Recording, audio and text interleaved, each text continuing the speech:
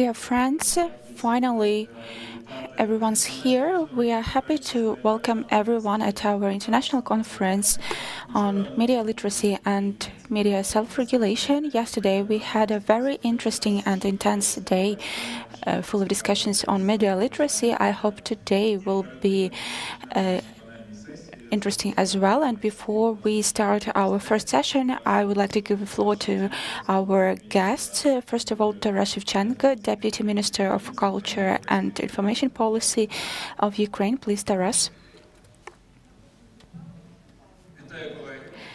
Good morning, dear colleagues. Yesterday, we indeed had a very active and intense day here. We spent discussing the important topic of media literacy. Today, we are going to speak about an important topic as well, the self-regulation of media. And when we speak about the importance of media, the right, the freedom of expression, I would like to mention the important platform Ukraine EU, where we speak about our development in terms of freedom of speech and freedom of expression. We discussed many potential violations, and freedom of speech and freedom of expression is something important for European integration. Media self-regulation is also crucial because there are things that can be regulated by laws. However, we can see that in some countries, some standards and rules are set by the journalistic community. Not everything in Ukraine is perfect. In my opinion, probably that's why we keep looking for new formats, new senses, new possibilities to implement a single press card,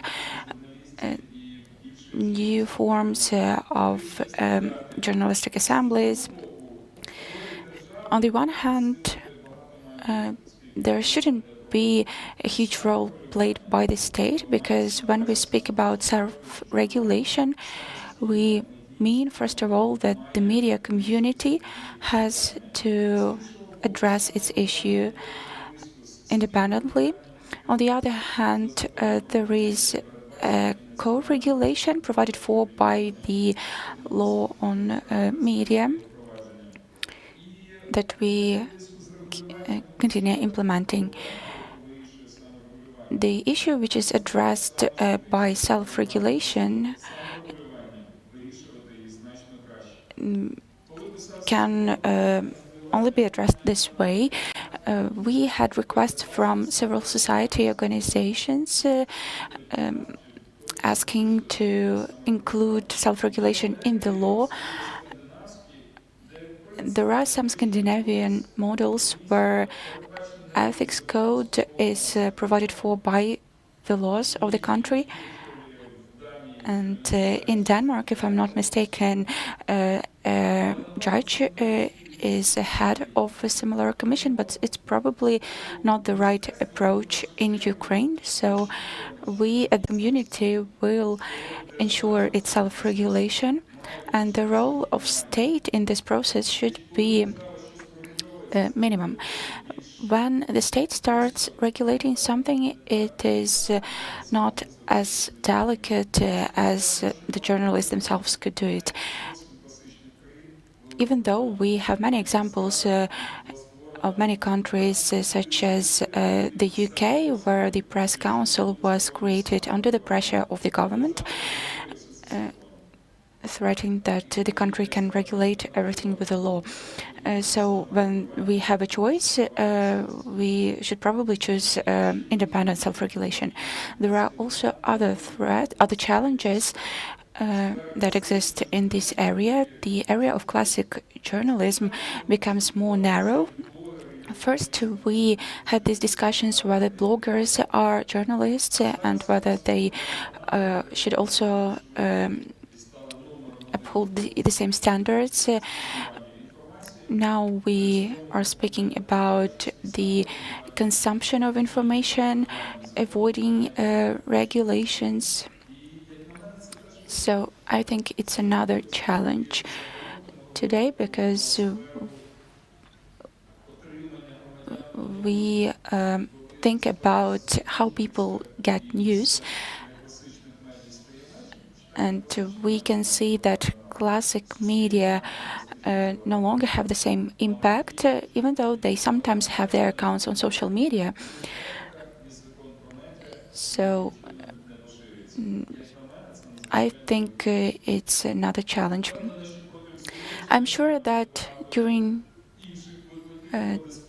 the day we will discuss many other challenges.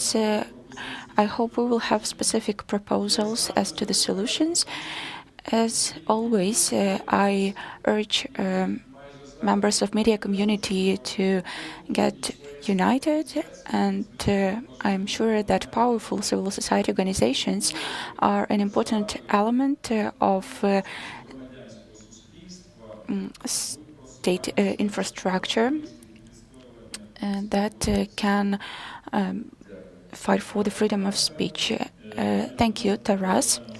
Now I would like to give the floor to Director of Democracy of the Council of Europe, Matthias Gruden. Matthias is online with us. Welcome. Can you hear me well? Yes. Excellent. Thank you very much for the invitation. I'm very pleased to contribute to this conference, even though it is only online. I'm speaking to you from Slovenia, my home country, where I'm having meetings mostly devoted to the same area of media freedom and journalist safety. With the Slovenian interlocutors, we are discussing the participation in the Council of Europe campaign, Journalists Matter, and in my meetings, I regularly give them the example of Ukraine, where about almost 3 weeks ago, I already took part in the launch of the national launch of that campaign. And I'm trying to explain to what extent it is important and to what extent it is admirable that Ukraine, a country, a victim of brutal aggression, is paying so much attention to the independence of the media and safety of journalists. And I think it's not, of course, a coincidence. Ukraine, in my view, is not doing so in spite of the fact that it is a victim of an aggression, but because it is a victim of an aggression which, at the end of the day, is a conflict about values. Two countries that have a very completely opposite attitude on basic democratic values, which of course include the protection on and support to free and independent media. And I believe, and I would like to pay tribute and give credit to Ukraine for doing so, also as a part of its resistance in this terrible war of aggression. Thank you very much for inviting me to contribute to this conference on an extremely important subject of self-regulation. Since their inception as tools of mass communication, the media have served as crucial platforms for freedom of expression and information, facilitating the public's right to seek and receive information, to make informed choices, and effectively participate in public debate and, more widely, in democratic processes. They act as a public watchdog by overseeing public affairs and political structures and processes at both local and national level, as well as business-related matters of public interest, and in this way enhancing transparency and accountability. Additionally, the media offers education, entertainment, cultural and artistic expression. They also play a significant role in the economy by creating jobs and generating revenue. For these reasons, media are a public good and should enjoy and enjoys wide protection of Article 10 of the European Convention on Human Rights. To properly perform their role, media must operate independently of states and governments, powerful political actors, as well as powerful economic forces. At the same time, This comes with duties and responsibilities as stipulated by the Article 10 itself. A certain extent of media regulation is common and necessary. Media, after all, do perform also a market activity. Such regulation ranges from compulsory registration to the regulation of distribution, but also includes ownership control and requirements of transparency of ownership and funding. Regulation may also include restrictions on permissible content or limitation of harmful content. These are often framed around individuals' privacy and reputation, national security considerations, protection of health and morals, or of confidential information. However, this restriction must first be determined in law, second, have a legitimate aim, and third, be necessary and proportionate. Such regulation of the media should, however, be distinguished from self-regulation or regulation by the journalistic profession itself. Media self-regulation is essential in upholding both freedom of speech from undue interference and protection against abuse of this right. Through various standards and practices, it aims to contribute to the delivery of quality and ethical journalistic content, which is vital for a healthy information space and the quality of public debate. The Council of Europe encourages and supports media self-regulations in various forms. It encourages media outlets to adopt voluntary codes of ethics, showcasing professional diligence and accountability to the public.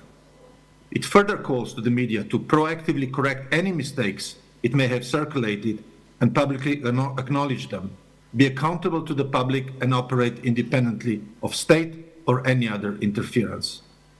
The Council of Europe also states to support press or media councils and other self-regulatory bodies subject to appropriate safeguards for editorial independence and operational autonomy. The Council of Europe recommendation from 2022 on promoting a favorable environment for quality journalism in the digital age says that the media's commitment to verification and quality control should be complemented by effective voluntary self-regulatory mechanisms for the media, such as ombudspersons and press or media councils.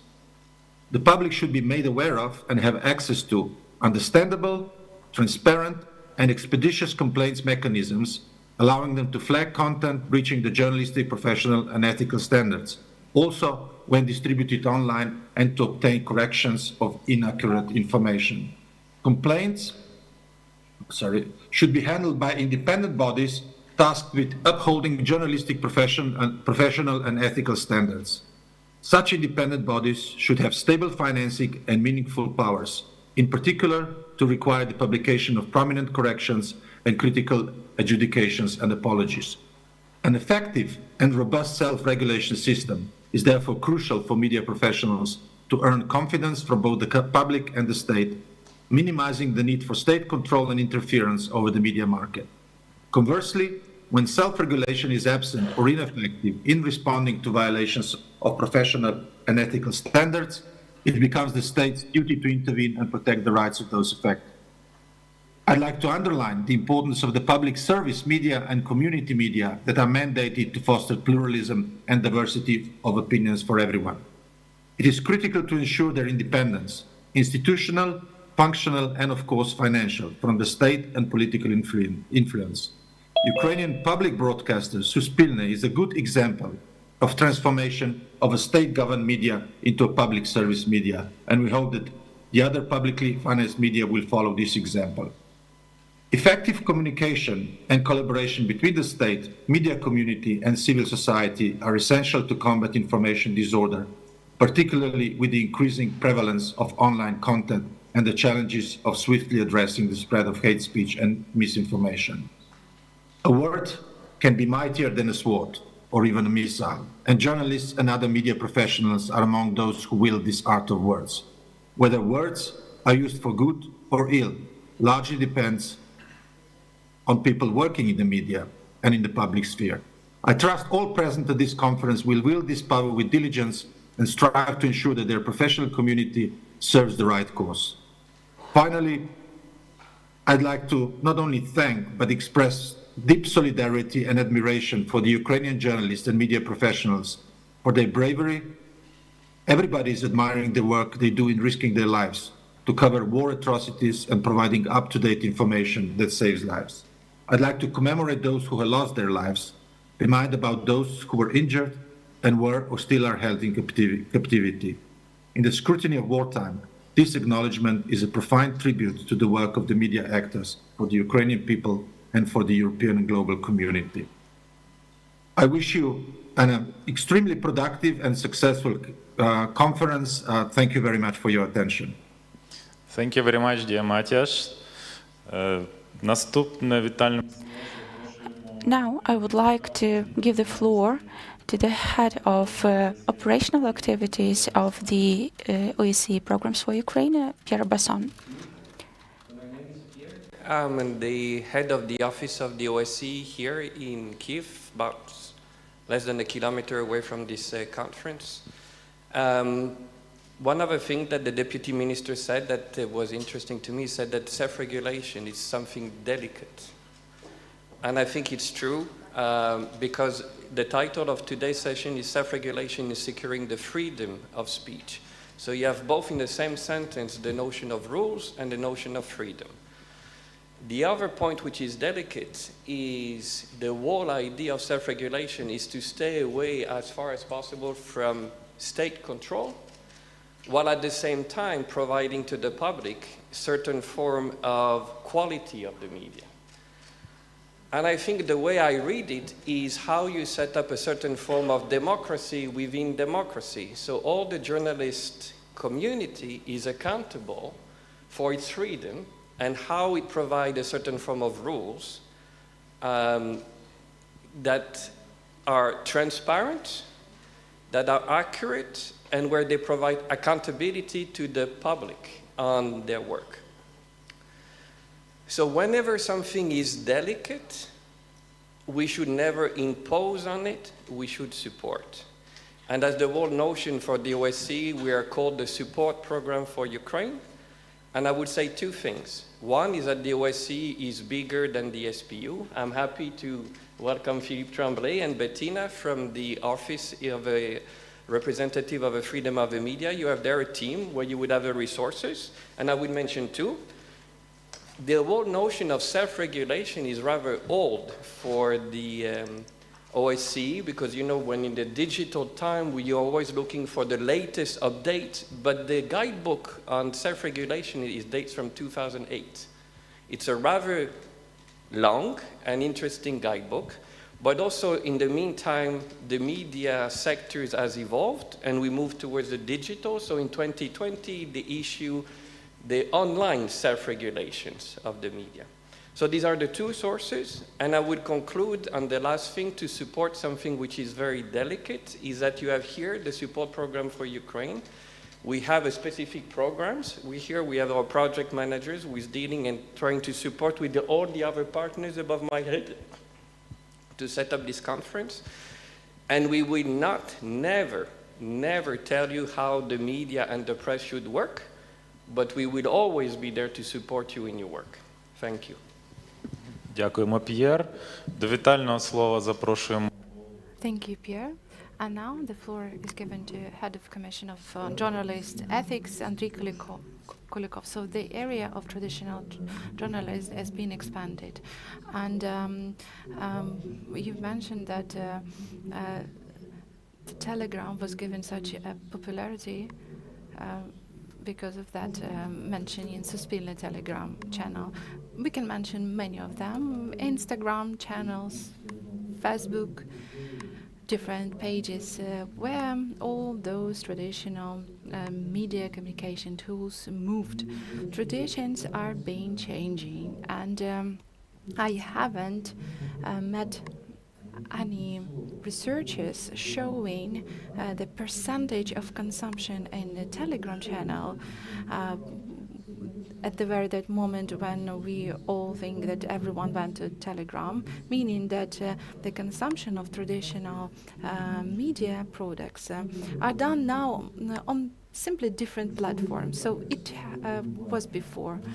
So in terms of self-regulation, as a number of tools, legislative regulations, by law, drafts that are being approved and implemented should be done by the state.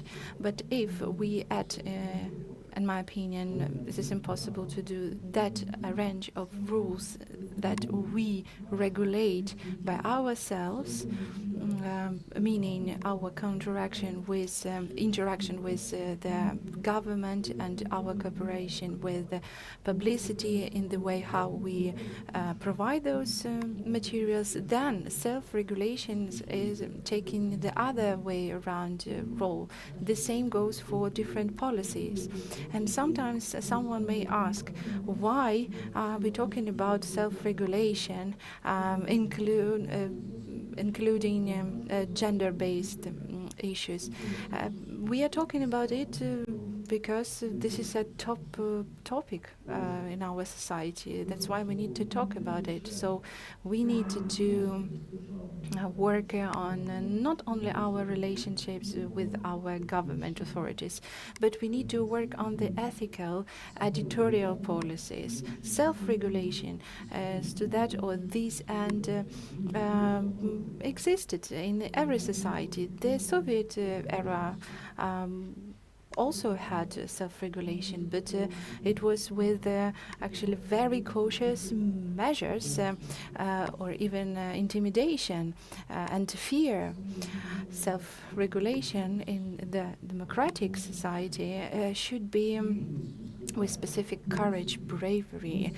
So this is all about saying we are satisfied what we have in the democratic society, but we would like to have an improvement. So meaning this is all about additional responsibilities. Also, this is all about taking additional measures, understanding, and this is also even about putting something on the pause. You can argue with me, and colleagues from Slovenia, they told me their war for independence has been lasting not for 10 years, but 10 days.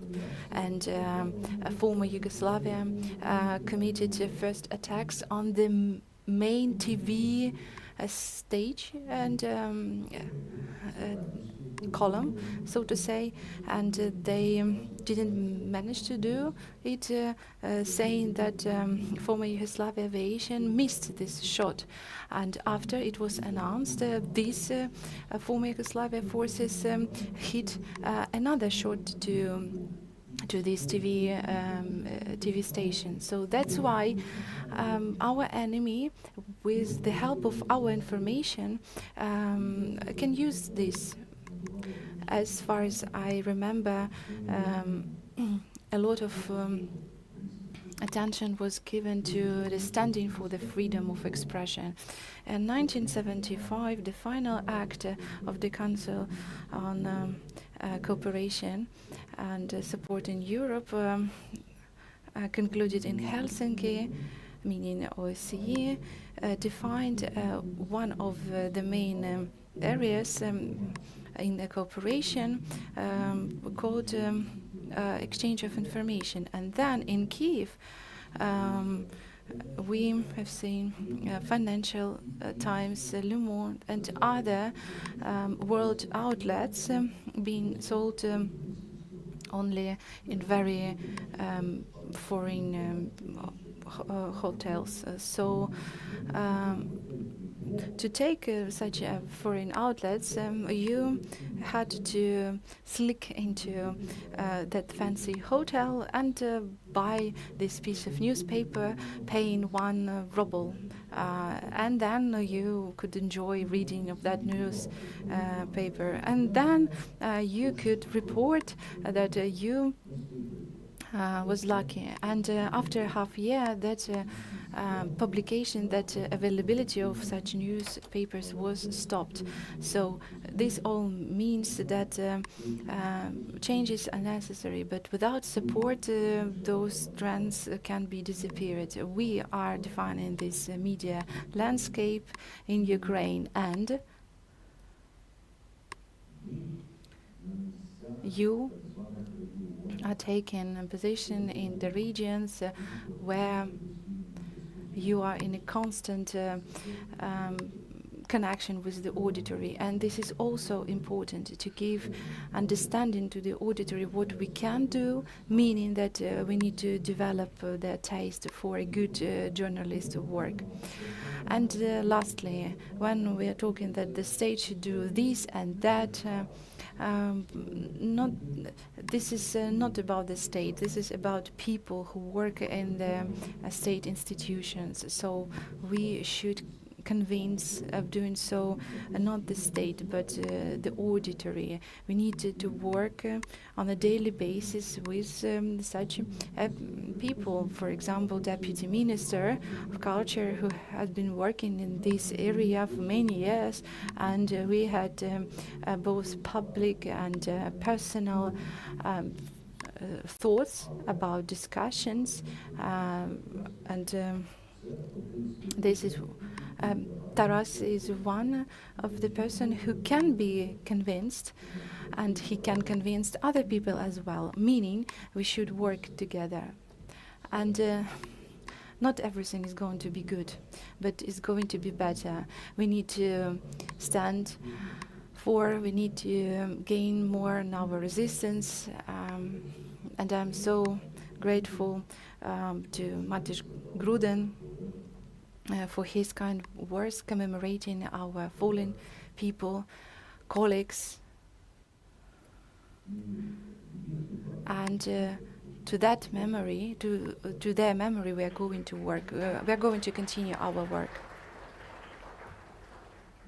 Слово запрошуємо програмну менеджерку в Україні, Молдові та Грузії International Media Support Гоар Ходжаян. Дуже важко говорити після пана Андрію, але також це для мене велика честь говорити після вас і після ваших слів. Я навіть не знаю слів, я навіть не знаю, що сказати, але, мабуть, треба... But we need to pay attention to the fact why self-regulation is important for the democratic society. And this is something that we pay attention as international media support and NGO established in Danish Republic, and we can see as example for Scandinavian countries. I recently visited Brussels, and I also witnessed an example of self-regulation done in Brussels. And I would say that we need to unite, coordinate our efforts together, and this is not true for media. This is all about the public society, governmental organizations. All together we can reach our goal. And also should say that a democratic society has media as an important element, providing access to the information and facilitating exchange of information and ideas. However, it also goes with a huge responsibility in front of the public society, with the need for professional ethical standards. Self-regulation in media is an important tool that helps to ensure the high quality of information, protection of human rights, and maintaining of trust to the journalism. It is a necessary tool on our way on strengthening the democracy and our preparation to be a member of the European Union. this is exactly that way Ukraine has chosen, and we support it. As for IMS program, we pay due attention to this topic, and we have been doing so for at least 5 years. With our colleagues, we exchange with our practices through the training program for the improvement of qualifications. Many colleagues went through this program, getting their valuable experience from different countries. And now they are acquiring the European countries' experience from European institutions. Today, our conference is hosting different representatives of Ukrainian media who use and do a lot for the improvement of journalists' standards and professional ethics. We are so grateful for that. For me personally, as for the program manager, it's so important to see your success, your coordination, and your strengths in what you're doing. I do hope that today's conference will enrich our knowledge, becoming a platform for experience exchange, and will allow us to find common ways of self-regulation in Ukrainian media. Let us have a peaceful peaceful conference. Thank you for your time, for coming, for listening to us, and for further panels. Thank you. Thank you, Har. A separate thank you for your Ukrainian language. So let's give a round of applause to our speakers, and a separate note for sticking to the time frame and for your opening remarks. And now we would like to invite our participants to the first panel, where we are and where we are going to. So we have a moderator here, Ludmila Pankratra, Executive Director, Regional Press Development Institute, our well-known legal expert. So good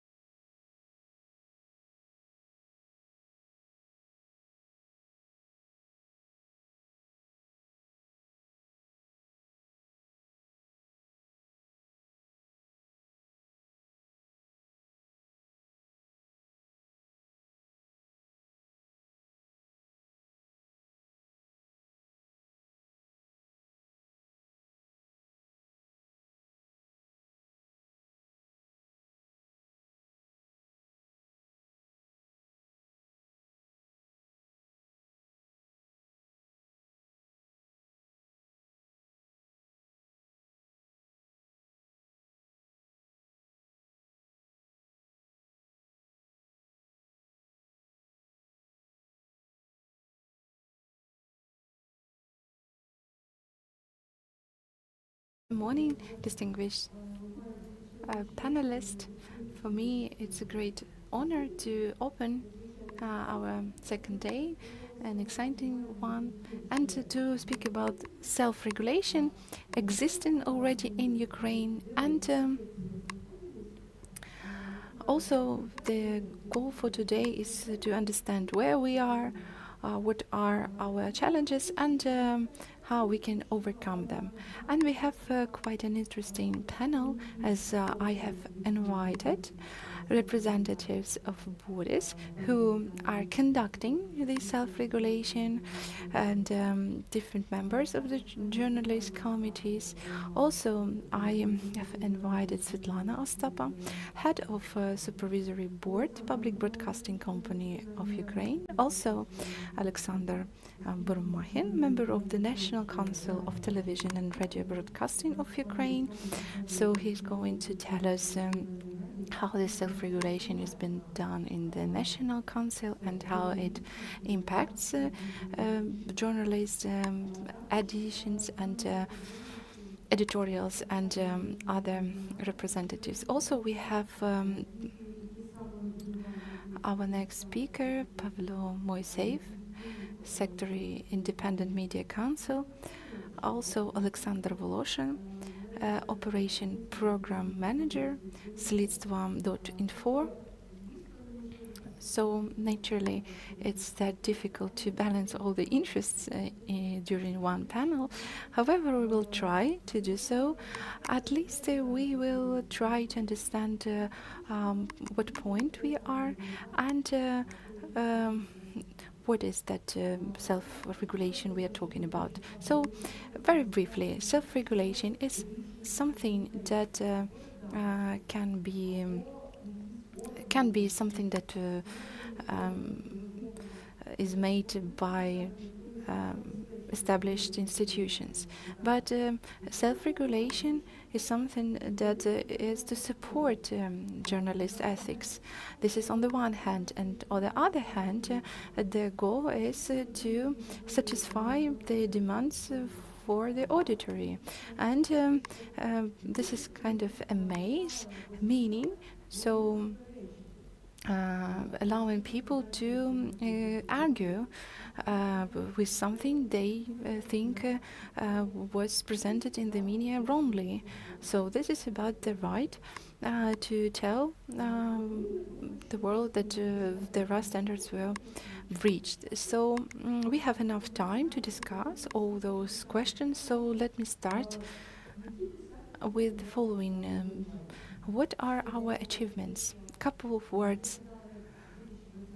I mentioned how in 2020 during Donbass Media Forum hosted self-regulation panel where we just tried to do where to go and so forth.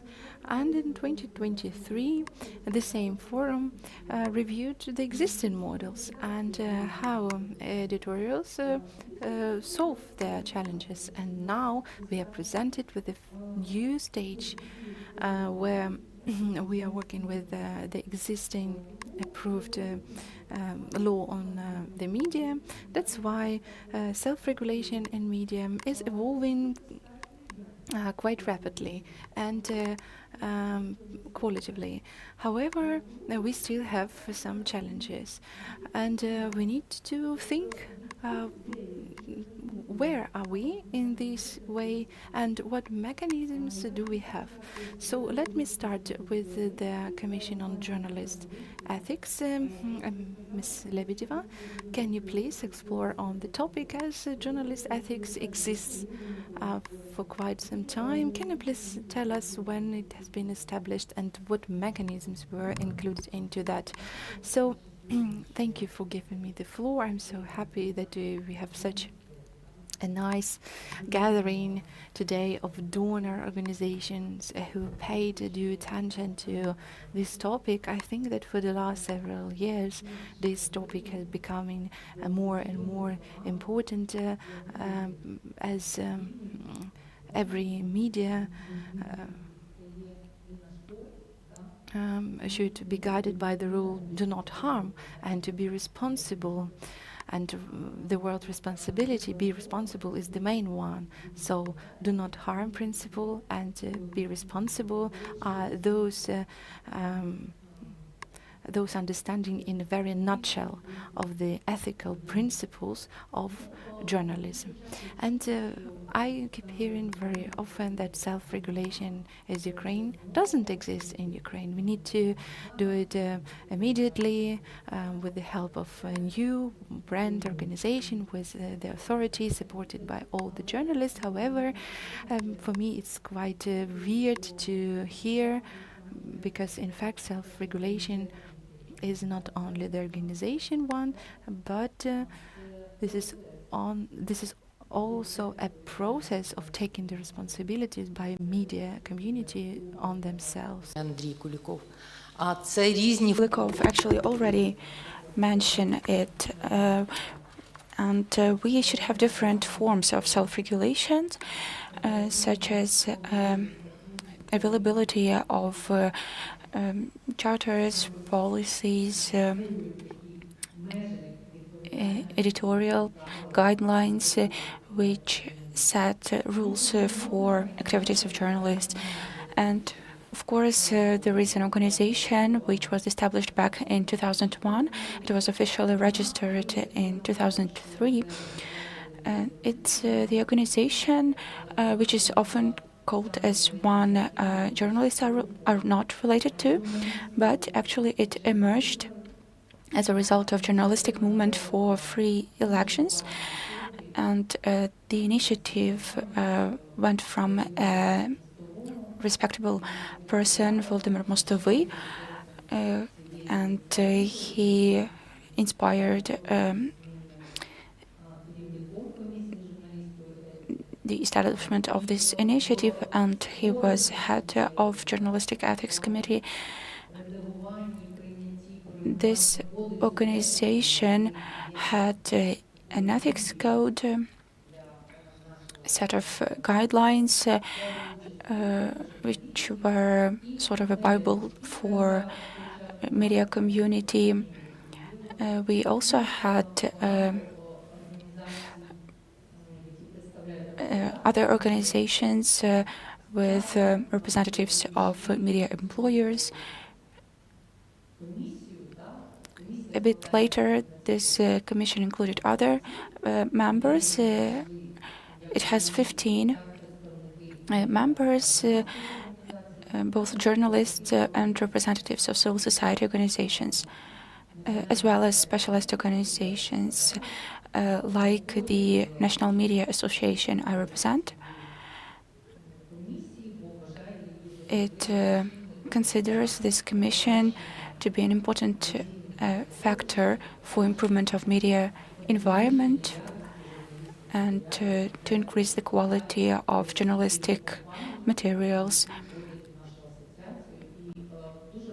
And actually, many things changed in terms of internal rules of the associations after we became a member of the Commission on Journalistic Ethics.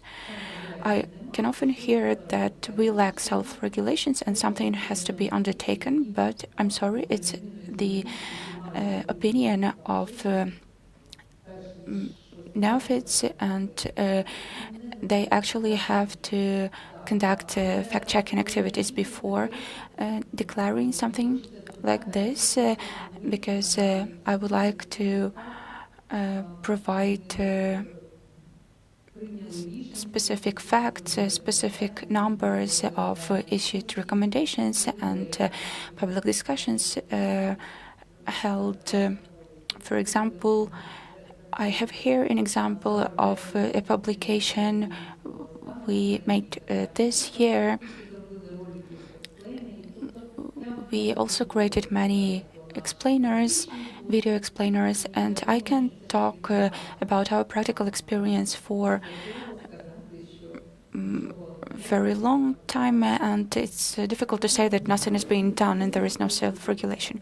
Thank you, Tatiana. I have another question. To what extent do you think this commission is an independent organization, so that those who reach out to you, I mean, are the journalists or your audience says, yes, we truly trust this commission, it's an independent organization? Well, I think there is no document in Ukraine which is not criticized by someone. That's our usual attitude. But to be honest, I didn't see any well-reasoned and substantiated analysis or recommendation or declaration issued by the Commission on Journalistic Ethics that would be criticized. For example, one of our authors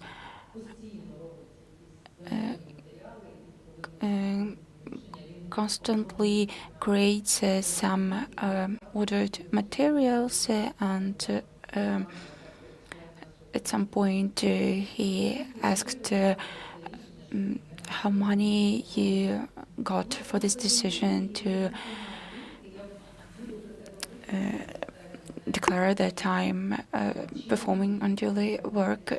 So there are different reasons for declarations stating that the Commission is not just. Thank you.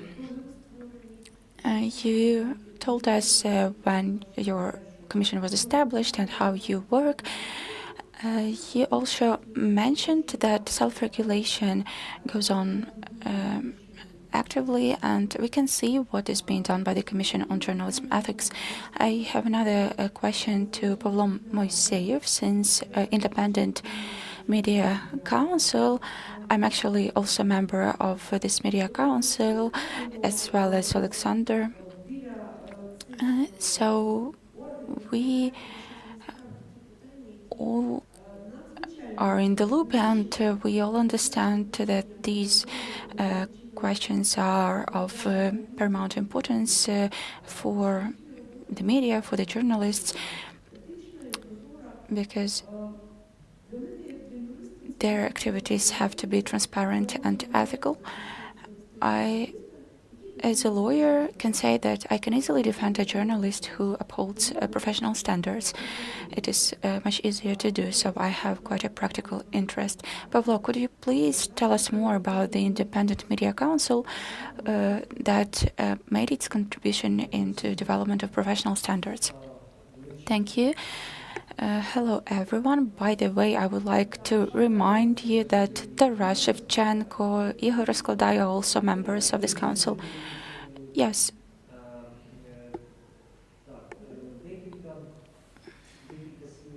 So I'd like to say a few words about the Independent Media Council. It was established in 2015, and we understood at our meetings that we really lack a body providing high-quality expertise that would address the issues that appear in the activities of media. The state wasn't always taking this position of not interfering, so it was the first body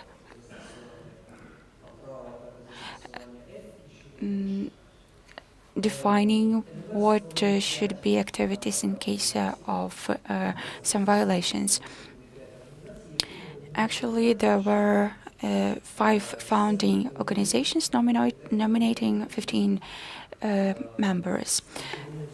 In particular, Detector Media, Internews Ukraine, Suspinnis Foundation. There are new members joining. You can see that there is a rotation going on. It's about Independent Media Council, but I would like also to add a few words on a different topic we touched on.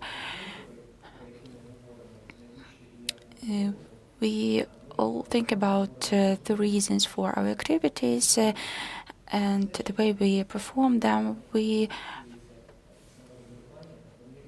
should still understand that the topics we discussed are aimed at protection of the audience, because journalists are not self-sufficient. They perform their very important activities so that the audience is informed, so that society has information, and this job can be sometimes so complicated that it creates significant difficulties. So I would like to remind you Part 2 of Article 10 of the Convention on the Protection of Human Rights, where we can see that providing information is closely linked to the responsibility we bear, and that's how we understand that it's not only about creating media or creating additional bodies that will consider or regulate something,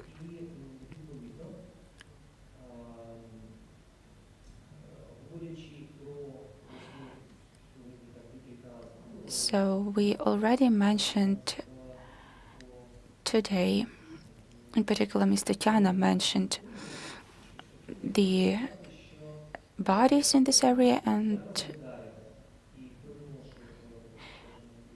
I think that self-regulation is a system.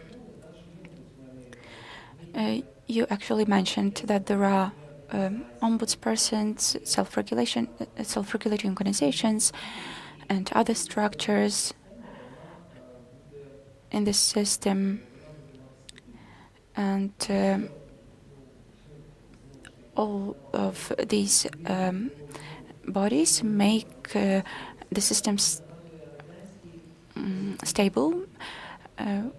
We should not continue on this Soviet tradition of doing what others do not want us to do. And since Ukraine is a young democracy, we need to take into account possible influence on similar organizations. There will always be those who are unsatisfied, those who attempt to influence. And if it's a system, a single system, this influence will be minimized. If there is interaction between different structures, in this case, we'll be able to improve the environment we work in. Thank you. Yes, thank you very much. I would like to take just half a minute to add something. It's important. I would like to say that on the international level, the Commission on Journalism Ethics is respected and has influence because we are the only organization in Ukraine which is part of the International Alliance of Independent Press Councils. And in 2022, the Commission on Journalism Ethics asked this alliance to exclude Russian organization because it didn't correspond to alliance's documents and mission. Representatives of 10 other countries supported us, and we were waiting for the alliance to make this decision. And in December 2023, the Russian Commission ceased to be a member of this commission of the alliance. We all understand that what's happening in Russian media doesn't correspond at all to the general standards and principles. So we became member of this alliance again. And it's an example of our principled position. For us, it was a small but significant victory. Thank you, Tatiana. Ms. Svetlana, I would like you to join us and tell us about how the standards are set and upheld in the National Public Broadcasting Company, because it's a big organization with many branches and many journalists employed in it. I know that professional standards are very detailed and specific. How do journalists react to them, and does it help in their activities? It's also part of self-regulation because such a big company already performs its operations following some rules. Thank you. I would like to welcome all the participants of the conference.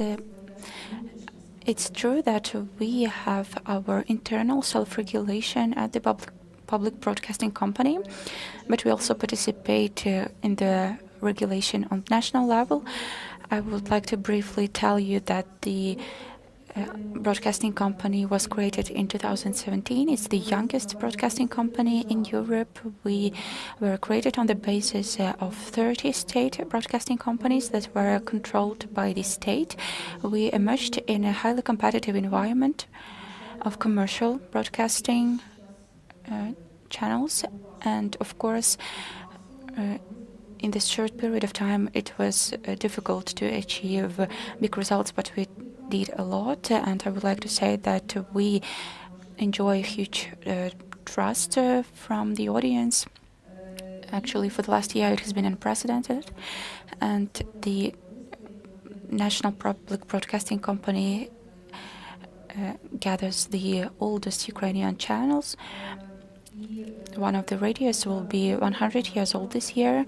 State institutions do not have a right to interfere with the policy of our institution. That's written in the law. As to the self-regulation, it's also indicated in the law. According to it, we have a system of internal self-regulation, which provides for non-interference from outside. Therefore, we have an editorial council and statute. Before, we also had these editorial councils, but it was fake, so to say, and its only purpose was to issue a license. A few years ago, I wanted to create material about the activities of these editorial councils. I was calling different bodies having these councils. I wanted to learn what complaints they consider, who are the members. Actually, this information could be taken from other sources, but I would like to say that many commercial broadcasting companies didn't have understanding at all what this editorial council meant. Others would say that their purpose was to be a platform for short discussions about plans, and somewhere I was told that the general producer and general director just wanted to have this council. There was the only reasonable council at Channel 5. At our company, we created the editorial board as soon as we were created. 5 members are chosen following General Assembly. 5 other members are appointed at the Conference of Editorial Boards. Over 20 regional branches also have their smaller editorial boards. They are composed of 6 people appointed by the board of the company and the members of the assembly. When the supervisory board appoints these members, it doesn't mean that there is no selection process. Also, the legislation prescribes the editorial statute that should be approved by our board of directors. It has been existed since the beginning, and very recently we have introduced several amendments to that. So the editorial council has been reviewing different arguments, claims. Last year we didn't have a lot of different claims and or complaints. So I think that more details will be provided by Yulia, my colleague. But let me only mention that on our very beginning, all the complaints submitted to our council were related only to journalist investigations. So they were not even our own journalist investigations done by our auditorials. So the complaints were related to biggest or other organizations' investigations, and everyone could complain to those investigations. And also there were different court proceedings and etc.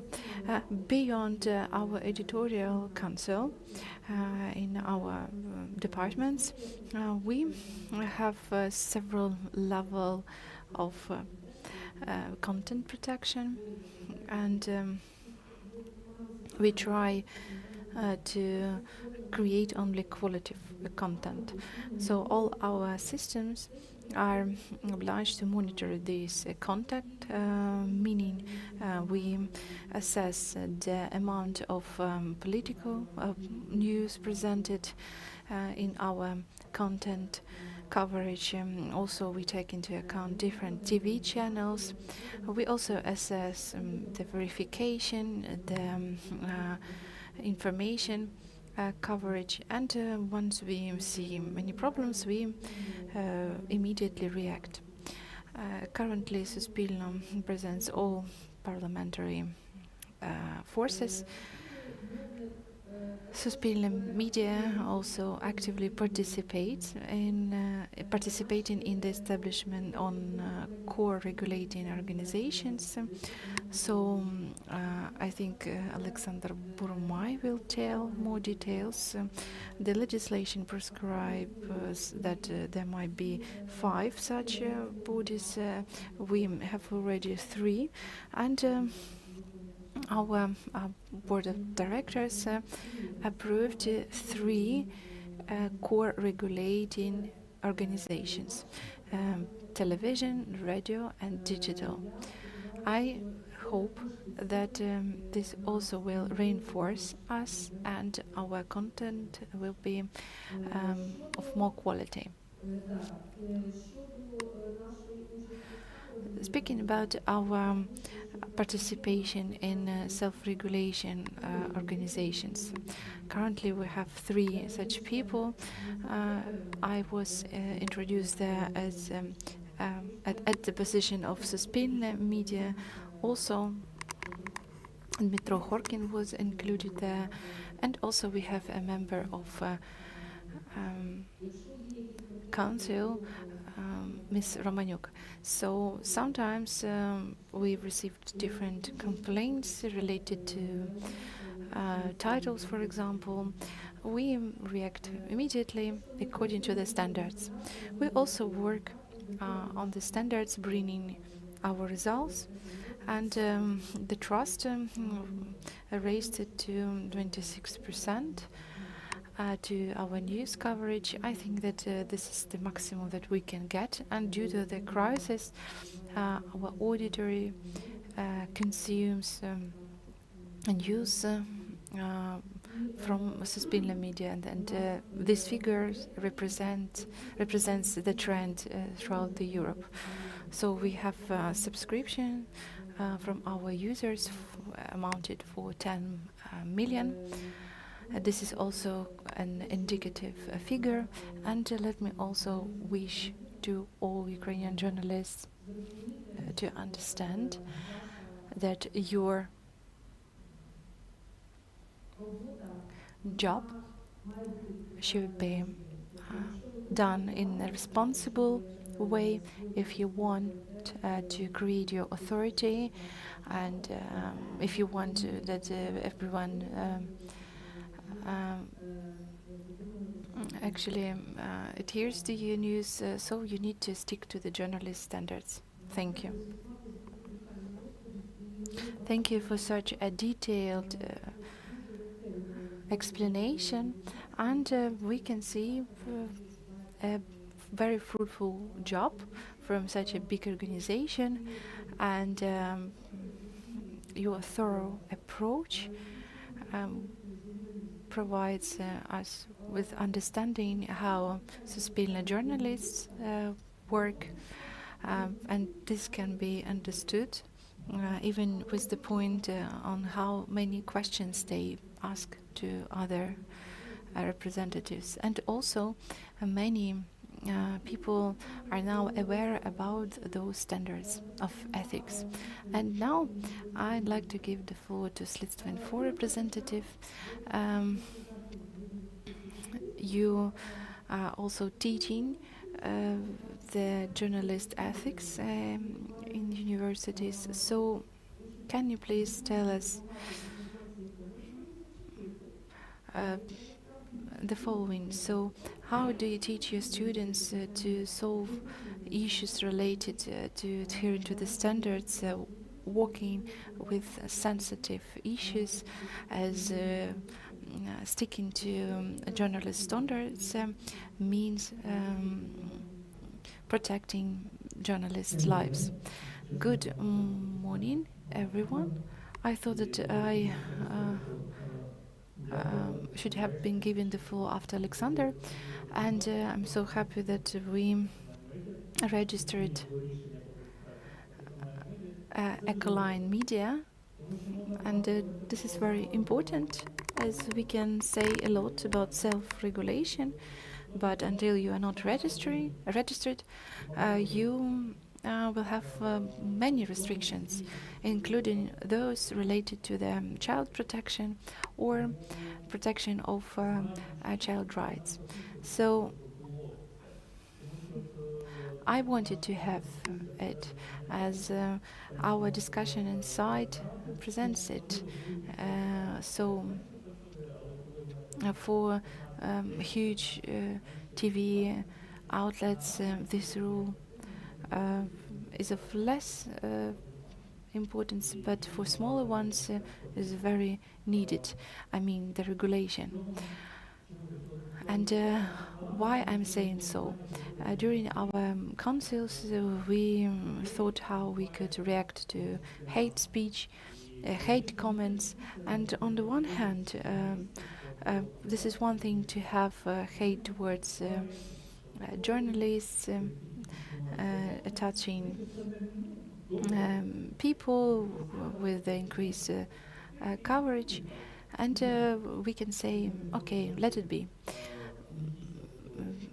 You cannot be good equally for everyone, because journalist ethics is not about how good we are, but about the trust from our auditors. But the part of the auditors is going to hate you, don't like you, because of emotions. And here we need to decide on those comments, delete them or not, as this might be related to us, and the law actually regulates those provisions, namely swear words in the comments below. Actually, it is all true for different platforms, YouTube, Facebook, etc.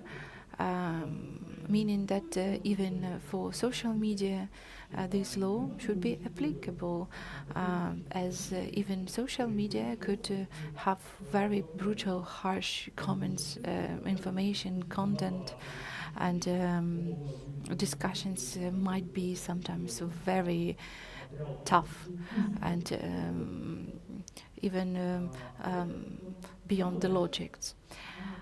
Now we are a little bit uplifted with that law, as we don't have that many problems with ethics. We need to work swiftly only when we have proofs and evidence.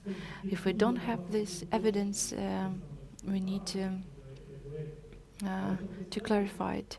But to answer your question and commenting the Commission work, sometimes their job cannot be seen immediately, but those decisions can be delivered to students, and students can be taught by them, and we can also discuss those solutions provided by the Commission. And sometimes it's so necessary to appeal to something, and actually those organizations present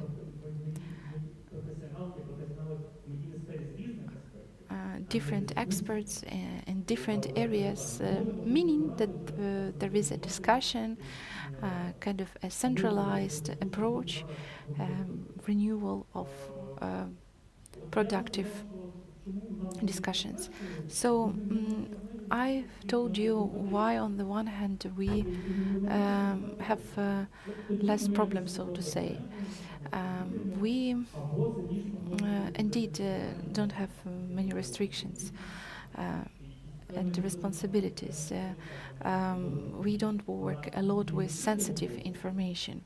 Sensitive information is very often is presented in open resources.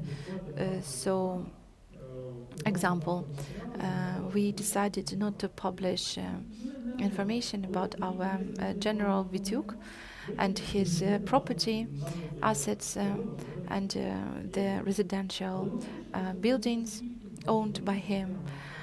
So we decided not to publish this information about it. But as we decided that we show different figures, different information related to that, we decided to publish this information. Hanna Mahler also achieved kind of a coverage in our broadcasting.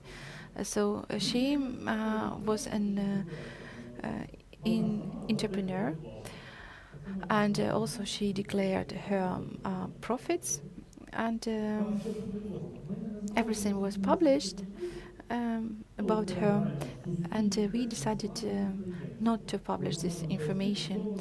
We decided to not actually mention the name of the enterprise she owned. And when we decided to do so, some people called us and actually blamed us for not doing so, for not mentioning the name of this enterprise Miss Hanna Mahler owned. So this all means that people are very aggressive. You do something, you don't do, reaction will follow. So it's okay when you have a democracy inside of the team, when you have the freedom of thoughts inside of your team, but not when you have a so-called authoritarian regime inside of organization. So this is not we are fight for. But anyway, there are councils that work in different manners. We have two sides of work, forming and feedback. And we have a feedback section where we discuss what we do correctly and wrongly.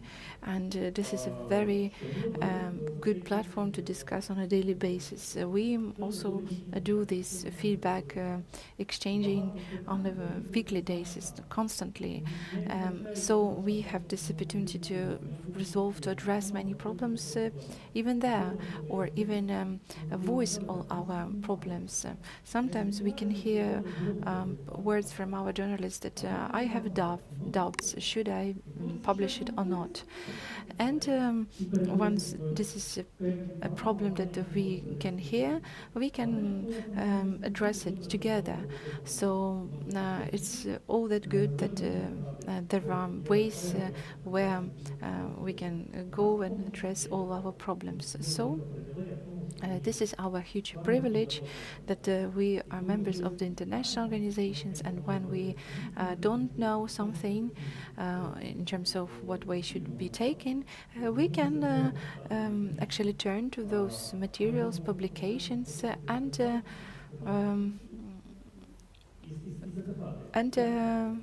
get this reference. Thank you.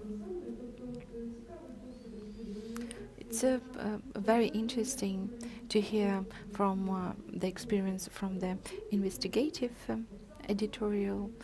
It's interesting to hear what job you are doing in terms of the standards, and it's good to hear that you have such a good experience exchange. Alexander Burmai. I have the logic that Alexander is going to be the last.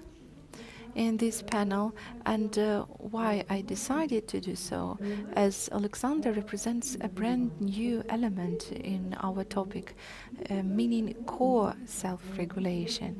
And the law on media has been existing for more than 1 year with provisions. Can you please tell us more about this block, this section related to core self-regulation? Probably there are organizations established for that. So let me tell you about self-regulation and my position related to that. In terms of core regulation, it's a brand new, very important institution, and many experts note that Ukraine has done a leapfrog with this regard in the developing of core regulating and self-regulating. Before the law, we didn't have this regulation at all. So our state works on the ways and measures in difficult situations, restrictions in the media prescribed by the law, for example. And the second important tool is to provide an independent expertise related to these or those content restrictions. Let us add here different statutes, code of conduct. So 5 bodies of core regulation should be proceed: radio, television, online, press, and access to joint television. Press coverage hasn't been initiated the institutions so far. And 2 weeks ago, I visited a press conference related to press coverage, and I told that we need to initiate the establishment of this process. I mean the establishing of bodies on co-regulation. As of now, the practice of such creations related to TV, radio and media, we do hope that those 3 bodies will be getting the respective rights and authorities prescribed by the law. And as for press element, they haven't even submitted the initiative. Probably there might be problems with this industry. However, let me clarify. Do they still have this right to submit the application for the establishment of core regulation? Of course, there are no deadlines. They can do it anytime. Let me clarify the law. Until we don't establish the body, press or other elements in this circle, so to say, may decide on the way of doing on their own. All other industries submitted for this establishment might use different expertises, and once again, they still have this possibility to submit a request or application.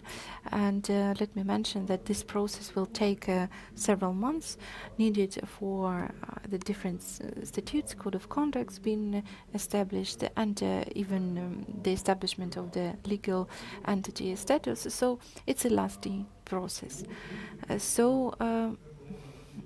This is all about the co-regulating bodies from different countries. We can see that many people learn or acquire in our experience because many countries haven't paid a lot of attention to that issue. Let me mention that this is an important step for the development of self-regulation, showing that media themselves may do something in their own interests, and they can actually reach some results, having more liberal attitude to them in terms of those ideas. Можна буде We will be able to assess the activities of self-regulation body only after they are created and when some rules as to creation and distribution of materials are set. So for now, we can only speak generally about the institution itself, how it should look like, because, as I already mentioned, it is only in the process of creation. As to the co-regulation and state regulation, probably it will create a different perspective for you. Since 2017-18, I've been repeating that when members of media community don't develop standards themselves, the state will come sooner or later to do it instead of them. We have a classic case which is already coming to its end, but I would like to voice it. It demonstrates what I have been repeating since 2017 and 18, disinformation and information manipulations. When Crimea was occupied, we were talking about fakes, disinformation on different platforms and declaring that we were attacked. We tried to spread this information everywhere where it was possible. At that time, the European Union created a body for strategic communications, started analyzing information. This body received a triple budget for the following year. They saw a real threat in the disinformation. Ukraine was screaming at that time that it was being attacked, but nothing was done at the state level. When the full-scale invasion started, of course, occupiers were accompanying all of their operations with information attacks. When it all was happening, we were speaking up. We have strategic communication specialists at the Security and Defense Council, the ministries. They were created in 2021. So. In the European Union, we already have a code for countering disinformation, and according to it, the media act and take it into account in their editorial policies. But we still don't have anything similar. So on Monday, we had a roundtable discussion organized by the National Council on Media. There were defense intelligence representatives there, media experts, representatives of different media. But some participants couldn't even acknowledge that there is a problem. And in private chats, they would even express complaints. But no one says that our journalists are bad. But as to self-regulation, in my personal opinion, we really underperform. However, they might be good and efficient. So 2 years ago, I saw a piece of news about a draft law that the Security and Defense Council works on countering disinformation. I'm sure that if you see this draft law, and in my personal opinion, it won't be a high-quality one, everyone will start to speak about the freedom of speech and problems in this area. It's good if it's a draft law. It can be a decision by the Security and Defense Council or a decision by the chief commander. So I have this personal position and opinion that every journalist will have to stand in front of a mirror and acknowledge that they underperformed in this sense. If we really see this decision by the National Security and Defense Council. Another personal opinion I would like to express as a member of a regulation body, I wouldn't like the National Council to have a mandate in the area of countering disinformation because it is a very sensitive topic. But I think this case with disinformation and information manipulations shows that we have to do many things in this area, and the existence of the mechanism itself is important. I know that there were proposals to create an assembly, so the format is not so important. It's the meaning which is important. First of all, it has to have an influence in Ukraine and on international arena. It's impossible without grassroots activities performed by the journalists themselves and their willingness to address these issues. In the beginning of the year 2000s, we had an assembly of journalists, a huge movement of journalists, and it was one of few times of such initiatives. So I really liked the report by Detector Media, the media literacy document, and 4% of the audience state that, in their opinion, media work in the interest of the audience. Only 4% or so. All the others think that media work for the owners, for the state, or someone else, but not the audience. It's the official study.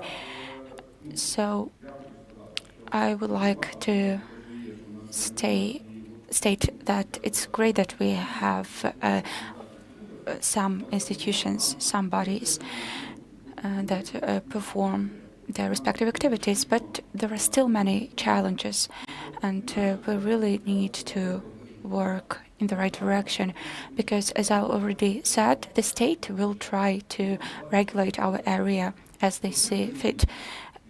Believe me, the famous case is being discussed on different levels, so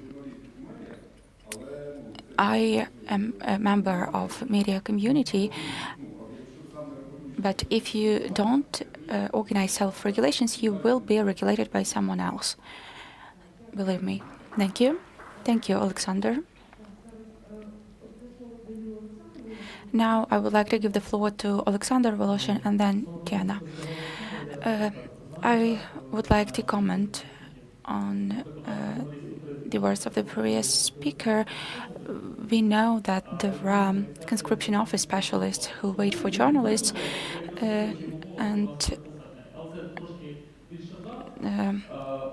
there are cases like that. I would like to support what the previous speaker said. I'm sorry, but we are a bit slow. We think that someone will do something instead of us. I created a working group on self-regulation in the area of online media, and I understand that it will be difficult for us. I can see a representative of Podrobnosti.ua, Postnet website. Actually, I went to this website, and what I see here is an article about online gambling. And it's good that this body has many members, but not the majority of all the media environment actors. And most of them will speak about undercover surveillance, something that Mikhailo Tkach does, for example. I am just curious how it will look like, and there are actually many issues for the investigative journalists, and sometimes it's our fault. So Alexander was speaking about printed media who can perform these regulation activities Probably it's time for you to act, to not repeat the mistake we did. Well, the process of creation is one thing, the activities themselves are another thing, and actually the law provides respective rights. I just remembered another example. Oksana Romaniuk actually wrote me about the advertising. It's money, it's economy, advertising of online gambling. And it's about money. In this area, everyone was pretending that there are no rules, and there were advertisings of different legal and illegal online casinos. The regulators were absent at the level of laws, and unfortunately, a fallen soldier registered a petition to create limitation as to use of online gambling, and it led to the decision by the National Defense and Security Council to ban the use of online casinos. It's one of the examples of self-regulation. Why don't we speak about it openly and agree on these aspects? Of course, we can acknowledge that there are some problems and drawbacks, but some bans or prohibitions are dangerous for the society. So it's another case to mention here. Thank you, Ms. Diana. I would like to comment on what Alexandra said, and I will have a question later. Actually, many issues have been mentioned.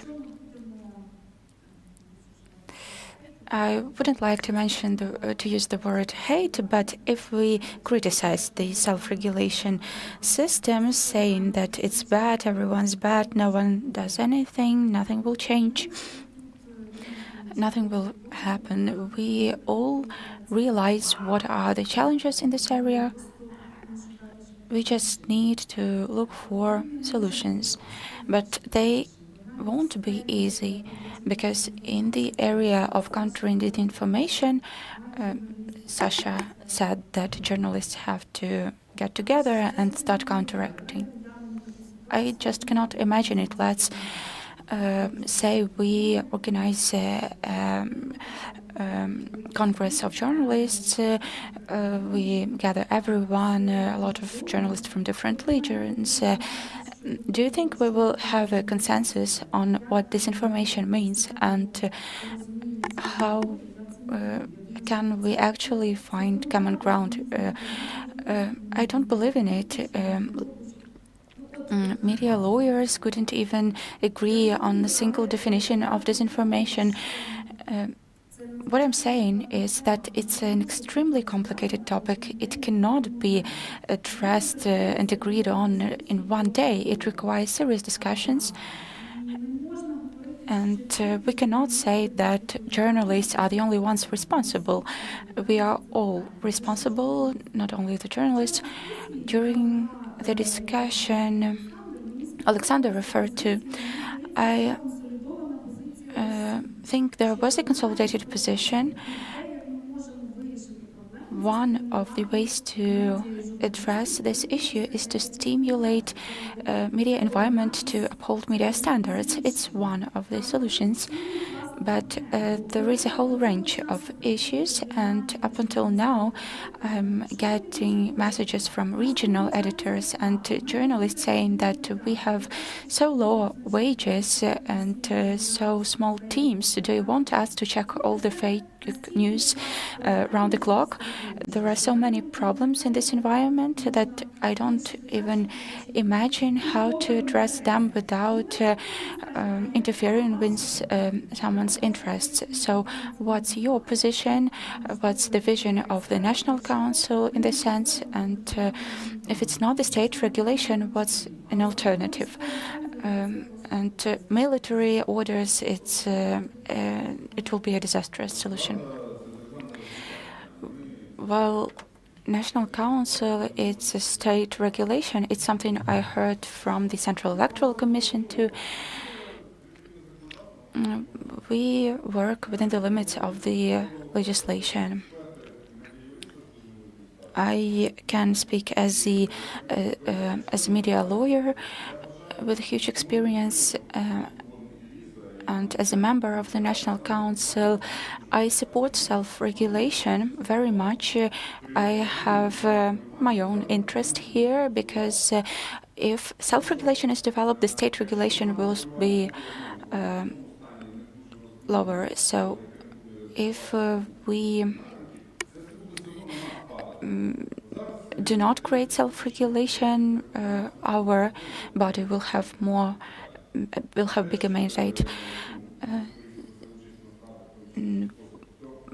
So my view, my opinion is very open. That's why I did this speech. I made this speech before. There are two cases. Either people complain and the authorities don't know anything, or we ourselves start doing something. Setting priorities one by one, it's a process. But saying that there are so many issues, this is impossible, that's impossible, it will lead to the specific orders from the National Security and Defense Council, because we live in a state of war. So the area of information, it's a matter of national security. Thank you, dear colleagues, for this very interesting discussion. I would like to add as to whether self-regulation can really address this issue of disinformation. In my opinion, taking into account the level of these initiatives in Ukraine, it's complicated. Actually, it is a matter of national security, and it's something that should be provided for by the law. There should be a responsibility. So probably it's something that wasn't done by the state before. Please, Andrei Kulikov. Actually, the consensus can be ensured at any Congress, any assembly. It depends on the selected delegates. We will have a problem in selecting the delegates if it's a Congress of journalists, and we still don't have a definition of journalists. It's another fact testifying that we need regulation, co-regulation, and self-regulation in our area. As to good and bad cops, well, the bad cop is useful because if he's absent, we wouldn't know who is a good cop. So, thank you. And Pavlo Moiseev, he also wanted to add something. You said on the beginning, and I'd like to reflect something, and I'd like to reflect on them. So the issue of national security is an exclusion to the freedom of expression. This is included into our constitution, and this is so good that our state can see this way of not intervention. So yesterday we had representatives from the humanitarian policies and freedom of word. So indeed, and 10th year of the war, and with the informational warfare that we have, and with our need for the protection from the disinformation and influence from abroad as well. So with all those needs, as a representative of the self-regulating bodies, I think that we shouldn't exaggerate or overestimate those issues that we could give to self-regulation. Let's take tax, the issue of taxes, etc. So I'd like to establish, so to say, a link to our next panel, where we are going to talk about the law on media. So the question whether this editorial institution should be or shouldn't be. So television companies should have these editorial institutions, and the law as we have now, by editorial institutions you mean editorial councils? Yes, indeed, but these requirements was left only for media outlets. So if we have 5 branches of co-regulating, and if we have an issue about the code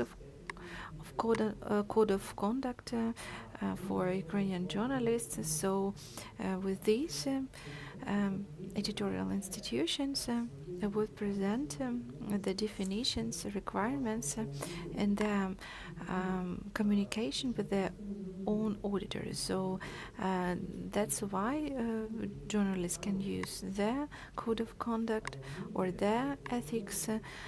However, while reviewing different issues related to that, we need to take a look on the editorial statutes available for such institutions. So the question will remain that such editorial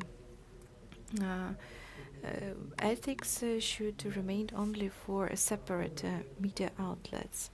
So for, so to say, linear media, it would be great to have such instruments, as this is the question more related to the next session. We should discuss it, as the law we have now has erased this responsibility. And we had one more comment. We still have 3 minutes. Terkasy region and the radio station. Let me point to the need of the state regulation of social media. This is such a terrible problem for local outlets. So the regional levels can be used as both traditional media and other ones, and we can see that this is a real threat to the national security, where a lot of fakes can be spreaded. The thing is,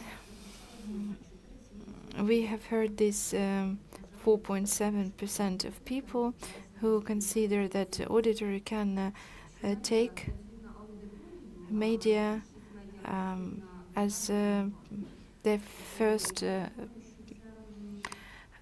priority. So the process in the regions provides some adding of people to the social media. We can see that people perceive the information as the truth. the information published on social media. And traditional media know the laws very well and the journalist ethics. However, social media produce that many information that touches people, their emotions, and sometimes we as journalists may stay silent, as we should adhere to the measures of national security. But some specific bloggers or people who are engaged in manipulation, they will comment something and they will get more trust from general auditories. And thank you for your comment. And we have 2 remaining comments from our panelists, and then we will move to our conclusions. We have always such an interesting discussion with Alexander Romakin. He is our well-known media expert now. He is a member of the National Council. We are in constant cooperation, so it's so that weird to switch the responsibilities for the bodies on self-regulations. As we know, with the war in Ukraine, someone told about the need for counteractive propaganda. Then we decided that this is not our methods, and the most effective methods for our fight with fakes is a big volume range of qualitative professional information flow, and this is something that the body on self-regulation should be engaged in. It should teach our journalists to fill the informational space with good qualitative factual needed information with their understanding of their auditories, their problems, aspirations, needs, and in this or that information. So why do we have an increase in trust for regional media? Because regional media are close to their citizens. So this is something what we should do. And also this is true for foreign medias and our delivering information to them. Why these 5 self-regulation bodies are not engaged in the professional strategies with the main purpose on counteracting fakes? This is the question. So they not only they should not only be engaged in prevention, but only with the cooperation with respective bodies. So I've also seen a phrase on social media mentioning the regulations and items, the first, the second, the third, with the footnote. For more details, please watch the journalist ethics. Let me also answer to the question related to journalist community. Probably we have forgotten about an issue where all journalists united together and were protesting near the Verkhovna Rada. Also, we've forgotten to mention the Stop Censors issue. We are so grateful that Natalia Humaniuk was fired from her position with the assistance of journalists. So if we have external enemy that would like to intervene into independent media, all the journalists are very fast for being united. If we have this code of a counteraction for disinformation available in Europe, we need to take a look at it and pay attention to the signature below this document. I don't think that some citizens will be against copying it. So I think that journalists will show their teeth when the time will be for that. Let me conclude. 1 minute left. Let's start from Alexander, who is going to answer to everything that we have delivered to him.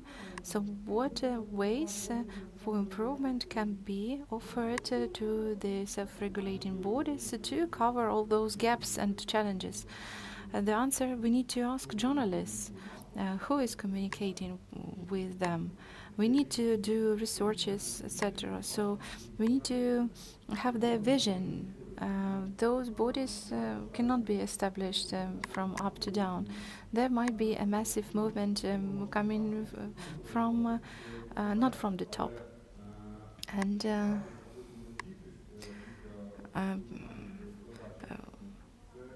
their way of thinking just to gather and then to go to other ways, this is not our way to do.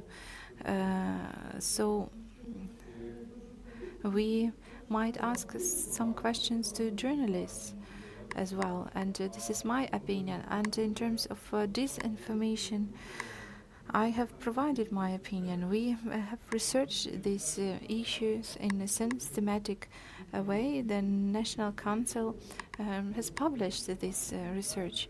All countries are counteracting with disinformation on the level of self-regulation. So only one country has the law related to self-regulation responsibility. So Europe fights with them on the level of self-regulation. Why? Because this is very difficult, tough, legal topic. If you want a national council to intervene in case of someone publishes very famous or wrong title, or so to say, I don't think so. Europe and the world address these issues with the help of self-regulation. Then we should continue, Svetlana, after such a hot discussion related to the operational work of self-regulative bodies. What other ways of improvement can you offer to react faster to something that we developed in 2017? And once again, Alexander, do you know who are those who signed those code of conduct in Europe? Different media and other, I can mention Facebook, Twitter. So you realize these are not journalists, media, even Facebook, Twitter, etc. So this responsibility should not be given to only journalists. We will be engaged, I think. This is first thing. Second, I would call for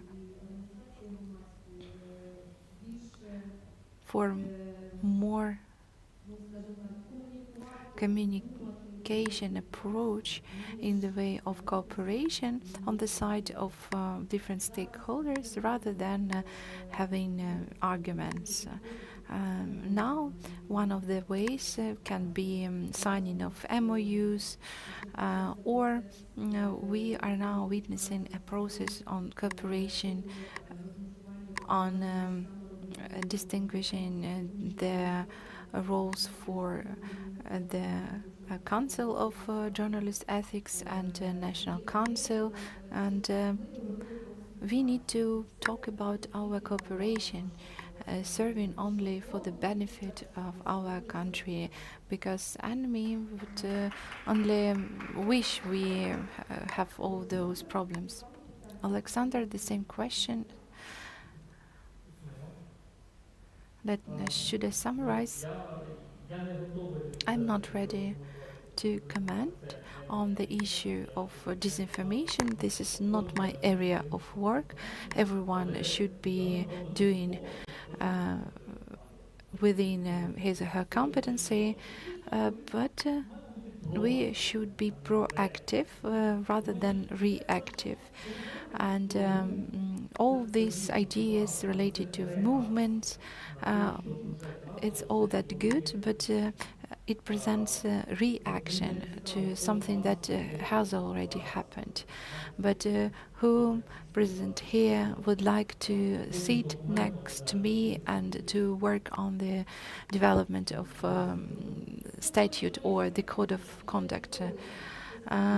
We have a kind of general, typical editorial statute on journalist ethics. However, every editorial should approve their own. I understand that, in fact, we are not that much proactive, even protecting our rights until they are infringed. This is true. This is our problem, and we can be united only in critical situations. That should be changed. We have many challenges. However, we need to go forward. Let me come back to the self-regulation definition in terms of ethics standards. And here I would think donors could be of assistance. For example, the Commission on Journalist Ethics can be in Geneva, can be used, and we can actually develop our statutes with further review of those commissions. And the conclusion that those who will survive will be those who have money. I think that Telegram will be closed. Then we will shut down TikTok, and that would present this narrowing or restrictions of using of media, and that one who will have more money will win. Of course, Telegram channel is easy to keep posted. However, we are now in a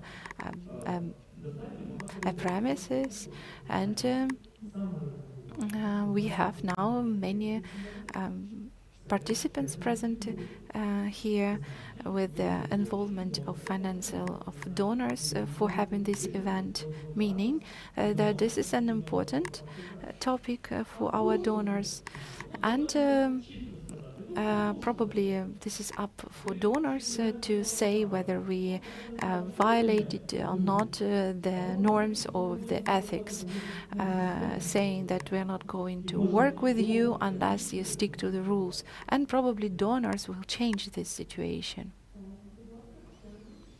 Tatiana?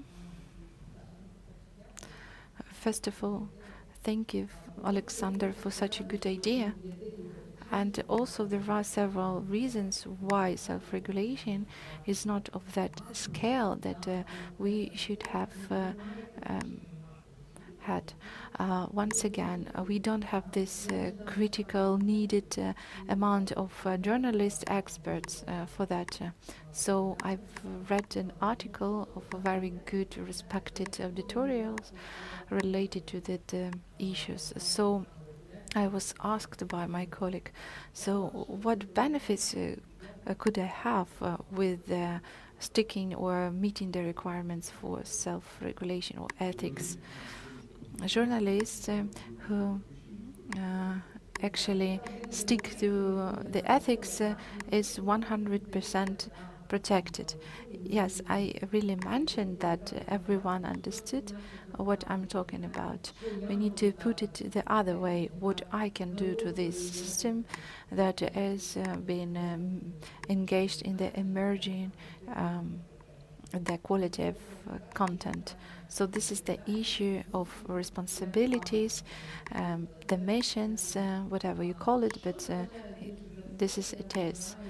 I think that we have a kind of stereotypic thinking, and we could hear today many different stereotypic thinking, cognitive bias.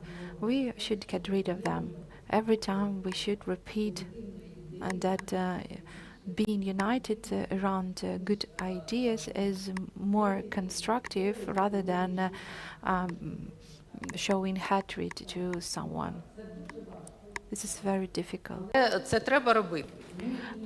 But it has to be done. And about monetization, first you work to get a reputation, to gain trust of your audience, and then the monetization starts. It's already proven, and there are already many positive examples of motivations to be responsible. So this Institute of Reputation already exists in Ukraine. It's proven it, and it is exemplified by such competitions as Honor of the Profession, etc. And I'm sure that we will go forward in spite of all the criticism, or maybe even thanks for the criticism, if it's constructive. And Pavlo, could you please wrap up our discussion? But please focus on what ways you see in terms of improvement of our system. It's true that we need to cooperate with other journalists. It has to be a journalistic initiative. So what's your opinion? You have 2 minutes. Okay. So first of all, I would like to thank International Media Support, which has been engaged systemically in providing incentives for Ukrainian journalists in terms of self-regulation. I would like to rephrase what my colleagues said. We have a society with separate clusters, and we get united only when a huge danger comes at us. And since Middle Ages, other countries would fight for their interests, but we don't have this experience. So I can see some opportunities, but we are only in the beginning. And the challenges we have today will hopefully change the media landscape. We had great challenges due to our oligarchs-owned media. Some of them gave away their licenses, but we cannot predict what media landscape we will get after the victory. So on the one hand, it's a challenge. On the other hand, it's an opportunity. But I still think that the situation we had in Ukraine before with 30 national channels, while Japan had 4, something like this won't repeat. So obviously we need to speak about self-regulation authorities. They are not independent. They exist within a system. And the basis of this system should be organizations of journalists. For some reason, we only speak about journalists. By the way, we have many investigative journalists, and their activities are quite specific. They might require some modifications into the Code of Professional Ethics because of the spread of this specific profession. And I would like to acknowledge all the complexities in the development of this system, but I can see some positive things, even despite the reality we go through. It can create grounds for changing media landscape and the attitude of journalists to their activities. When it's not the media owner who is the decision-making body, actually in Scandinavian countries, systems were formed for centuries, while we have been working on it for 10 years. Of course, we need to accelerate our activities. But it would be good if the state doesn't stay passive. There can be a positive impact, positive motivation. The state should see why it's needed for it. For example, so that they don't spend additional resources for regulation. Thank you, dear experts, dear listeners and participants. I would like to extend my gratitude to the experts for this important and active discussion. We very clearly understand that everything is in our hands. I won't quote here, but we should be active since all the organizations, self-regulation bodies are very sensitive to new initiatives, and we very perceptive. And I think we can make all of them efficient. Thank you.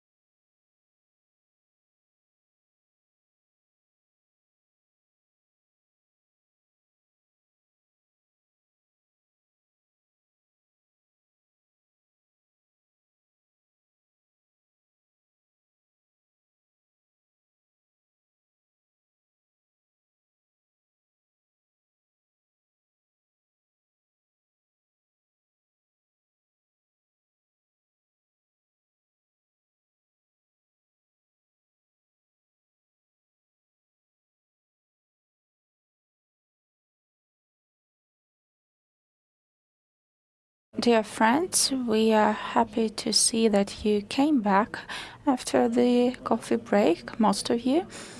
The previous panel discussion was a great basis for us to continue speaking about a very important topic, motivation and threats. Can you hear me well? Okay. Once in a Swedish cafe, there was a gathering of publicists. And while discussing different professional topics, they agreed that the audience requires some kind of protection. And they decided so that there is an equal treatment of the audience. So they decided to develop some criteria, some standards related to coverage of the topic of underage felony and different breaches of law. That's how they developed a set of criteria. Many people think that it was the first code of ethics. And can you name the year? Can you guess? Yes, it was 1874. Just think about it. Many people think it was a prototype of the first code of ethics. After some time, most scientists who work on the topic of self-regulations agreed that the first code of ethics was approved in Sweden in 1916. So documents on self-regulation of media have been there for over 100 years. You can now imagine how long was this path some countries of the world are on. So today we are going to speak about motivation and punishment, what can improve the self-regulation system, what can strengthen it. We are going to listen to different experience of our experts who will participate in this discussion. So it's Oksana Romaniuk, Executive Director of the Institute of Mass Information and member of the Commission on Journalism Ethics, Lina Kush, First Secretary of the National Union of Journalists of Ukraine, also member of the same commission, Virhen Sargsyan, member of Board of Yerevan Press Club and member of Media Ethics Observatory, Anna Arivadze, Secretary of the Board, Georgian Charter of Journalistic Ethics. And I hope we will have with us online Marco Smith from the Netherlands National Broadcaster and member of the Association of News Ombudspersons, and Nina Kuryata, editor from Tortoise Media. And before I ask the first question, I would like to first know who thinks that the main role in development of self-regulation systems should be played by motivation. Who thinks it's the primary thing? And who thinks that the main role should be taken by punishment or threats?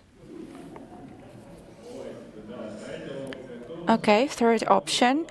Who thinks there should be a balance between motivation and punishment? And okay, who abstained? Okay. So this person voted for accession to one of the system of self-regulation. Okay, is Marco Smith online with us? Yes, Margot, thank you for your participation. I would like to give you the floor because, as I said in my welcoming speech, self-regulation has been there for over a century, and the system of self-regulation in the Netherlands has been existing for almost 80 years. The first press council was created in 1948. Later, in the 60s, there was a reorganizing. So I have a question to you. Could you please tell us what's the basis of this self-regulation system in the Netherlands? What's the foundation of it? Is it the motivation of journalists and the media? What allows this system to be sustainable and resilient, please?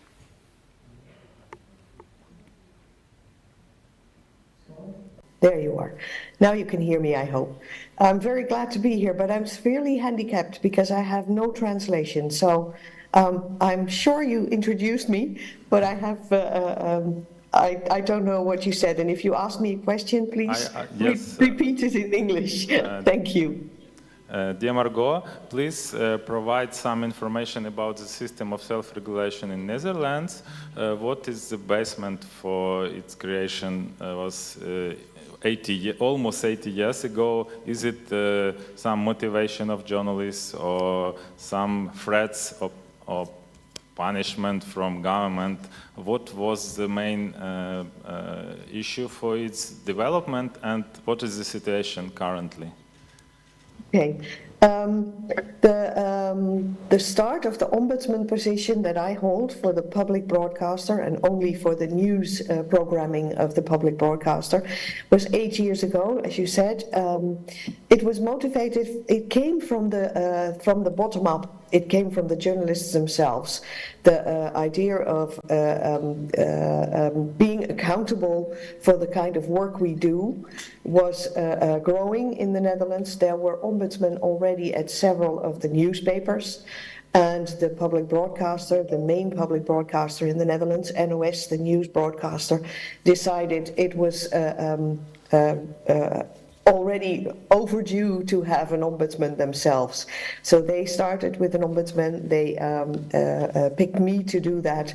After that, the other broadcasters in the Netherlands, we have a very difficult broadcasting system. I won't spend my time explaining it because it's too difficult, but we have 13 broadcasters in the Netherlands on television, radio, and online. And they decided together that they wanted an ombudsman for all journalistic content. And then, since I was already doing it for NOS, they asked me to take it on for the entire broadcaster. So what I do is I react to complaints from the public, because the main driving force for the journalists was to be accountable to the public. And they want to have someone to look at the high quality standard of journalism that you might expect from a public broadcaster. Since it is done with public money, it might as well be accountable to the public. So it came from the bottom. The current situation is that it has moved from self-regulation into the law. 3 years ago, several political parties decided that the creation of an ombudsman at the public broadcaster needed to be in the media law. So the broadcasters themselves, who initiated it initially, cannot abolish it without consent from Parliament. And I was happy that they changed that, because, you know, broadcasters come and go. And the whim of the day can be that today accountability is important, but tomorrow it is not. And so having it in the law will at least provide the public with a safeguard that there will always be an ombudsman they can go to with their complaints. Anybody can complain to me. You don't have to be involved in a story or damaged by a story. Since you are a member of the public and it is your money that the journalism is made with, you can complain to me. I will look into it if the broadcasters themselves do not answer to the complaints. And I do not have the possibility to sanction either a program or a broadcaster if they don't abide by the rules. We have a code of ethics, by the way, that everybody can read. But I don't have the possibility to sanction. What I do, I name and shame, and journalists hate that. We all know that as journalists ourselves. We think we have done our work well, we stand for it, and then suddenly there's the ombudsman and says, you should have done that differently. But so I do that. If it really gets out of hand and a broadcaster really does not want to abide by the rules, in the end, the Minister of Media can take away a broadcasting license. But that has never happened in the Netherlands, and I hope and pray that it will not, because then somebody, broadcaster really has to step out of line. Thank you very much. I also would like to provide us some question for you that one report of OSCE, almost 20 years old ago, they provided the information that with Press Council in Netherlands, they accused media that they, in some case, lost their accountability or responsibilities before the audience. Is it a situation from that time improved? Is it currently better, or you still, what are the main challenges before your position as an ombudsman or for system of self-regulation? Well, we have the Press Council in the Netherlands. If you want to file a complaint with the Press Council, you have to be part of a journalism production. So if you are quoted in a story or interviewed for a story, you can go to the Press Council and say, I've been maltreated. Or if you are a company and the story is about you and you say it's wrong, it's false, you can go to the Press Council. I have a good connection with the Press Council because we use the same kind of code of ethics. So we see eye to eye. They are self-regulation. They are funded by the media themselves. But the media don't have to be a part or a member of the Press Council. So that makes the Press Council a little vulnerable. On the other hand, how do you say that? The esteem of the Press Council has risen over the past years because they have done quite a few, they have ruled on several occasions and really shown that they can be leaders in journalism ethics and speak out for the public or speak out for the journalists if they have done their work well. And the public comes with fickle complaints, then the Press Council has to speak out. I think the overall, the way that the Dutch look at the press is basically a bit like all over Europe. The trust in media is declining, though we are still pretty high up on the level, on the standards. If you look at all of Europe, the Netherlands still score pretty high. There is a difference in trust between the public broadcaster and some of the newspapers. The public broadcaster still scores very high, and it's close, I think, between 70 and 75% of the public. So that's very high. And that's also why I, as an ombudsman, say we have to be very careful with that. So we have to be accountable and very transparent and always be willing and able and capable to explain how we do our job, what sources we use, and how we make our stories, because trust in media goes fast. And well, you know that as well, more maybe even than we do in the Netherlands. So I think it has become a bit better than the situation that you were sketching, but it is something we have to be very careful with and be very aware of. Mm-hmm. Thank you very much. And I would ask Vigen to tell, please, about the system of self-regulation in Armenia. I know that, of course, we don't have so big experience as in Netherlands or in Scandinavian countries of self-regulation, but Yerevan Press Club was founded in the 90s, and then the Media Ethics Observatory was created, a member of which you are. Please provide what is the basement of system of self-regulation in Armenia, what are the challenges? I know that you have obligation in Armenian legislation to be a part of self-regulation system, and it's not a punishment, but it's an obligation according to the law. And during previous session, we had some points that if you are not self-regulated, the government will do this.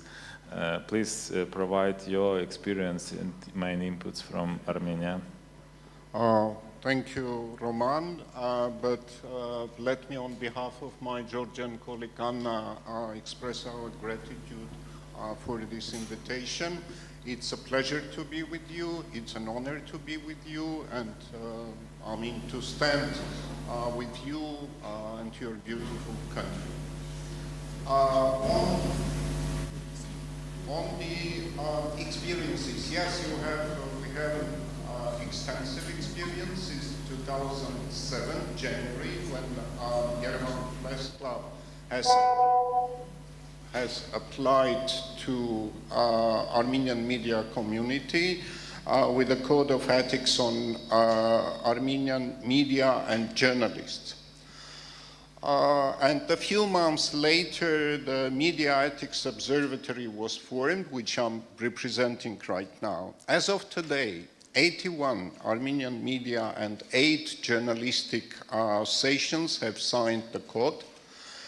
This is not the majority, of course, within the landscape. And on the developments, I will say that a few years ago, there were critical, let's say, achievements. We finally managed to sign the Memorandum of Cooperation with Commission on Television and Radio, and further submitted to the Ministry of Justice the draft concept on the institutional development of media self-regulation system. Why the concept to the Justice Ministry? Because the new incoming cabinet in 2021, in its program, the government's program, have fixed the adoption of self-regulation system by the end of 2025. And on cooperation with the Radio and TV Commission, which is rather a stick type of regulatory body, we are having almost on monthly basis or bi-monthly basis discussions when we have enough critical topics for clarifications, etc., and it works. I would not say that we are influencing the decision made by the Commission, but definitely we are providing clarifications which softens a bit, let's say, their approach and the final decisions as well. Besides, we have another body in place, pretty active acting in parallel with the Media Observatory body, and it's called Information Disputes Council, which consists of 7 leading specialists, and the IDS studies and publishes experts' opinion on information disputes of legal nature, mostly. The mission of Media Observatory is in consideration reviewing of complaints and appeals regarding the violations of the code, and we are making final judgments, verdicts, let's say, or expert opinion. Judgments were to for those who are who have signed the code, while for others we're providing experts' opinion. For the members, it's almost mandatory to publish the judgments. For others, it's just an offer to have it on their websites. But all the judgments are in media. It's not a problem to find any of the decisions. So far, we have around 100. And we're playing also a mediatory role. We are trying to bring the conflicting sides around the table, providing our mediation, or providing some ethical code clarifications on, and leaving them aside, face-to-face, to come to any agreement. And we had in the past and currently as well some final agreements between the conflicting sides, and that's good, pretty, let's say. On the where we stand for the moment, the government, although they had received the concept from our side, but they have delivered their own concept. When we looked at it, the first reaction was that the guys actually dropped the keyword self somewhere in the corridors. It was all about regulation. It was not about self-regulation. And the approach adopted by the Media Observatory body is that we should not punish anyone. We have a carrot type of approach. We are trying to convince all the sides in the advantages of accountability, development, of ethical norms. We started sending critical messages to the ministry and the government. And in the end, we had a general meeting, and it was a big achievement in a sense that we agreed to establish the working group and start improving the concept which was delivered by the government, and it was mostly focused on regulation. As of today, the biggest achievement that we have the final draft of the media law, which legalizing, institutionalizing the self-regulation in Armenia. The final draft already in the cabinet, and we are expecting that it will soon reach the parliament. And hopefully, by the end of this year, we would definitely, hopefully again, let's keep fingers crossed, we'll announce about the introduction of self-regulation system in Armenia, formally, institutionally. It would not be easy because we don't know what kind of a political situation definitely we'll have in the streets. It's not favorable at all. And what kind of changes the current draft, which is acceptable for us, will undergo. That's the biggest question we have. But more importantly, we understand, and that's actually based on the previous session heated discussion, we will never ever have a homogeneous media landscape, media community in our countries. Forget it. That's why we are not trying, the Media Observatory does not focuses or tries to capture, to embrace the entire media community. The carrot approach says, go ahead, you want to join us? Please, go ahead.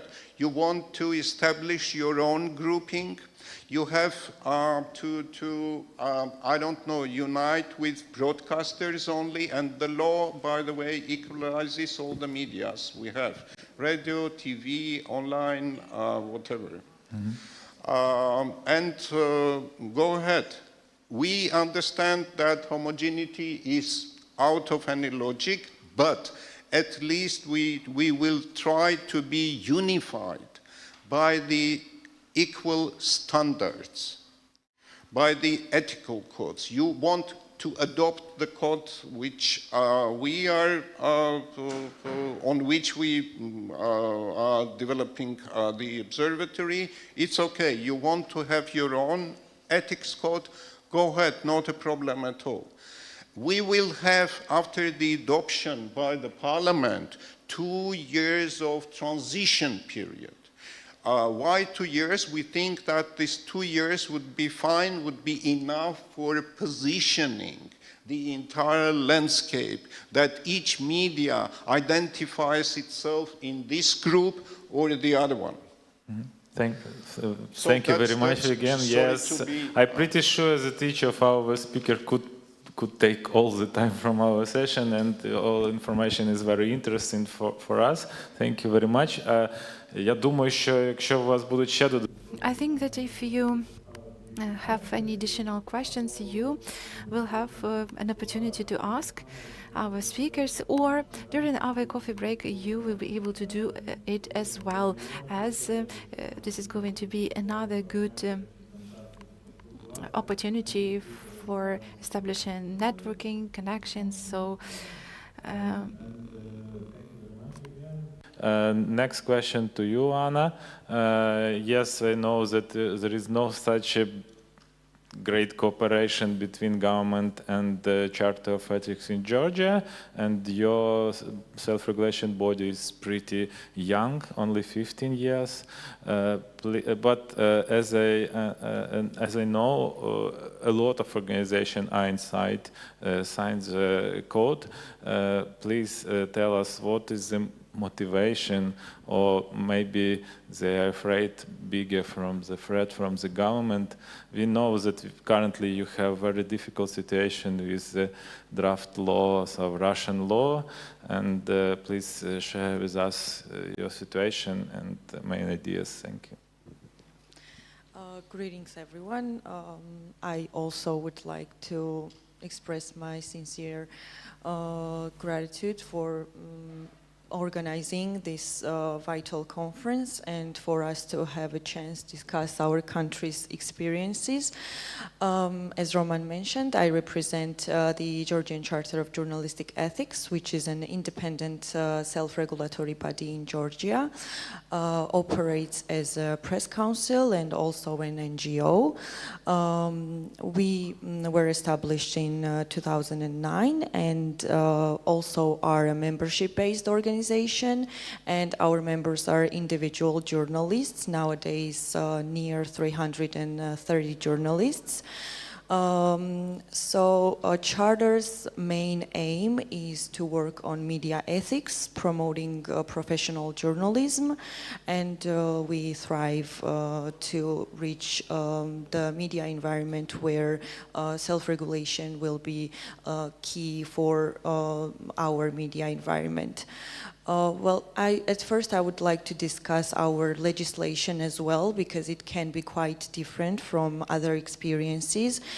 In our legislative system about broadcasters, broadcasters are obligated to have internal self-regulatory bodies as well, but these bodies are considered inefficient sometimes, because first, not a lot of people apply to them, and second, if they apply to the internal self-regulation in the broadcasters, sometimes they have biased opinions, because we had cases where people applied to the charter and to our council, and also to the broadcasters' internal self-regulation, and we had different decisions. So this is why it gives opinion that they could be biased, but self-regulation is an excellent achievement in our country and considered as crucial in our media environment. And I also wanted to discuss last year's changes in self-regulation and our fight for self-regulation that we had last year. We had a situation where the Parliament adopted changes to the law on broadcasting, which together with other novelties puts hate speech and obscenity into regulation, and for years it was in self-regulation, but nowadays it is in regulation by changing this law. And the Communication Commission, which is the regulatory body of Georgia, is granted the competence to examine issues of hate speech and obscenity, and they have the power to impose relevant sanction. At first it could be a verbal warning, but then it can be sanctioning media organizations. And while working on these changes, many NGOs, such as ourselves and the Media Advocacy Coalition as well, which consists of organizations which work on media rights, stated that a legal regulation of hate speech poses a threat to critical opinion, and the Media Advocacy Coalition, together with broadcasters, worked on an alternative proposal, which proposed the co-regulative system, but unfortunately the ruling party refused to accept our proposal, and as I already mentioned, put hate speech and obscenity into regulation. And members of the Parliament of Georgia were quite well aware of what actually the media organizations wanted, because this alternative proposal was accepted by all broadcasters operating, mainly the main broadcasters operating in Georgia. And as you can probably imagine, the media environment in Georgia is quite polarized. So agreeing on a proposal and the draft law from the media organizations, which may be considered pro-governmental as well, was quite crucial. But unfortunately, as I already mentioned, this proposal was not considered, and now we have hate speech and obscenity into regulation. And this also poses threats to the media organizations, because we don't know how this law can be implemented, and unfortunately or fortunately we still don't have cases of sanctioning media, but in future we don't know what practice will hold, and we hope that this will not be used against critical media organizations, but we still have to wait. And also you mentioned the draft law, the so-called Russian law that reappeared in our situation, and this is also a threat to independent media, and this also shows how government wants to interfere in their work and control the media organizations. Thank you very much, Anna. Зараз я And so I wanted to get some feedback from our international partners before we start discussing situation in Ukraine. Mass Information Institute has been updating the white list for the last 5 years, and if many years ago people were asking questions as to what are the benefits, now we can see that now it's a powerful tool that shows what is a high-quality media, and it shows that we have many of them. As a donor representative, I would like to say that with the start of the full-scale invasion, many media contacted international organizations to get support. And if they were part of this white list, it was one of the criteria. And if they were there, international journalists didn't have to verify whether these media are ethical or not. There is another tool, the map of media. It's another reliable tool. The monitoring has showed that the number of media increased by 50%, approximately. There were 20 of them, now 174. So what I'm saying is that we didn't have a century to establish a system of self-regulation. We are on a complicated evolution path, and we cannot copy experiences, even if they are best experiences of other countries. We have to keep going on this path on our own. The previous session has shown that we have many different opinions, and I think, first of all, to reach some kind of a common ground to make a decision, we need to sit and start a dialogue, not a discussion, but a dialogue in which we would listen to each other, and it will be the essence of self-regulation.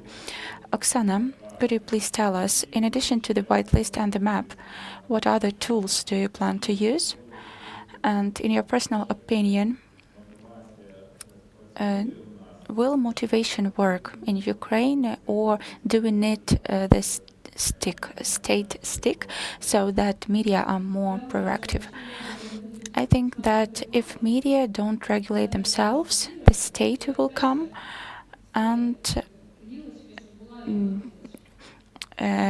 impose strict bans. So I urge banks to self-regulate, follow expert conclusions, and agree between themselves on the best practices for marketing, advertising, for placement of different materials they promote. For example, the ones related to the online casinos, which is a doubtful thing. So as to the whitelist, actually 5 years ago when we started doing all of this, you can actually find this information on our website. The level of balance in the best media, so the average indicator was 80-85% without any violations. Now it's 96% without violations. The media that have 96% of content without violations are part of this whitelist. It's difficult to maintain this list. I was up all night today, and at midnight we published an updated list without 3 major players of the media market.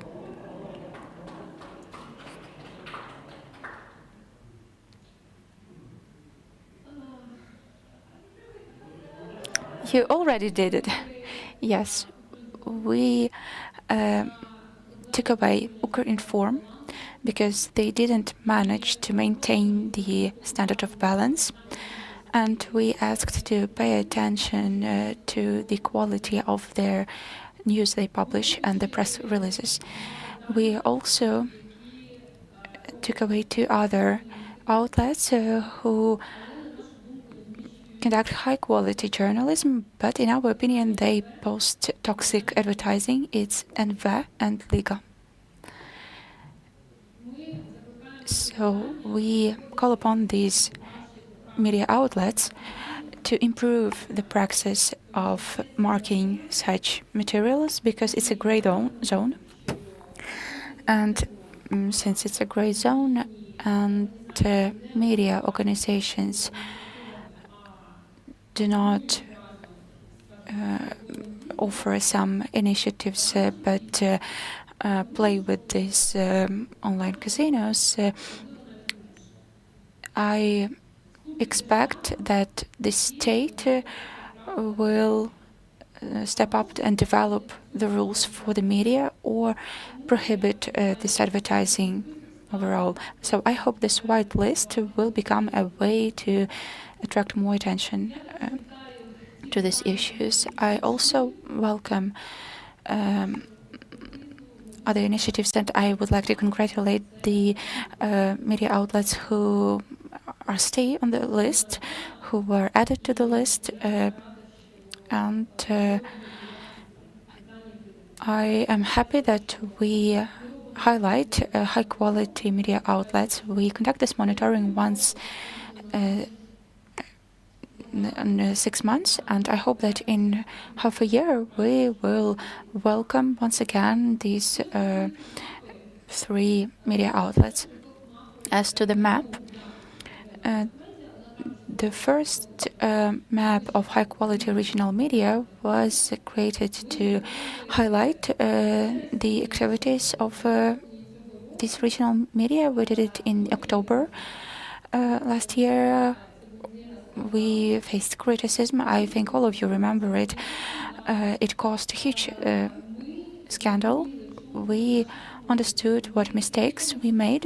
We were working for several months to improve the methodology. We created a matrix of methodology. We attracted regional experts, and huge work was conducted to eliminate these mistakes. And a month ago, we presented an updated map, which will be later updated once in 6 months. And it's a result of very fundamental activities. And now I'm completely sure in this result. I'm happy to present a high-quality product. I cannot call it a self-regulation in the direct sense of this term. It's a trend which exists in the world. There are such initiatives as Ads for News, NewsGuard, JTI, that provide some measurements. It's like an ICWL standard for media, which includes different parameters of transparency, editorial policy. Even Google already has its own practices to increase citation of media on Google. And you probably know how many requirements Google has. So it's quite difficult to correspond to the high standards of quality media. So it's something that improves transparency and responsibility of Ukrainian media. We also observe that there is increasing attention from donors. We can see that there is support provided to some initiatives from the state. We were quoted very often during the last year because there were a lot of cases of Russian disinformation, and some initiatives were quoted to disprove this information. By the way, we started compiling rankings and providing measurements, and only after we started doing it, we could notice foreign initiatives. So Ukraine is in avant-garde, and I hope that our example will inspire our colleagues. But I would like to say that it's a very stressful job. Thank you, Oksana. I actually said it too, that we should not only study from the experience of others, we can show our own experience and show what tools work, what tools don't work, and they are tested in very difficult conditions. I would like to ask Lena now. The Union of Journalism is a huge organization. Do you monitor to what extent members of your organization are included in this white list? did you study this situation to understand why printed media outlets didn't agree to create a body for joint co-regulation? I know that you work closely with the members of your organization. What motivates them, or do they rather pay attention to threats? Because the state is always ready to punish, and these initiatives can also be different. As to motivation, as Stephen Covey said, motivation is the flame inside. So how powerful is it in the Union of Journalists of Ukraine? Thank you for the questions. Actually, we are indeed the biggest journalist organization in Ukraine, and I have a lot of contacts of journalists from different regions, and I closely follow activities of many media outlets. I follow their success stories, the challenges they face. For example, I now have a leaflet which I was recently given about the printed media outlets close to the front line. And I'm really happy that some of the characters from this leaflet are present here today. And these people actually work close to the front line. Why am I speaking about printed media outlets? Because the National Union supported restoration of 30 printed media outlets at the occupied and close to the frontline territories. These are the villages or very distant localities where people don't have internet connection, TV, and printed resources are probably the only resource of information there. So when after 8 or 9 years of pause, a printed media is born again, it creates a lot of additional activity in communities. For example, there is Hulaypilla locality, and there are communities there who are really interested in printed media. When local journalists launched a newspaper there, they started making announcements and spreading information about it, and just in 1 month 500 people paid for the next 6 months so that they get regularly these newspapers. So people are ready to invest money and make advance payments so that these printed media exist. And when media depends on its audience, it's interested in developing rules, being transparent, and being responsible and accountable to its audience. Our previous discussions were about editorial policies and ethics codes. We can see many examples of these things in Ukrainian media, but not always. They are not always upheld, and they are not always mentioned on websites of the respective media. Because not all media outlets depend on their audience. Very often they depend on politicians, authorities, owners, but not the audience. That's why they can declare their mission, their values, say that they are independent and assure that they distinguish between advertising and editorial content, but later they might not uphold these principles. So the media that work with their audience in the regions are more accountable to this audience, because everyone knows them in these little villages, and people can directly say to them that they are not right for doing this or that.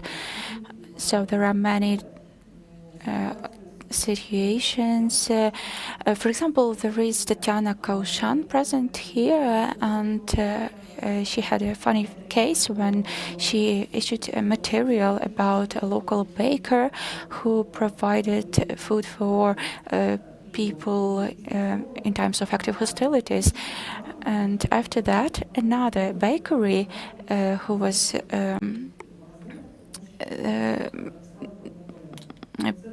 participating in this competition refused to continue its activities.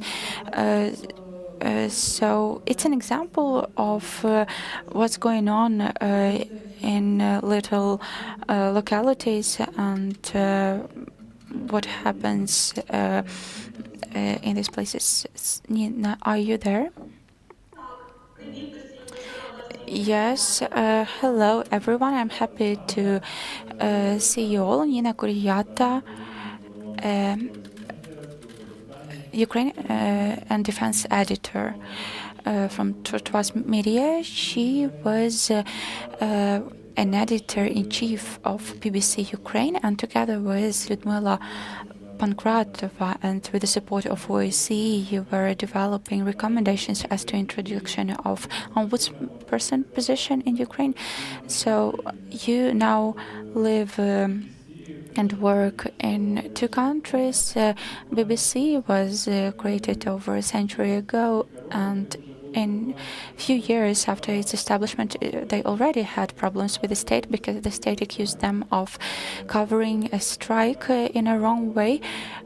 During a previous panel discussion, we mentioned creation of press council, which was done under the pressure of the state. So, judging by your experience of self-regulation development in Ukraine, and if you compare it with the British experience, what can help us to improve our self-regulation system?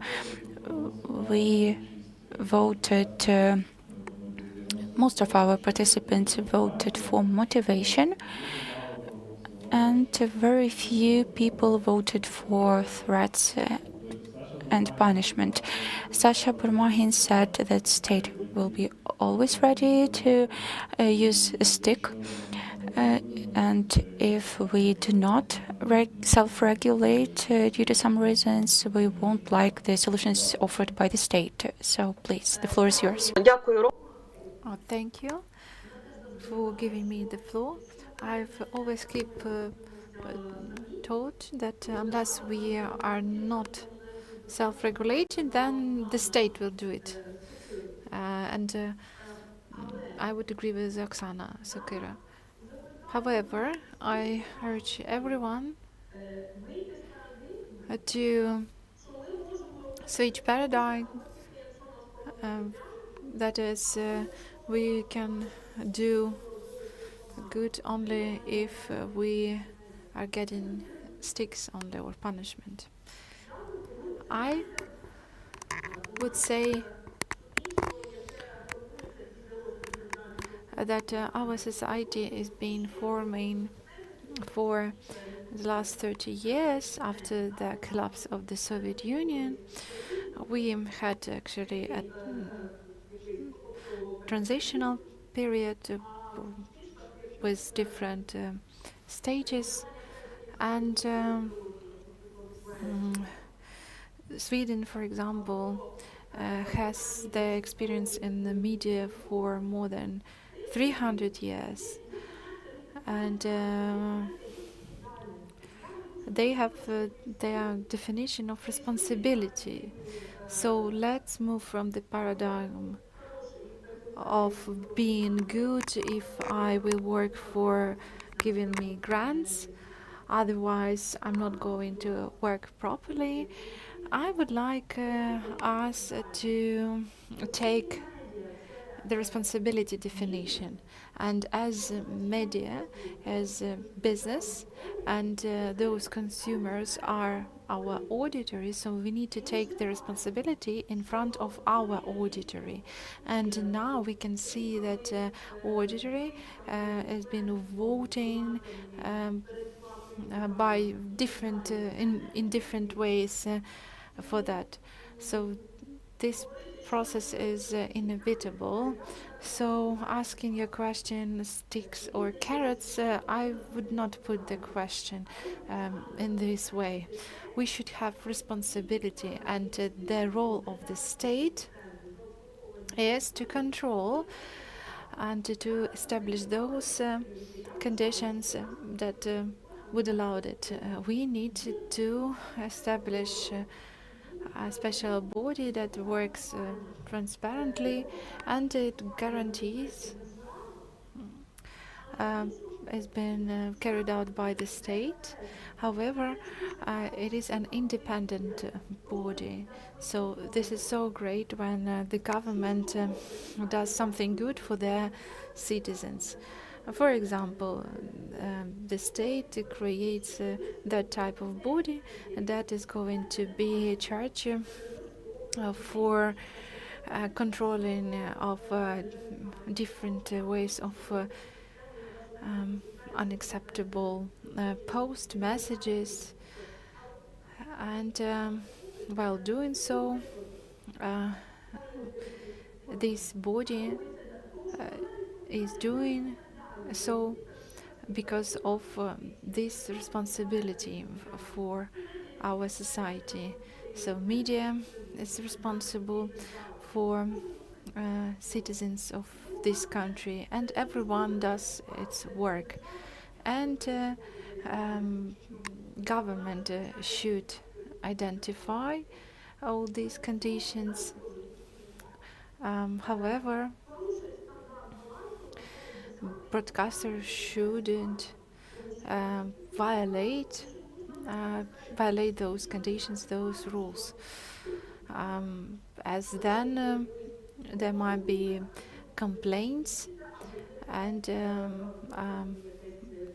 publishing on different platforms. So for media, responsibility can be implemented in the way that everyone can type something, and even there might be an ombudsman representatives.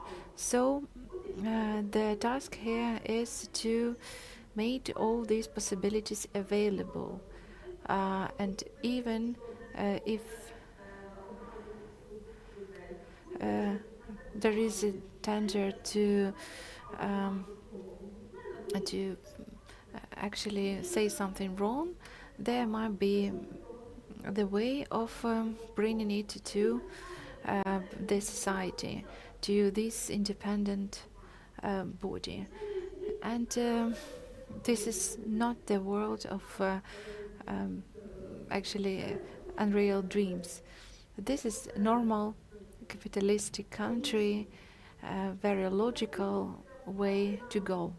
And also, I would like to respond to a phrase that we shouldn't take other best practices, we need to invent our own. So previously I was a biologist, therefore let me cite an example. We have two categories of people, an ancient one. The first group can, for example, do something, and the second group cannot do specific things, saying that we need to invent our own way. So it's ridiculous. When we have the internet, we can adopt, take any best practices and cut this road. So, of course, we need to take into account that the war is time pressing. So we need to do it this way. So I can see that Roman has a question. So my conclusion is that responsibility, but not stick and carrots, and the willingness of the state to provide good media to the citizens. Thank you. We have a comment from Andrei Kulikov. Thank you for your input. UK experience is very interesting, as they even invented a Kwango word for quasi or fake organizations that so-called regulate media on the initiative of the state, where they are selecting the workers on unknown logics. As for sticks and carrots, let me warn you to avoid simplified understanding, identification of stick and carrots principle. We should go to the responsibility while we are saying so, and illustrate it by the trust from the auditory to the media, or the growth between them. This would mean that carrot we should aim to. Also motivation, encouragement. In fact, we should work in this field. And I'm grateful to Nina for drawing our attention to the point that auditory can affect the content done by media. And I urge everyone to join the fourth panel that is going to be about the connection between media and citizens. So, a good advertisement. Unfortunately, we don't have that much time, and we could continue our discussions. So I'd like to ask all our panelists to express during the next 1 minute to express their thoughts in terms of how we can improve our system of self-regulation in Ukraine. Margot?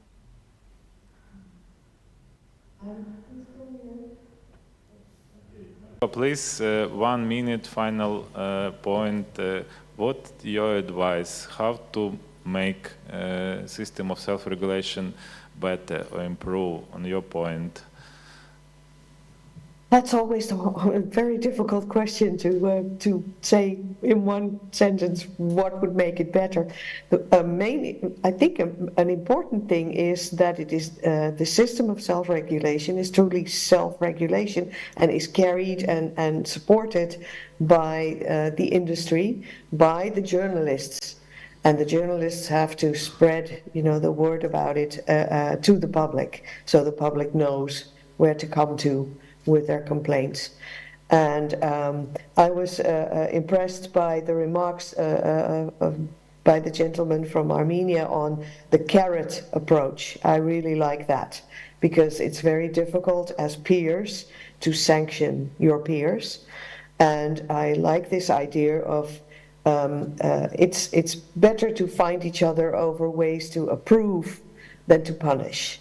So I would stress to the journalists, this is not a way to punish, but this is a way for you to be accountable to the public, also to show the public how you do your job, and that you are accountable, that they can reach you, that you are transparent, that you're not hiding anything. And I think that show of we're here for you, especially if you work in a public broadcaster like I do. So maybe that's where my contribution comes from.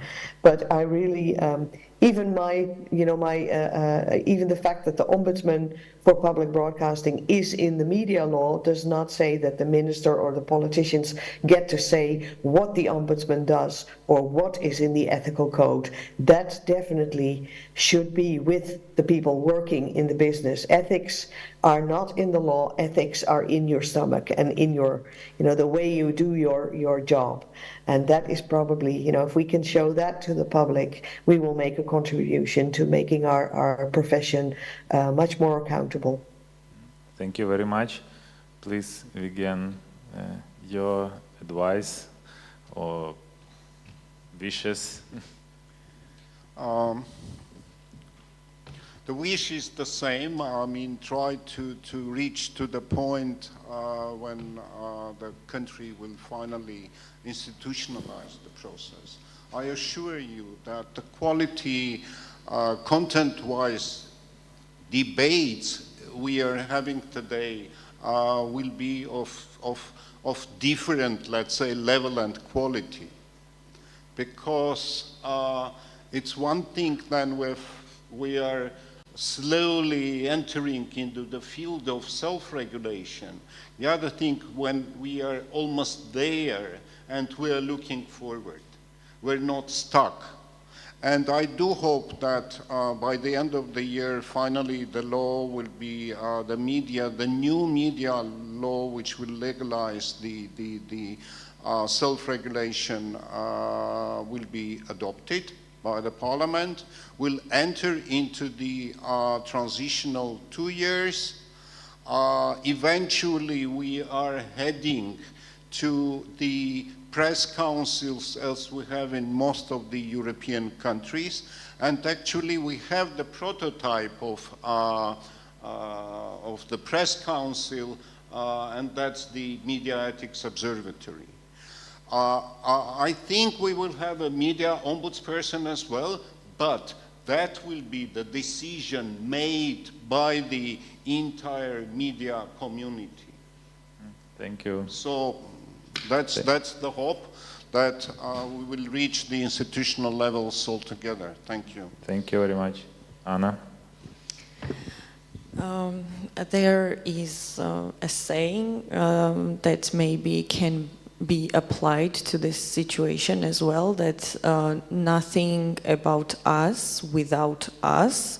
So I think it is very important that to consider the country's context, and journalists that work here, media managers, editors, and representatives of the media, they should agree on any kind of changes. It's going to be legislative changes or other changes.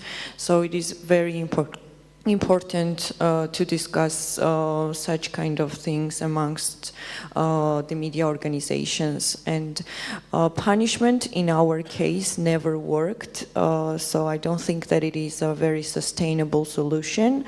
And we need to work on media ethics, bettering the professional media, and maybe we should work individually with journalists and change one at a time. Thank you very much.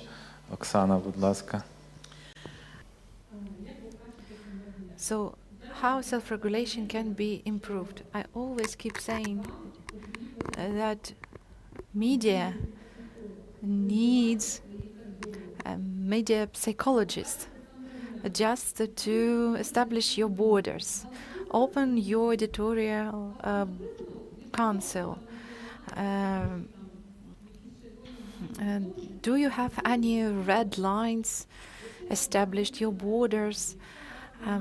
Who are you if you don't even have any board council, if you don't even have understanding where is good and bad? So please keep your borders. Understand what you are doing. So editorial policies are important, and if you don't have any red lines, so to say, everyone would overdo with your services. So start from taking care of yourself. Go to the media psychologist. First, I urge not to be afraid about money when we are moving from regulation to self-regulation. Sweden has allowances, subsidies for media launched this year, and the main prerequisite is to be a member of self-regulating system and to be responsible, comply to those rules. Also, absolutely all media representatives should adhere to those rules. If you want to get money, meaning in being independent in your business. So you need to join this self-regulating system. If Ukraine will establish such conditions for this would be very great, and such an institutional support is a survival even component for many media. So yesterday we had similar discussion on that, and one of our speakers mentioned some media outlets that are on the brink of extinction. Self-regulation is better in work with public problems compared to imposing sanctions, different ways of punishment. However, it doesn't work with the deep reasons related to deep roots of that, answering the question why media is broadcasting these stereotypic narratives. That's why we can be improved not by sanctions or sticks, but by self-regulation. I have only one question. Are you talking about money, meaning fundings from the state to self-regulating media, as we have United Marathon? Those media that would like to take support from the state, this is not the United Marathon News. These are media that are not controlled by the state, and actually Suspilne broadcaster has their own council for self-regulating. And yesterday I found out that Suspilne media is advised to take away their rights for some things. So that is so great. So the state to provide funds to the states. I think that this might come with safety measures. I think that in the conditions of the wartime, such proposals are not timely. Excuse me, but I don't think that there should be a state buffer between media and funding. We could see how it was happening for many years in the regions. Who was receiving funding from local budgets, what media outlets, how it was happening, how it happens now, who gets funding. Suspilne has its own funding sources. Okay, let's not go down the rabbit hole. Okay, I won't. I just want to say that this proposal is not timely, and I am against it. I am sure that it is timely. Creation of a fund for the support of Ukrainian media that will be replenished by the state is something that makes sense, and this money can be taken from the money we get for the recovery. But the state should not ensure distribution of these funds, and it should be allocated by a special supervisory board, which would include representatives of civil society organizations, but high officials should not take part in it. Okay, thank you. We also have a comment. I'm sorry, can I say something? I'm not saying goodbye. We can now give the floor to Olena Holub and then to you, Nina. Thank you, Raman. Actually, we were speaking about punishment and some encouragement. I would like to mention the recommended list of medias, and actually when a media is excluded from the list, it's not a punishment, it's an incentive to pay attention to some aspects of their activities. And actually this list of recommended media outlets, it's a very easy tool of media literacy because people can go there, open the list, and see where they can get reliable information without manipulations, without negative things like hate speech or other things. So it's a step back. Yesterday we were talking a lot about media literacy, and these lists of recommended media, it's not only about self-regulation, it's also about media literacy. Nina, please. Thank you. As far as I remember, the question was about how we can improve media regulation. So my answer is self-regulation, excuse me. So self-regulation means that media should finally face each other and their audience and regulate themselves. We shouldn't even think about what will happen without self-regulation, because we can only see some examples of it with the telemarathon, etc. We already have some consequences of lack of self-regulation. I don't believe in any state fund which will be free of state interests.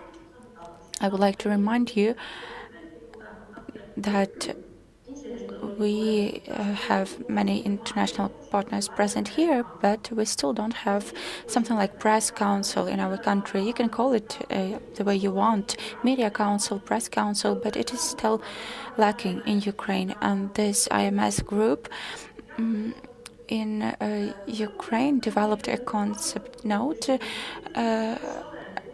It was 1 week before the full-scale war. We met different colleagues, and we actually have many beautiful media organizations which fulfill their own functions and do it well. But to make it so that it functions as a proper press council,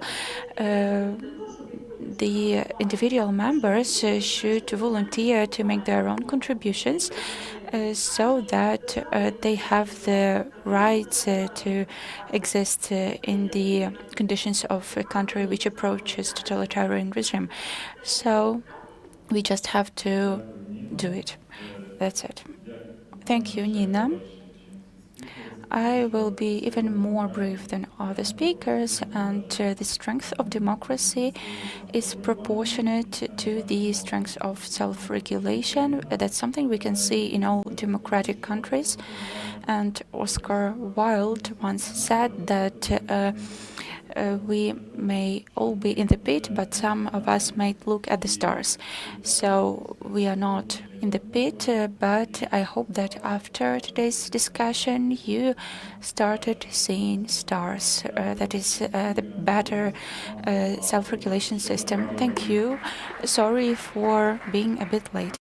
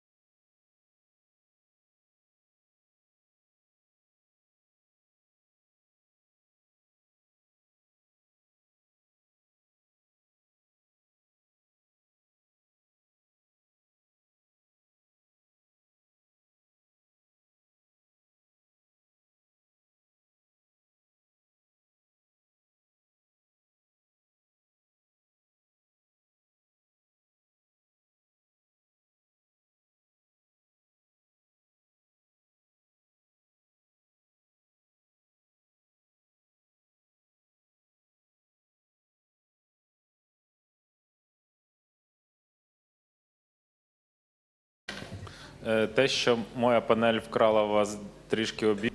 Ladies and gentlemen, we resume our work. I'm sorry that we let you have your lunch later, but that doesn't mean that we should delay the beginning of our next session. So we will be speaking about the gender issues in media policy. And it is my great pleasure to introduce our moderator, Lisa Kuzmenko, who is a representative of the Women in Media NGO, and she's member of the Journalism Ethics Commission. Good afternoon. Today we will be speaking about gender equality in media. And it is a wonderful opportunity for us to welcome Katerina Levchenko, Government Commissioner for Gender Policy. Are you with us, Katerina? I am. Great. So we would be discussing gender policy in media, and the panel is entitled Much More Than Gender Issue. We would hark back to this title a bit later, but now I would like to give the floor to Ms. Katerina Levchenko. As I said, she's Governmental Commissioner for Gender Policy. The floor is yours. Thank you.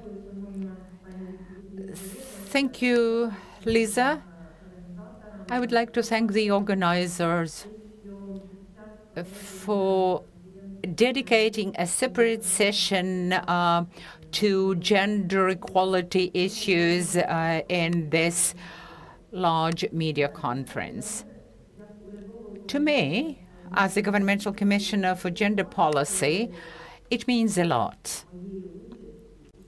And the fact that you invited me is a token that gender policy cannot be reduced in Ukraine to social issues as it used to be before, but it is a cross-cutting topic.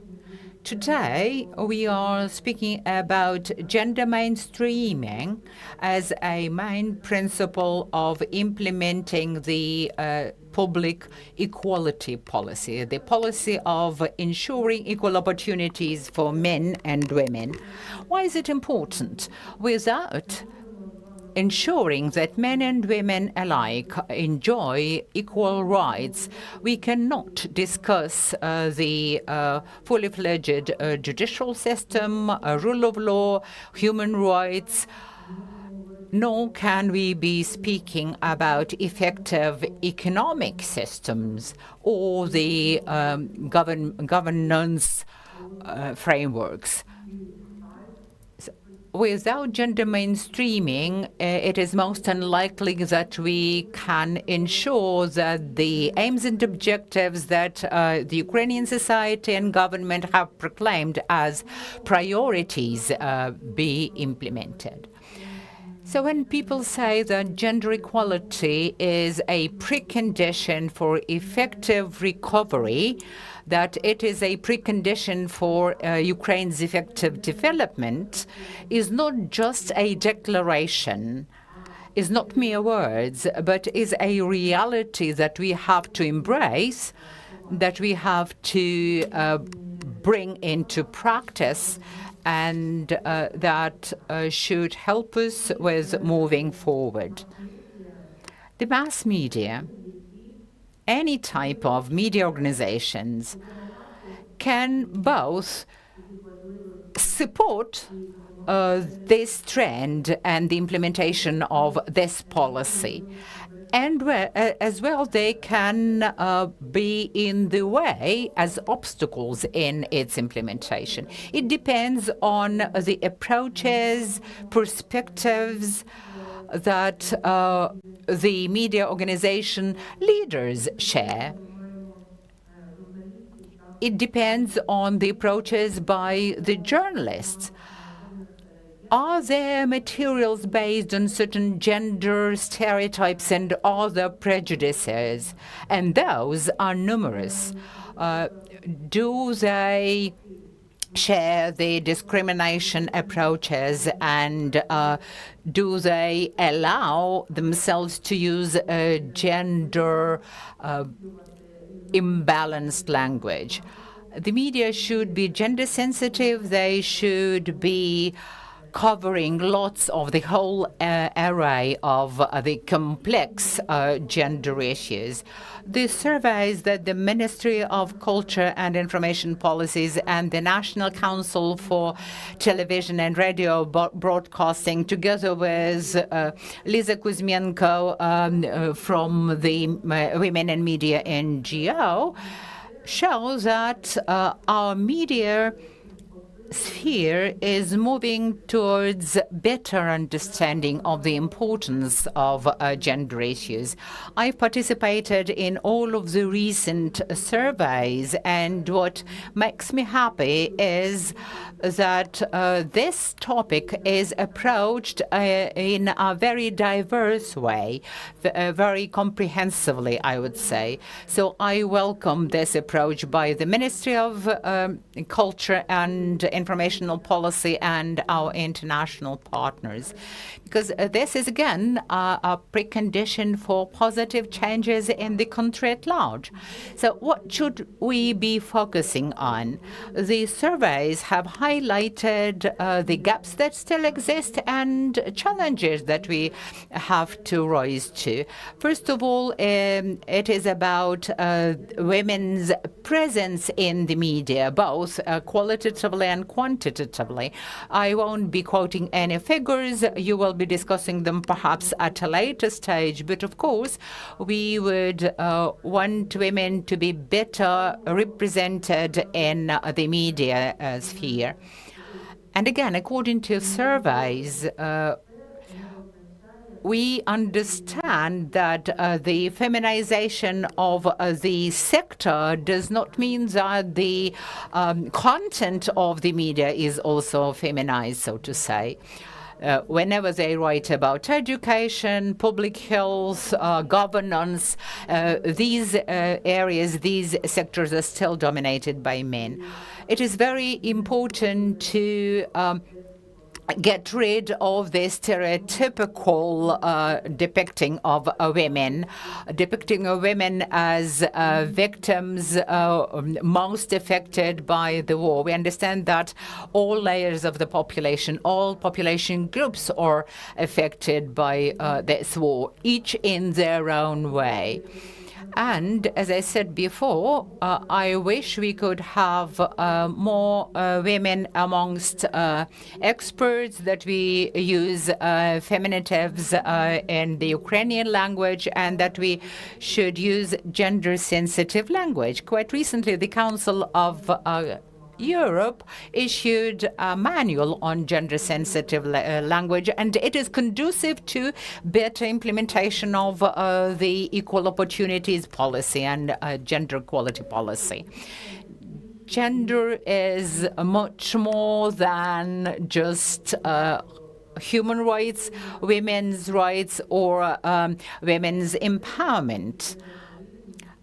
Gender equality is a basic fundamental principle that drives our European and Euro-Atlantic aspirations. And I hope that the coverage by the media of everything related to gender issues would be objective, non-biased, and versatile. Thank you very much, Katerina, for your work, for your leadership, for finding the time to do this keynote introduction. And I'm glad to introduce our panelists.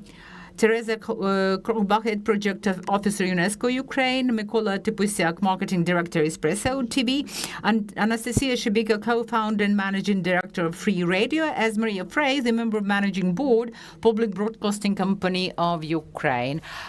We saw the latest surveys, and we will be giving the floor to Suspilna to characterize that survey while preparing for this panel, which is called, I will remind you yet again much much more than gender issues. I was asked by Mykola what we meant by this title. Okay, I will try to answer this question of yours, Mykola. But before doing that, I would like the panelists to answer this question. Why is it so that when we discuss gender equality, it's not only about gender issues and their coverage in the media?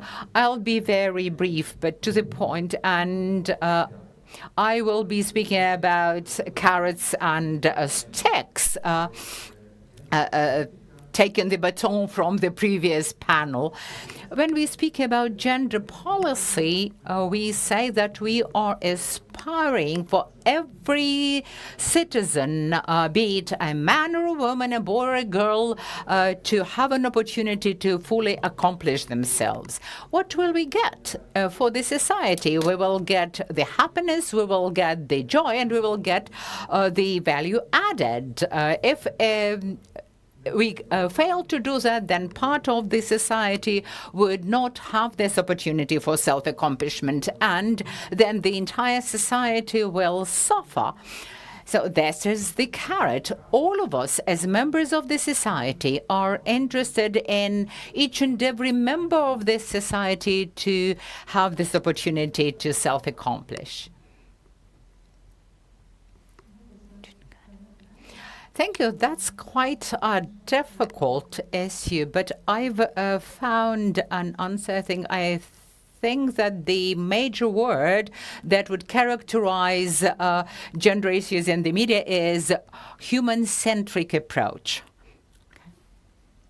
Thank you. The way that I interpreted the title of the panel was basically that talking about gender in the media is not something. It's not an isolated issue, but it's something that's mainstreamed across society. It's something that is really important in terms of democratic processes. It's something that's extremely important in terms of international standards, EU acquis.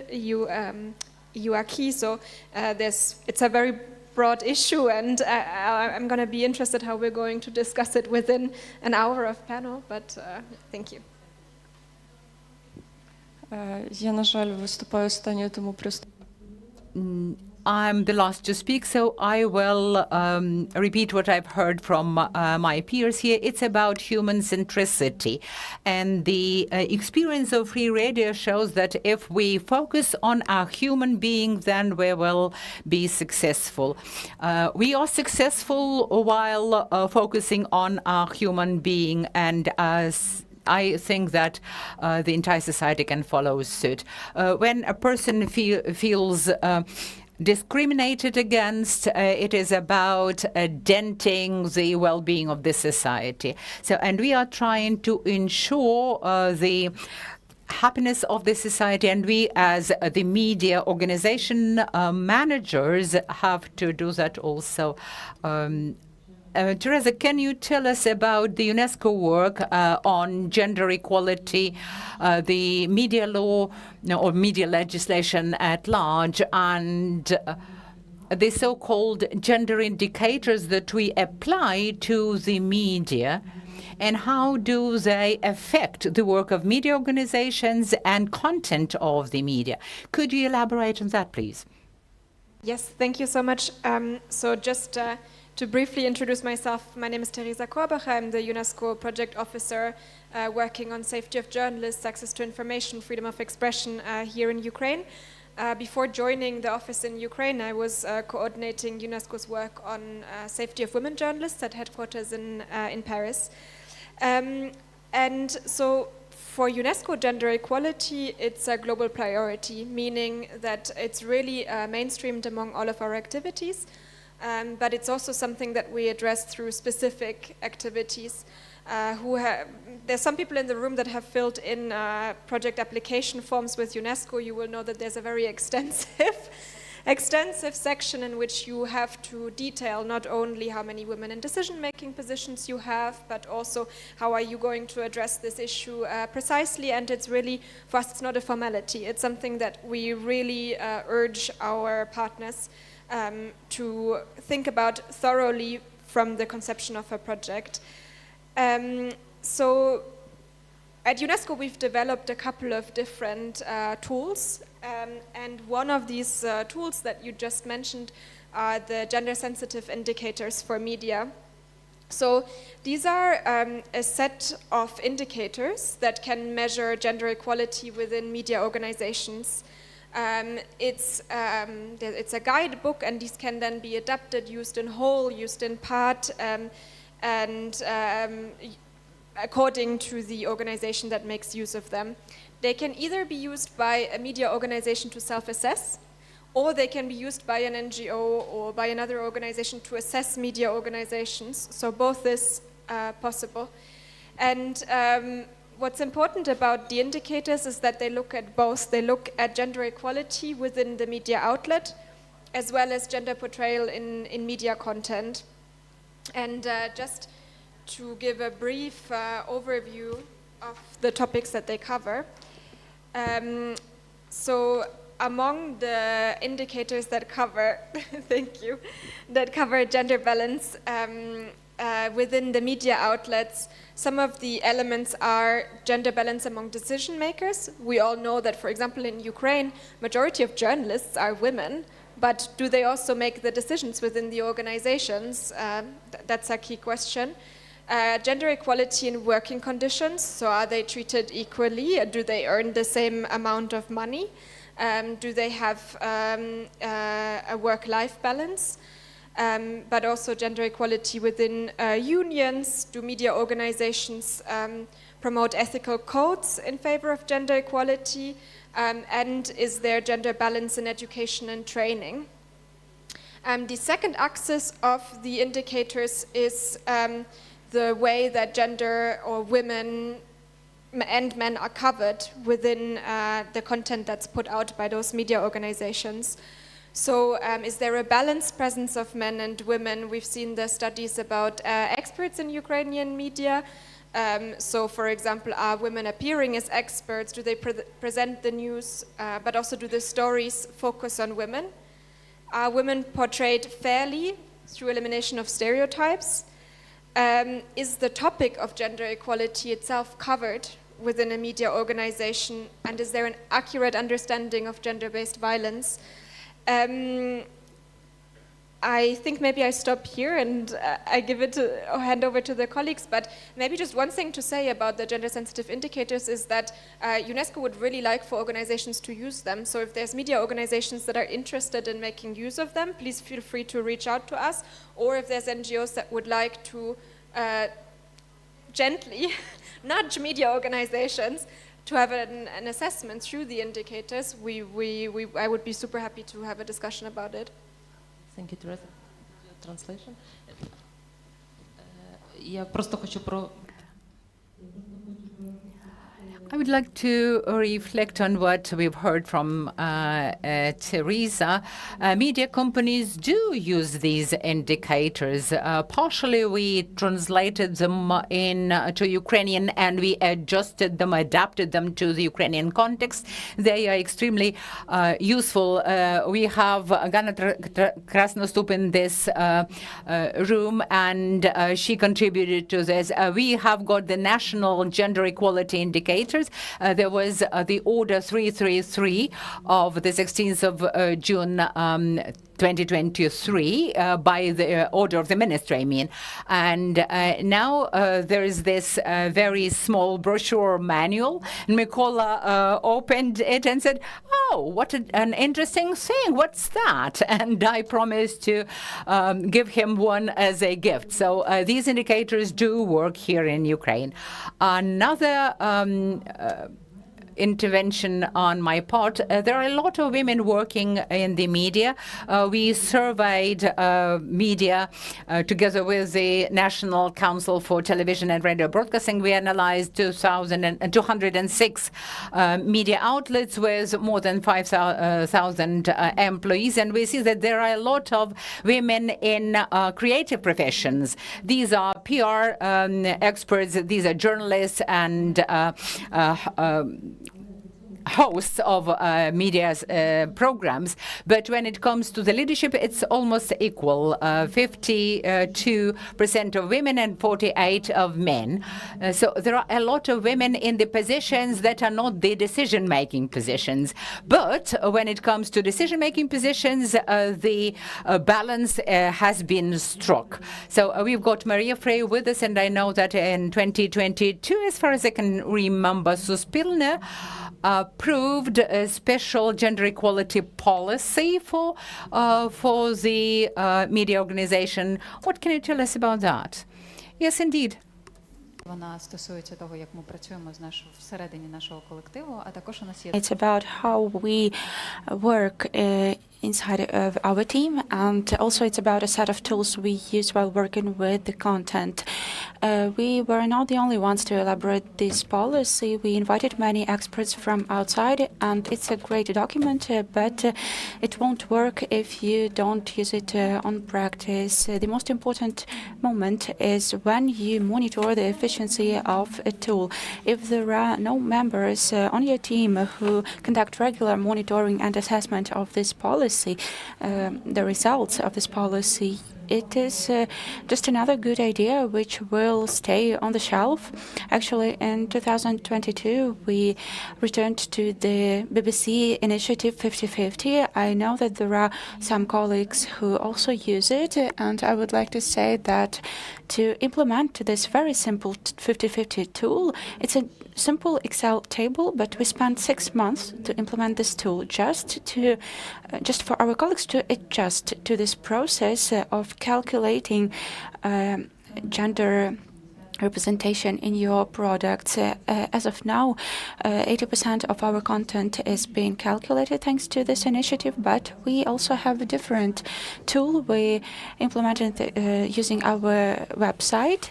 It's public service indicators. So when we were devising this system for posting news, we already kept in mind all the indicators that will allow us to understand whether we cover the situation in Ukraine as good as we can.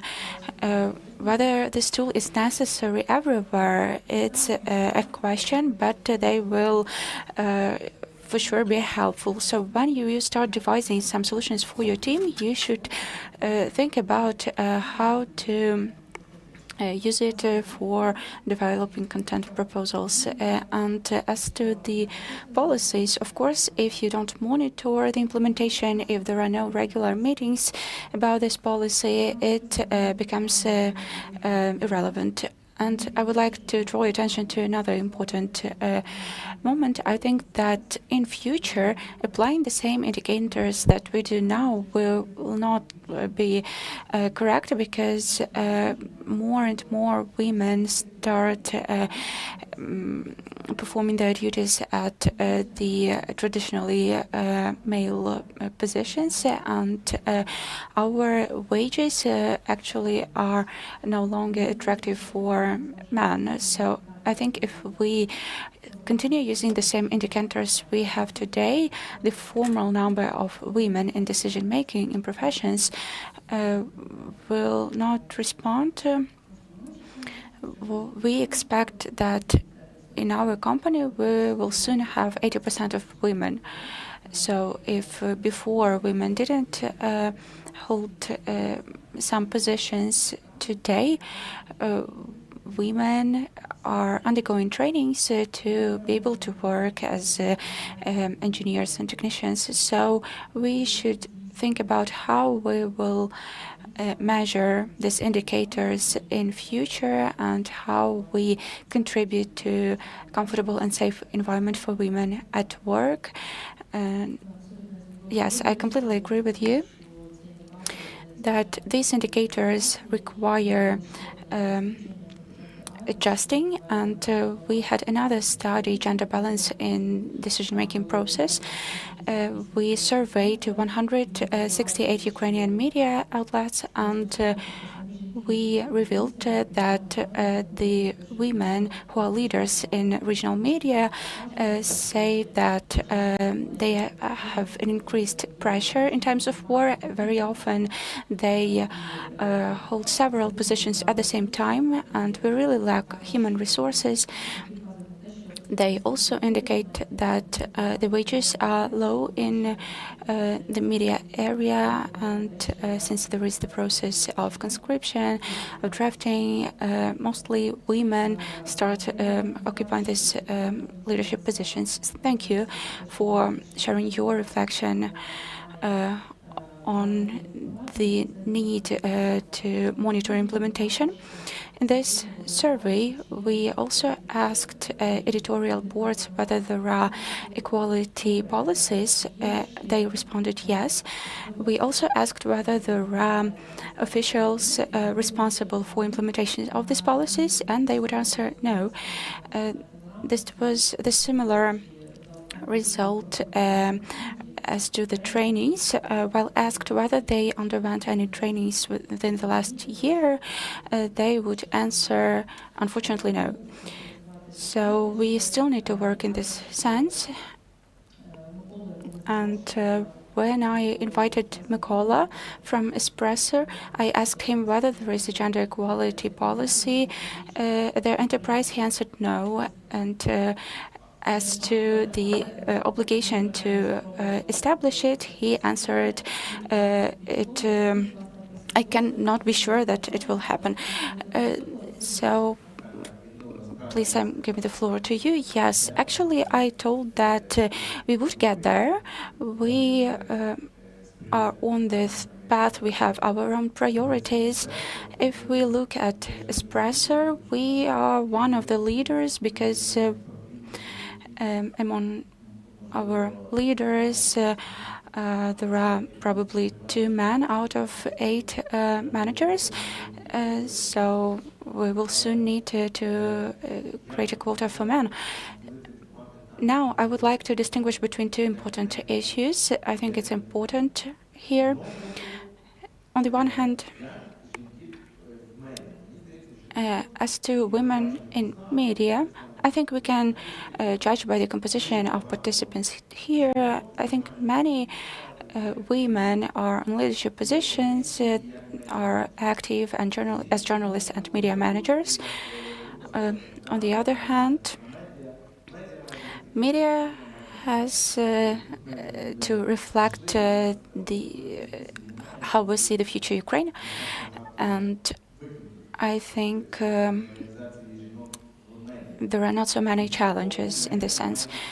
But also, media are responsible before the society for the culture, for the worldview. And here I would like to get back to the policies, to the indicators, to the fact that we lack experts. There is a phrase that culture quickly comes after the policies. So there are some stereotypes which can constitute challenges for the society, and media is an important actor who contributes to maintaining some stereotypes. It depends on how we depict different stereotypes in news, in cinema. So we either don't show female experts because we discriminate, and I don't agree with it, or in the expert environment, for some reason, it's difficult for women to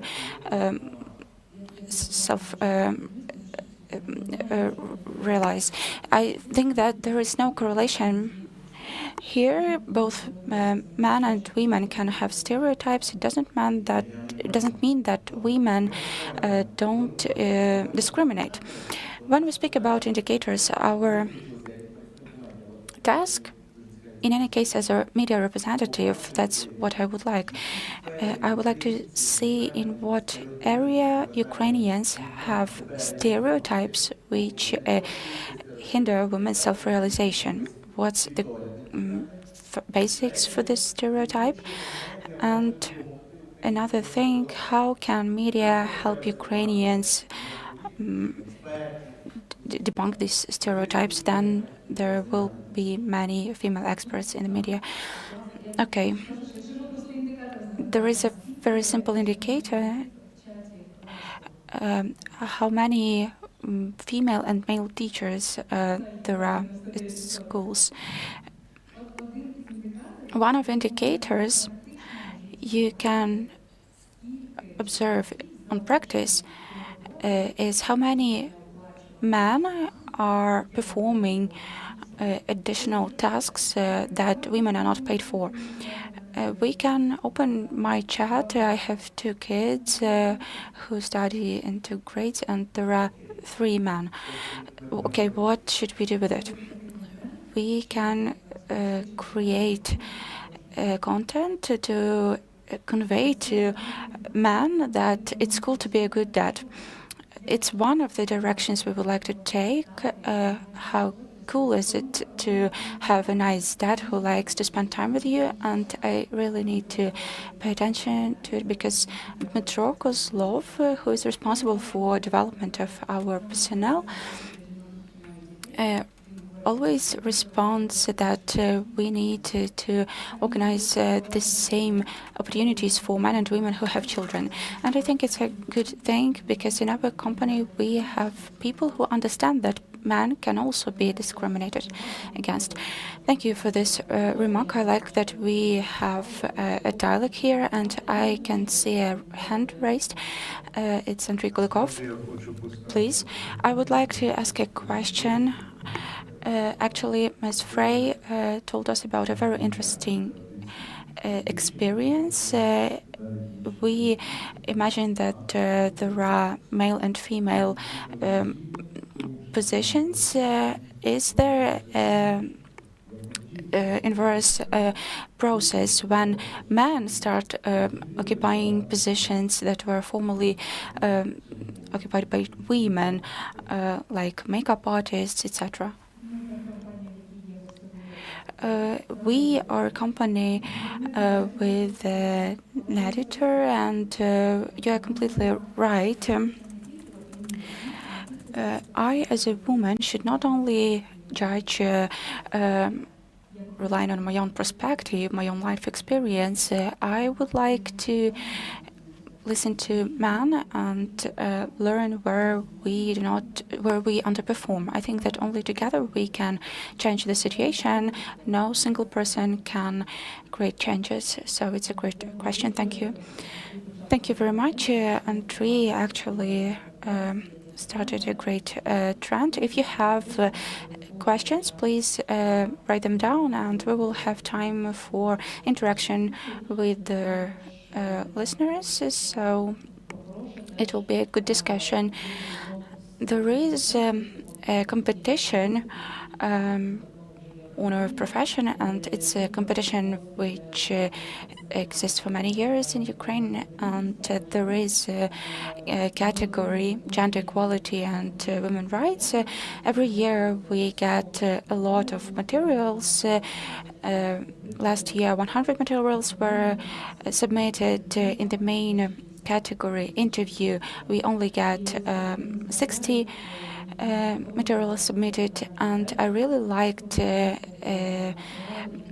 material by Krachka from Kropivnitsky, and it was called It Should Not Be Helping Your Mother, but Asking the Father. So that's how we pay attention to men who should be partners and be responsible, equally responsible. Now I would like to give the floor to Ms. Shabiha, the director of Free Radio. Could you please speak about the respective policies in your company? You actually said that gender equality is part of more general editorial policy, but you are planning to create separate policies. Why? Please tell us about it.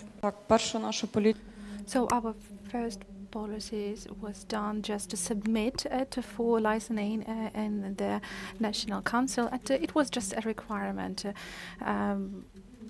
by this institution, and that had nothing to do with that one we used before. And actually, the thing was that we didn't need them. And once we started to see our growth, we started employing people, and for us it was really obvious the thing that we had. And we started developing these general policies that was based on the communication between our colleagues and people, and actually it was the policy related to the content. So every year we can see the emerging amounts of different challenges. Therefore, we had them in abundance. Therefore, we decided to develop a separate document for several pages describing how our job can be impacted by the war. And indeed, before 2022, we used to work next to the front line or contact line, and now the situation is different. In Odessa, we have several employees, our staff, who spend their nights in the bomb shelters.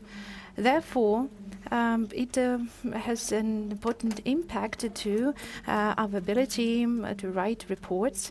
Therefore, we keep writing to our colleagues, mentioning that you need to take some rest to recover. And we understand that this is of high priority compared to covering your job responsibilities. And from our own experience, we understand that a person that takes rest works better. And sometimes we can hear that a person might say, an our employee, that I'm afraid of going outside, I'm afraid of being killed. Therefore, having this situation, we decided to write all these SOP, so to say, standard procedures, to guide people the correct way of doing. And once a person starts working for us, we give this document and ask to sign. Actually, the thing that we have less women as an experts who provide their comments, this problem posed us another challenge for its addressing.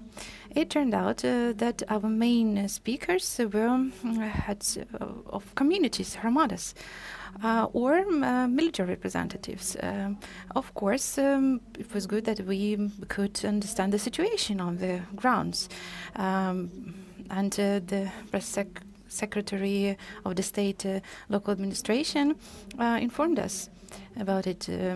However, we started looking for more topics we could use for covering the situation on the front line. And areas changed as well, giving us opportunity for new topics. And in reality, we understood that specific issues could pose challenges requiring our attention. And once we started addressing them, our lives, at work, were improved. Thank you for this, your reflection. And Mykola also asked about covering the topic of challenges. Also, can I mention,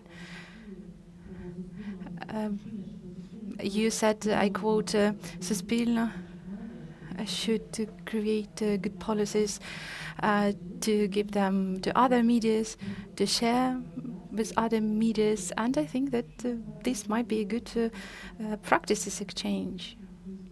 We are now working on different best practices on inclusions, and this document will include three main components. Your employees, this is the first one. Without a team, you will not be able to change. Second, content, and third, distribution. So expert will be involved for the developing of this document. So you're welcome. Let me also remind you that you can ask your questions. Please do that, and you should raise your hand. Let us take upon the topic of addressing challenges.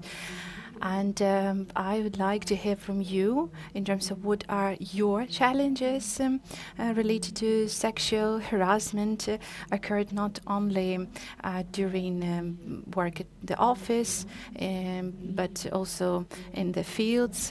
Ukraine has identified and supported the Istanbul Convention, and now we are going to implement the European experience. Now we have this document 1329, and another piece of document adopted in the first reading. This document introduces an administrative responsibility for sexual harassment.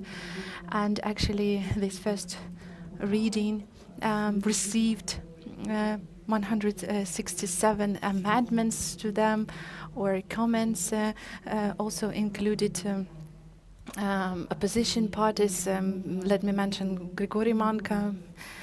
And we could have good policies. However, if our state doesn't have any criminal responsibility for sexual harassment, it would be hardly ever possible to do any changes. And my colleagues from legal expert support tells about it, and she mentions also that we need to expand this topic. However, no jokes. This Russian gender disinformation, the narratives being distributed from that country are dangerous. And we also had this topic, gender threats against our women, and Alona may confirm that she was one of those colleagues participated in this research. And Russia uses the strategy of gender disinformation with a purpose that is very clear to force journalists shut their mouth or to be silent and undermine the role of women in Ukrainian society. This is just a part of many narratives about Ukraine, and gender disinformation is obviously one of those parts about gender-based violence against our society, also toxic elements when home phones or personal phones of female journalists are being published or are made publicly available. So we need to inform people what is this. However, sometimes these female journalists are urged not to say a word about it. Otherwise, you will not be able to perform your editorial tasks. Sometimes we might see threats about photos of female journalists, and one of such examples I may cite as the following. Female journalists might become very known as they will have their relationship with males. So also another narrative states that military journalists are nothing but prostitutes, and this information was distributed about Mrs. Arina Sampan, a negative one when her husband's phone was found and distributed, and actually he was informed some false information. However, this woman is a very good journalist, and she also mentioned that because of this situation she was out of the profession and performing of her duties. And let me say once again, there might be really good policies, but let us ask ourselves how can we implement them. Mykola, if you have something to say.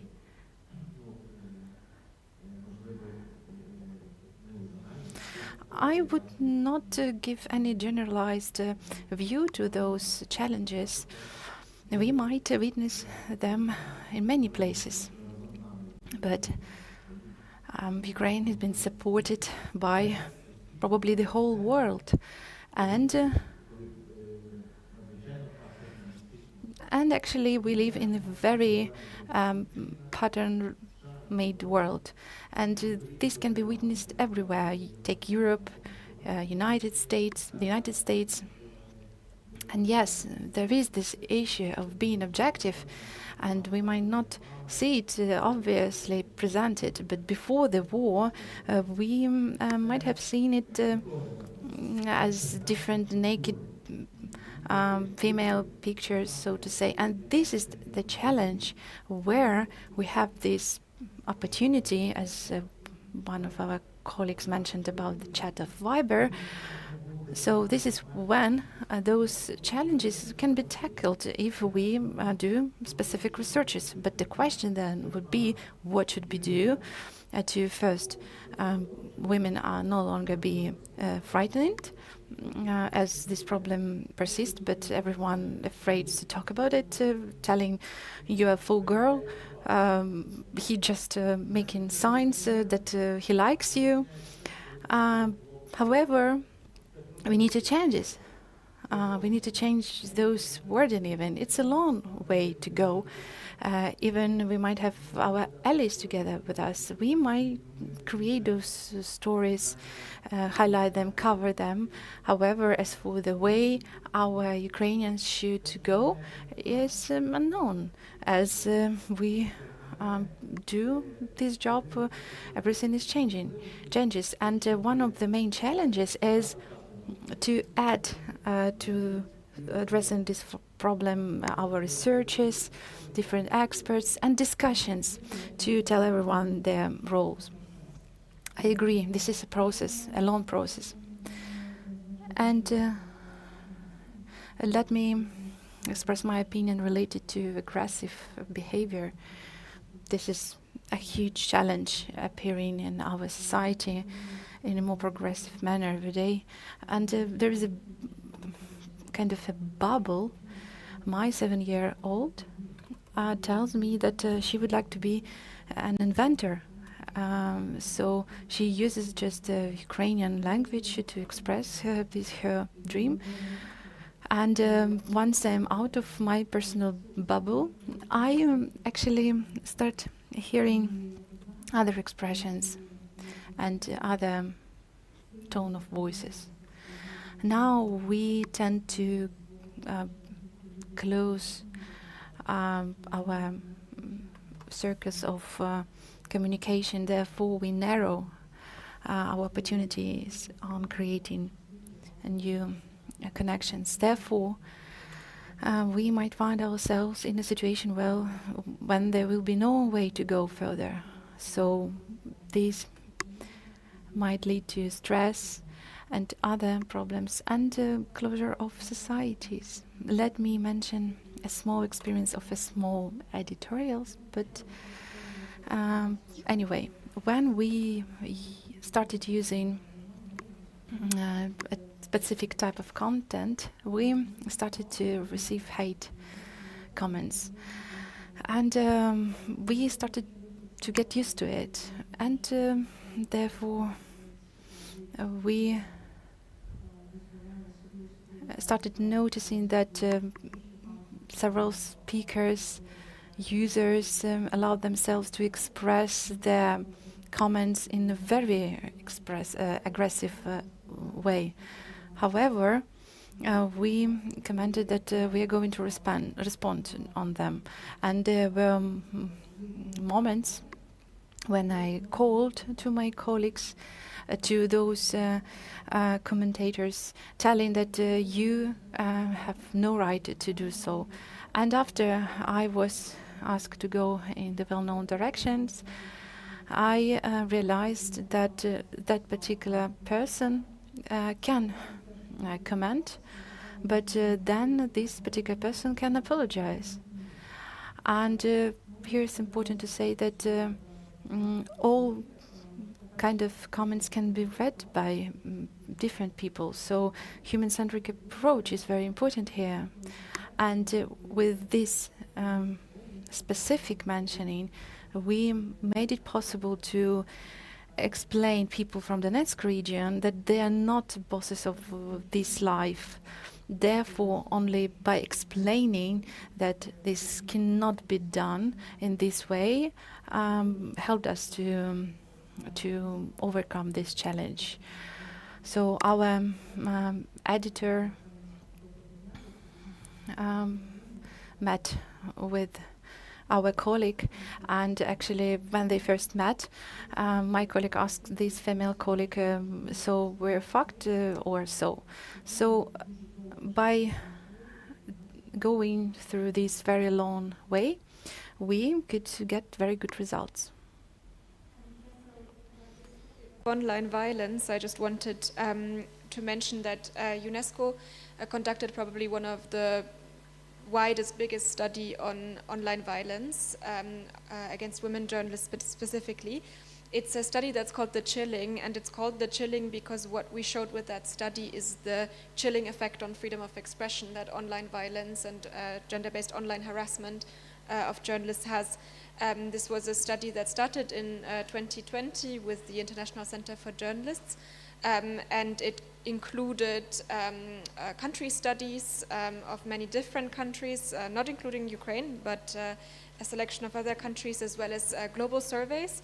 And just to give you some ideas of the extent that we found there was that 73% of the women journalists that were surveyed had experienced some form of online violence. 25 had received threats of physical violence. 20% said that they were actually physically attacked or abused in connection to that online violence. And then 30% of them said that they self-censored on social media, and 20% described that they withdrew from online interaction. So it really has a chilling effect. And another element that was really interesting was that specific topics garner a larger response in terms of online abuse. And so, for example, one of the topics is gender equality. So women journalists that online speak about gender equality, they are attacked even more. Or another one of those topics is disinformation. So це не тільки про гендерну рівність, також коли про ЛГБТ. This is not only true about GBV topics. Sensitive, different topics are also widely commended. Another result of the study, and it's something that we emphasize in connection with the study, is also that we asked the women journalists that responded to the survey many different things about their identity, sexual orientation, and so on. And the abuse that they receive is very much connected to those factors as well. So it's an intersectional issue. It's not something that we have from the UNESCO side surveyed or studied intensively about Ukraine. But I think it would be a really interesting thing to do that in a more comprehensive way. And I just wanted to say one more thing, going back to something we discussed before in the question from Andri about gender stereotypes. When we speak about gender stereotypes, it's against men and women equally, and I think that addressing gender equality means also obviously addressing stereotypes against men that are promoted within the media. It's also about homophobia, sexism. So I just wanted to say that that's another way of how I interpreted the title of your panel, right? That it's broader. Thank you. Дякую, Тереза. Я бачила, є коментарі. Thank you, Teresa. I saw raised hands. People would like to provide comment from the audience. Valentina Petrak. I represent here a local media organization. The former district media outlets, we live very close to our audiences. And when we mention the public aggression against women or domestic violence, we can see from police records that women now are complaining many more times, much more frequently. But now, with all respect to the male military service members, women feel reticent disclosing these things. So they would not say that soldiers or former soldiers abuse substances or behave violently in the four walls of their homes, and then women do not complain, and that entails very dire consequences and implications. What shall we do? I don't know what we should do, because I haven't got any recipes, but we spoke about self-regulation. What the media are responsible for is protecting personalities and identities of both men and women. We should not actually counter the issues. We have to highlight issues, and we should encourage the society to find solutions to such problems. We should engage experts perhaps in the public dialogue, and we have to help the society, as I said, to find solutions. I can see Rayon NUA outlet, they also have gender policy of their organizations. If I can provide a brief comment, the number of registered complaints has gone up, and that might be a good development, because earlier such complaints would not be registered even by the law enforcement authorities. And if we delve deeper, then we might see another a story that you might publish in your outlet. So you should look at a broader picture. One of the heroes of our materials once said that if a man abused alcohol and was aggressive before the war, then you should not blame his aggressive behavior on the war, right? It's just him. So when you highlight these topics or you cover such topics in your materials, you should delve deeper. Okay, we've got the gender policy in our organization. I heard that if you've got a policy, say gender policy, gender equality policy, and you don't have the monitoring, that the policy is worth of nothing. But a lot depends on the people who are in charge of implementing those policies. It's good if a media organization can afford having a monitoring and evaluation expert, but not everyone can afford it. And usually in the district outlets or regional outlets, it is difficult to actually spare or designate an employee to do so. But we do undergo external monitorings, and that saves us time and effort. Then we analyze the outcomes of such monitorings, we correct the wrongs, and these monitorings are extremely important, not only when it comes to gender policies, but to any other types of policies. And we, for example, I detected unmarked advertising, which was in contravening of the media law.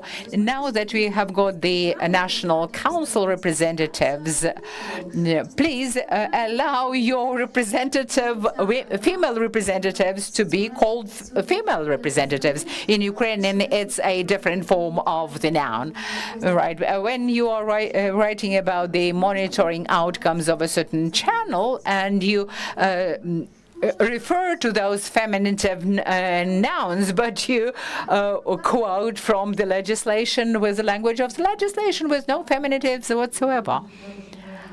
I can tell you that even the governmental commissioner for gender policies used to be commissioner in the male grammatical gender. Right, there is this trend towards feminitives in the language. Yes, policy is important, but monitoring and implementation of policy is much more important.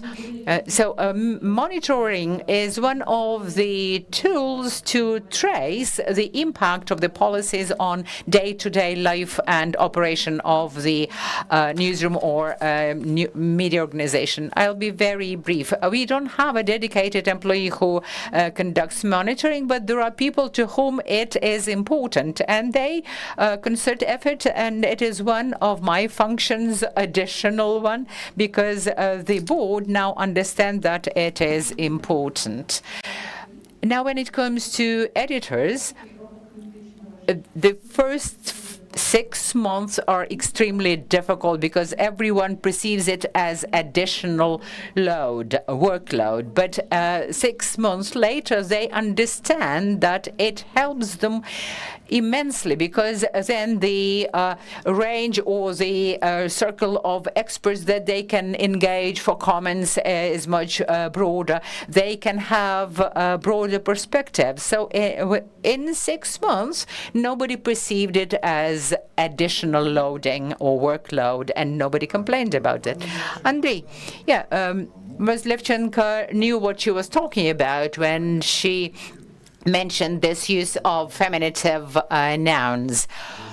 Dear colleagues, I call on you to remember that in Ukrainian there are a lot of nouns that are of a dual grammatical gender nouns. So you don't have to invent feminitives where we have this collective gender nouns, like colleague, like judge, there's lots of words, nouns that do not have two versions, gender versions, male and female. Besides, when it comes to sexual identification, there are non-binary people, and we should remember about that as well. Quite recently, I met a person who would refer to themselves as them, there, etc. So we should take that into account as well, even in the Ukrainian language, which is a total novelty to us. So it's not only the matter of gender policy, but it's also a matter of gender-sensitive language. But I will mention that perhaps a bit later when I moderate the next panel. It's not an advertisement, it's just an announcement, okay? Because we will be speaking about it later. Thank you, Andrei, particularly about your readiness to embrace all genders, grammatical and social. I saw a raised hand by Kristina Rybachuk. And if it is the only intervention in this panel, then we will be winding up. Thank you very much. I am Kristina Rybachuk. I represent the Swedish Embassy, and I'm extremely thankful to this panel for embracing a man and a man talking about gender issues. And you also spoke about responsible parenthood, which to us in Sweden is extremely important. We are currently supporting the project of creating responsible parenthood hubs in Ukraine. My question is about the context in which we exist today. As Maria said before, there is this aggression, there are closed bubbles, information bubbles and social bubbles. How do media have to communicate the issues of women's leadership, equal opportunities, equal representation in a profession amongst the professional or expert community? What's the role of the media in promoting these issues, these topics? Because, in fact, there are very few men that outside the limits or the boundaries of responsible parenthood would understand what gender equality is about, why there should be gender quotas, for example, in election processes. Why do we have to discuss women's leadership saying that we are the discriminated against? We cannot go abroad, whereas women can do that freely. So I've heard lots of such discussions before, and I think that the media are called to play a very special role in this public dialogue. They have a mission to perform, I think. Can men also be advocates of women's leadership? I can answer they can.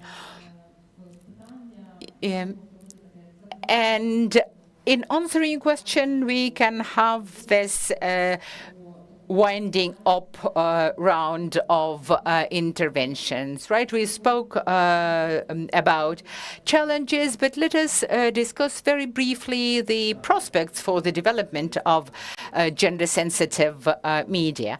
Thank you. In this context, I would hark back to where we started, to human-centric approach. This is the major incentive for the men to engage in the discussion of women's leadership, because they are, or they at least should be, most interested in having happy, joyful, satisfied women close to them, which will mean that we've got the satisfied society, the society of self-accomplished people. And that harks back to the earlier mentioning of the difference between courtesy and harassment, and failure to understand the difference. On the other hand, we have certain distorted approaches in the society that actually are rooted in those stereotypes and older practices. And here we have to work together with the media. But what we don't have in the media is the expertise how to change this situation. Sometimes we manage to overcome these stereotypes, sometimes we don't. I do agree that media, being the fourth branch of power, the fourth power in this society, can play the role. And even though we are not aware of all of the projects that wonderful organizations like the Swedish Embassy are currently implemented, can support them media-wise. And we should have a number of interesting gender-sensitive projects that the media should participate in and promote. Thank you very much. Speaking briefly, I would say that what I lack is the integration of policies into practical processes, because when somebody knows that a woman is prepared to sell their children, it's the issue of education, that there are people who do not understand how atrocious it looks. And there were people who did not take care of that woman in the postpartum depression time, perhaps. And we, as the media, should highlight not only what we want to see changed, but also we should put pressures to bear on the authorities for them to integrate all of the various policies related to gender, related to vulnerable population groups, so that their overall policy is more comprehensive. Maybe just to say what UNESCO is planning also on supporting here in Ukraine. We have a large project funded by the government of Japan, which addresses safety of journalists, media development, but also investigative journalism. And in that, in line with our overall policies, gender is mainstreamed, but we also want to do some very specific activities this year.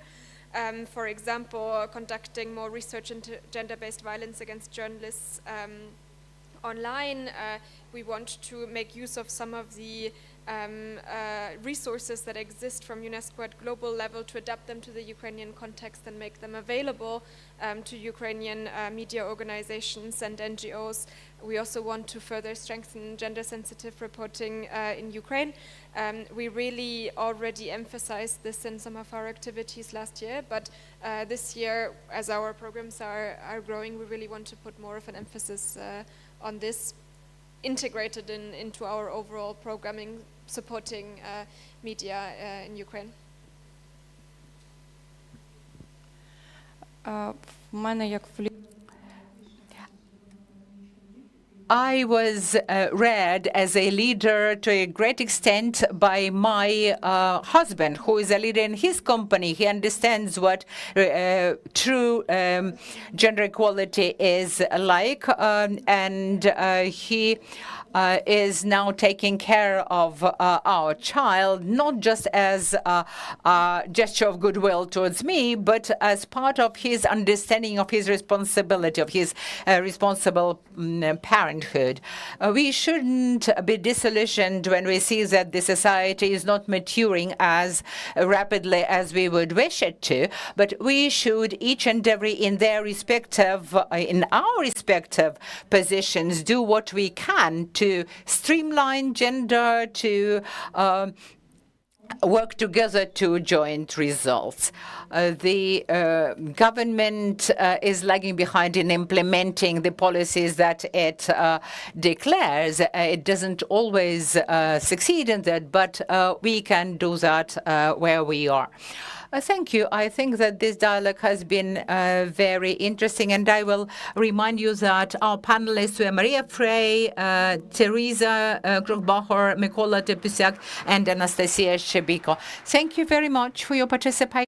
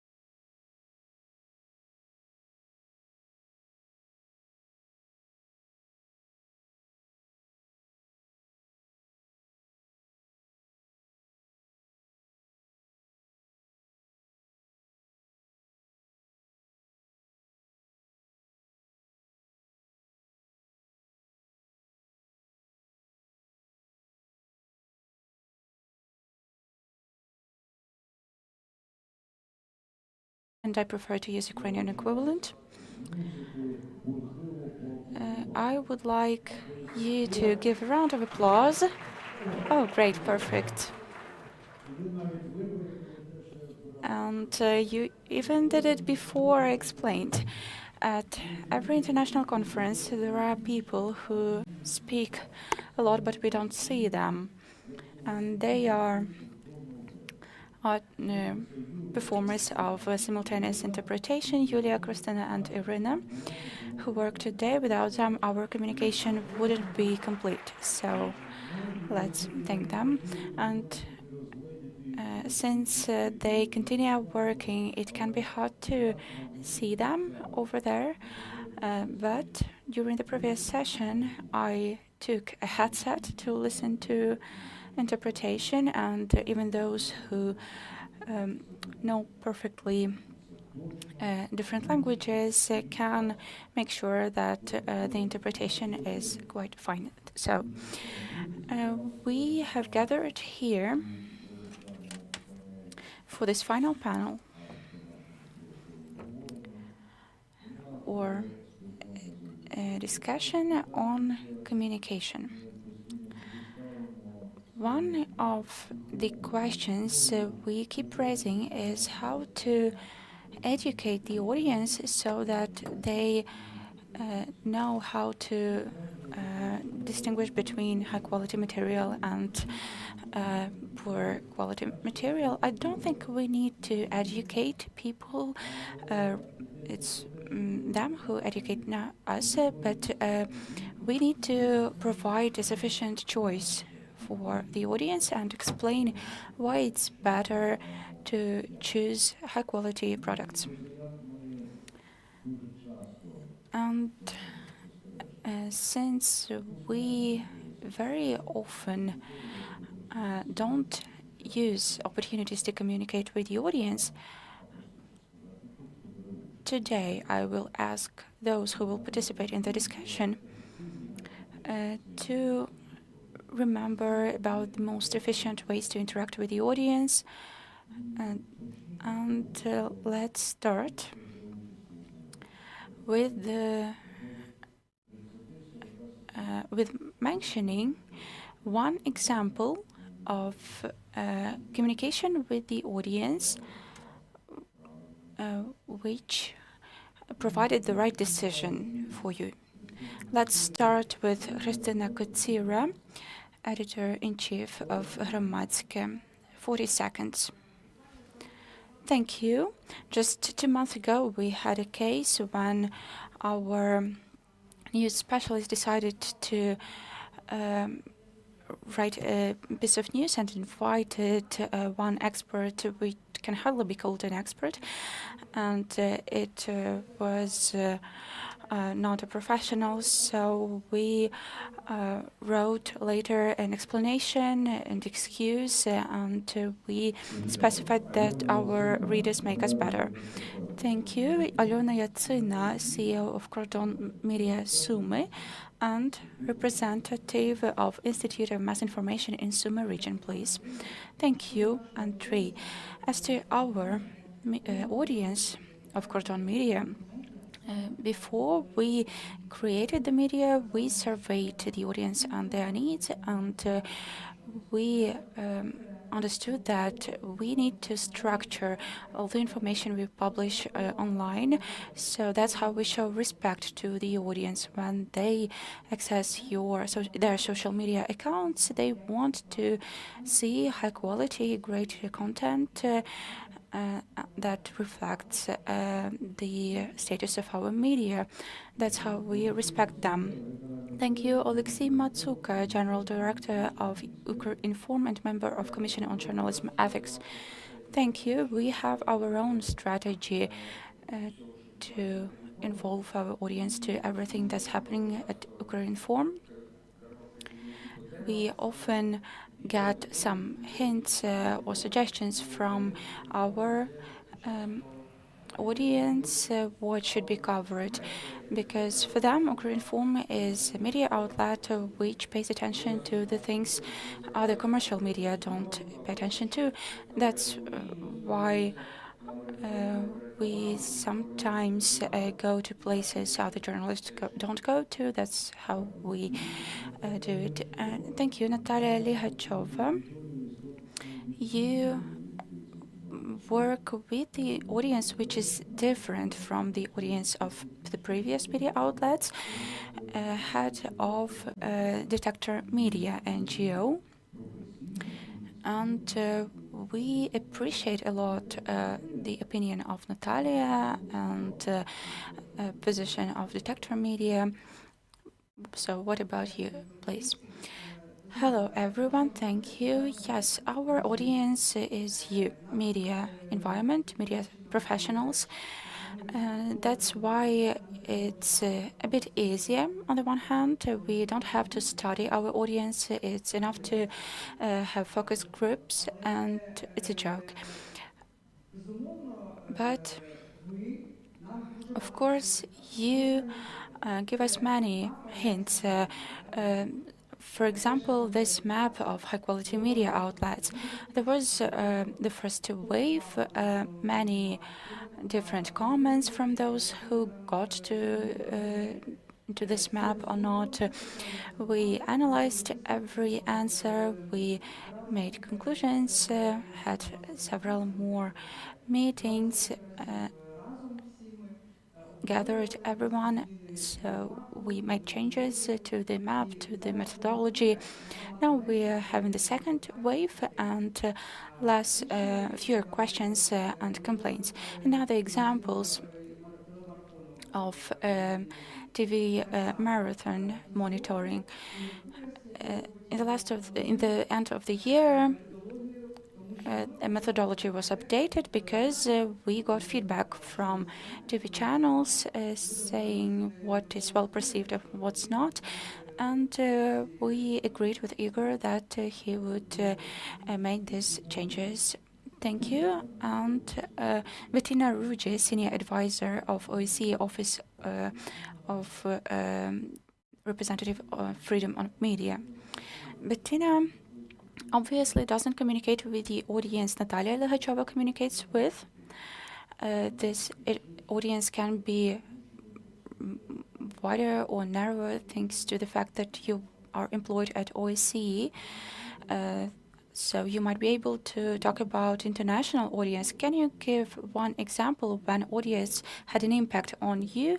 And could you please also share your reflections on our interaction and importance of the audience for self-regulation, please? Okay, thank you very much, and also thank you for everybody to be here. So I want to give an example how audience drove me to do something. So due to an article that was pushed and promoted very much by audience, I'm going to apply in June to work for the Election Commission in Germany to monitor the European elections. And I also encourage my husband to take part in the demonstration in Germany. I can give the background of the story later. Shall I start telling you? Yes, please. Okay, good. So in preparation for this panel, I did not find much in OSCE documentation about audience engagement, but I found a study, a recent one by the Oxford Institute, Reuters Institute, that says that audience engagement is very beneficial for building trust in media, and we all see that building trust in media is very important because whatever we do, we see a decline in media trust everywhere in all kind of media, even if it's quality media. And we discussed also that this is due to disinformation, and it's just enough that somebody questions and challenges a truth or a fact, so it is already enough to say, well, but this is not. So, and when we were following yesterday's discussion about media literacy, we also have to expect, with all the good work done, that in the future and also now already, we will have media literate audiences that will be able to play a bigger role with engaging with audiences. So they will be able to critically analyze media, but they will also be able to play a bigger role in the media. And this is why also the RFOM puts a focus on media literacy and media freedom literacy, and we understand that audience will understand the value of media freedom literacy. So we can then expect that there will be a quite good group to engage, and we can also expect that journalism, it is a new audience engagement, can be a new form of journalism that will drive also a new form of trusted journalism. And now I come back to my example, why I start working in the media, why I start working in, I decided to become part of the election team in June elections. It has to do with an article that was published in January by a public investigative network, which is called Korrektiv in Germany, and they discuss, and they under the name, under the title "A Secret Plan Against Germany," they reported about conspiracy meeting of right-wing and very conservative journalists and politicians who had a plan to deport foreigners and people also people with a migrant background in Germany. And this story and this plan, and this was research, and it was so well documented, and it was taken up by many media in Germany. So as a consequence, for weeks, people in Germany would go on the street to protest against right-wing and right-wing anti-democratic politicians, obviously going on a very high level and having already very, very concrete plans in Germany. And if you want to, and it was, so at the end, it was for 10 weeks and weekends all over Germany, people going, it was more than 1 million.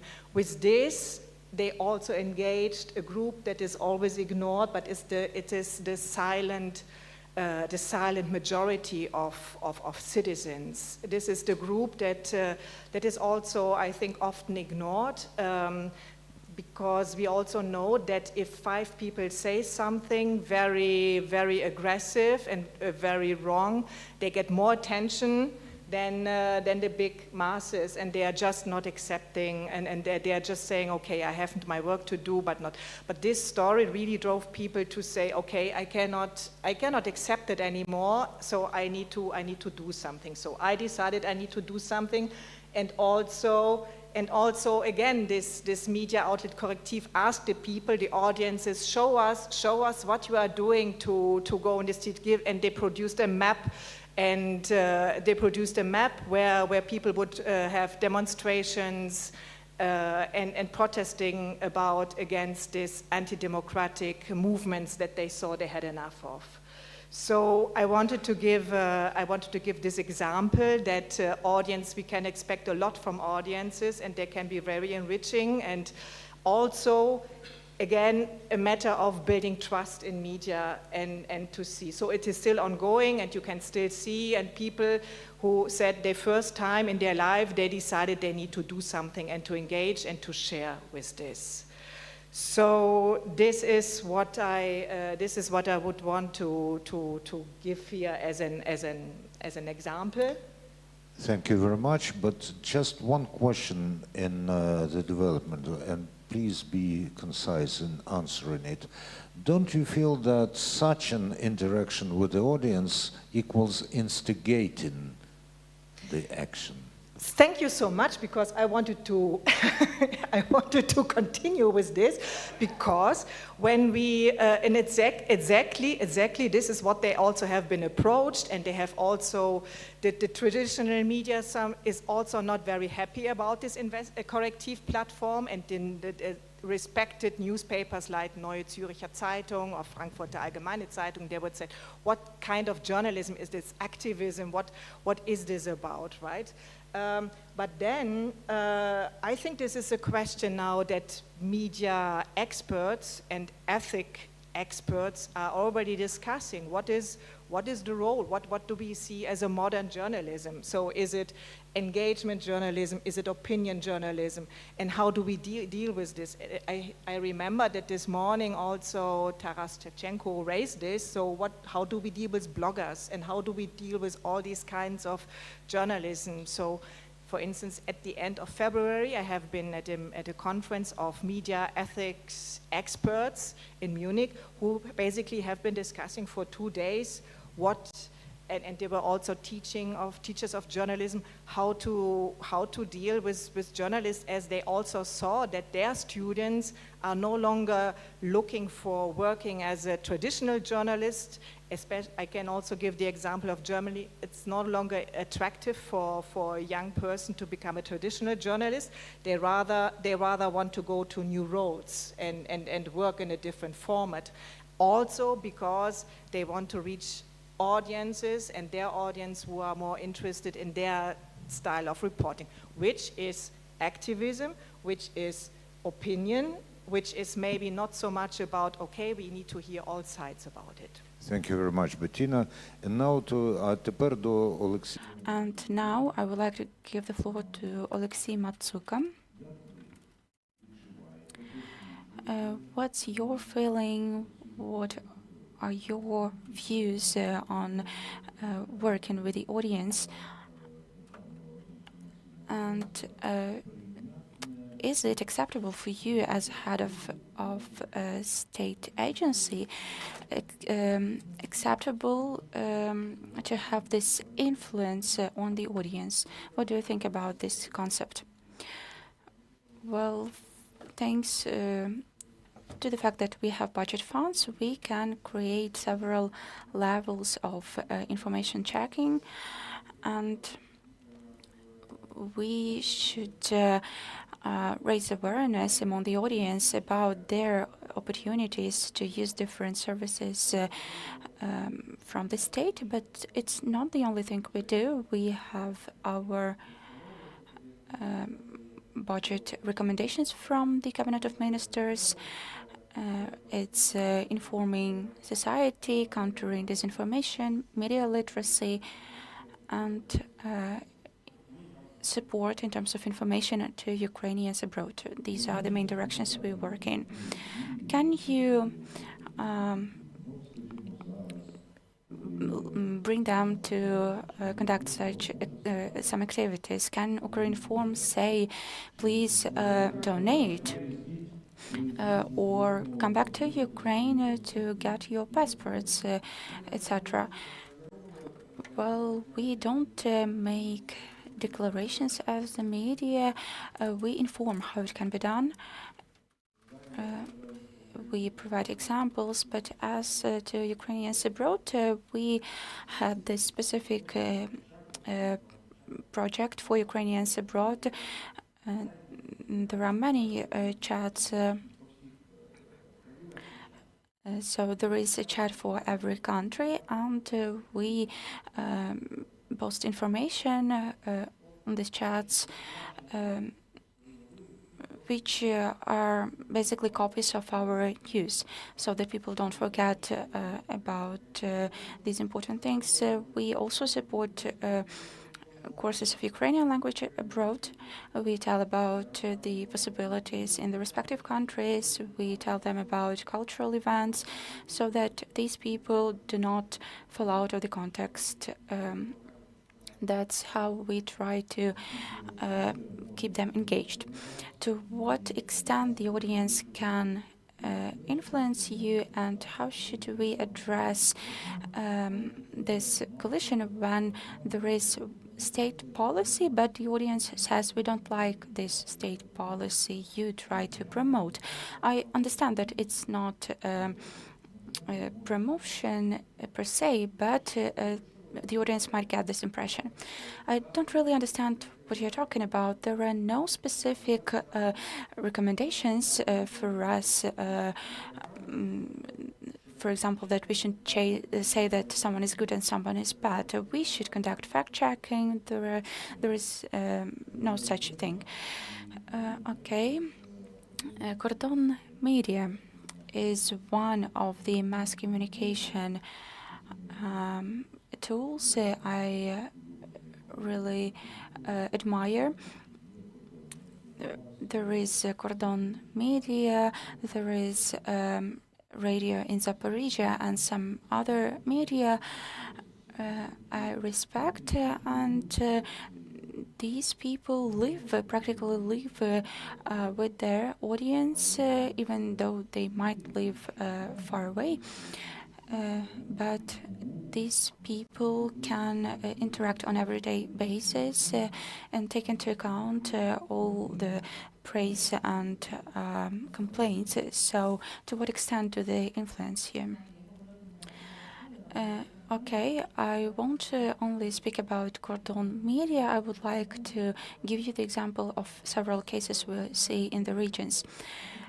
There is an example of regional media, which I consider to be an exemplary one, which cooperates, which interacts with the audience very well. It's Zucker Media. They have approximately 600 of active subscribers who pay on a monthly basis for the subscription. Actually, this system has been there for several years, and they are probably pioneers in Ukraine. They managed to create a mass product. So what do they do with this club of subscribers?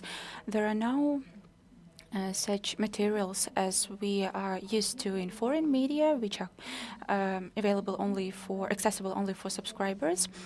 But it goes beyond the limits of ordinary media, and they organize different activities where they can hear opinions of their audiences. So they also get emails to their mail, and they maintain constant communication with their audience. Знаємо свою аудиторію.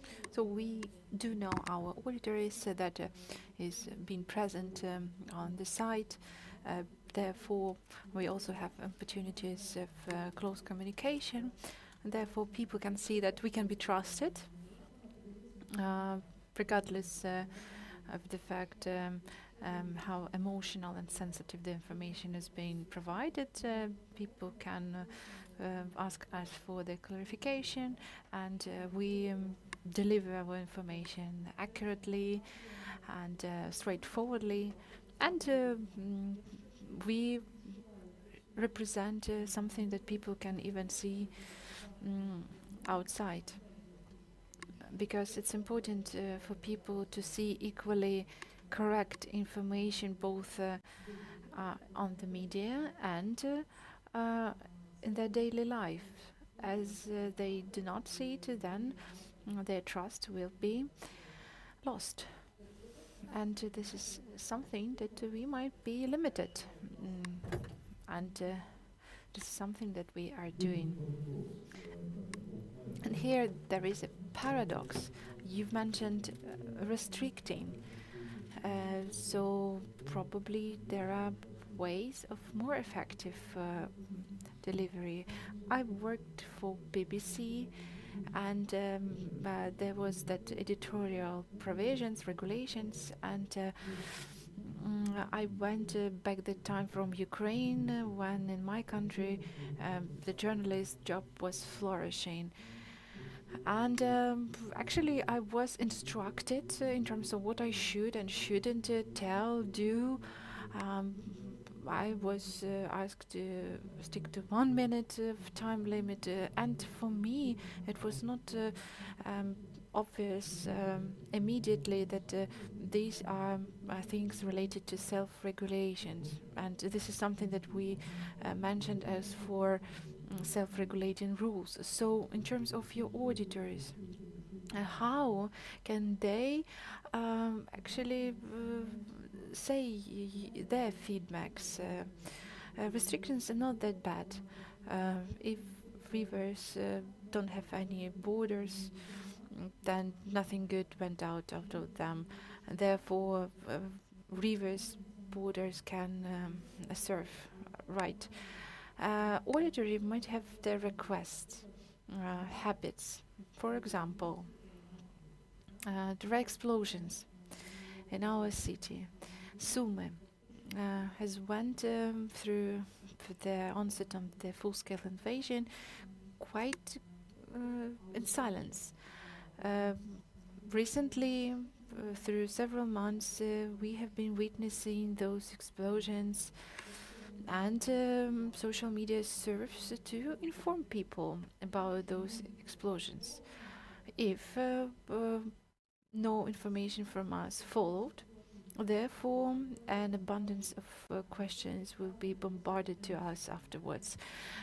Sometimes we can see emotional applications or appeals to us. Sometimes it might be done in a constructive way. So we turned out it into a project. Our auditory asked us to say, to tell us about good things, and as we live in the border areas, and we had this request. Therefore, we show businesses that are developing even during the wartime. We tell about those one who decided not to be relocated or to be narrowed, but to expand themselves. Of course, occupation wasn't in their plans. However, when we deliver these stories, our auditory values it a lot. And let me mention not about some projects.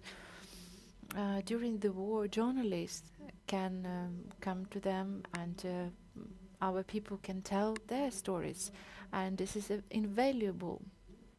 People in the situation of stress require that attitude. For them, that means that they are heard, they can show something, and changes are possible. Christina Kacera represents one of media outlets that are rarely seen in Ukraine. And the same was mentioned by Matis Gruden when, among other things, he mentioned community media term, meaning media related to community or mass media. And I remember when it all started, we had, beyond other things, other projects trying to play the same roles.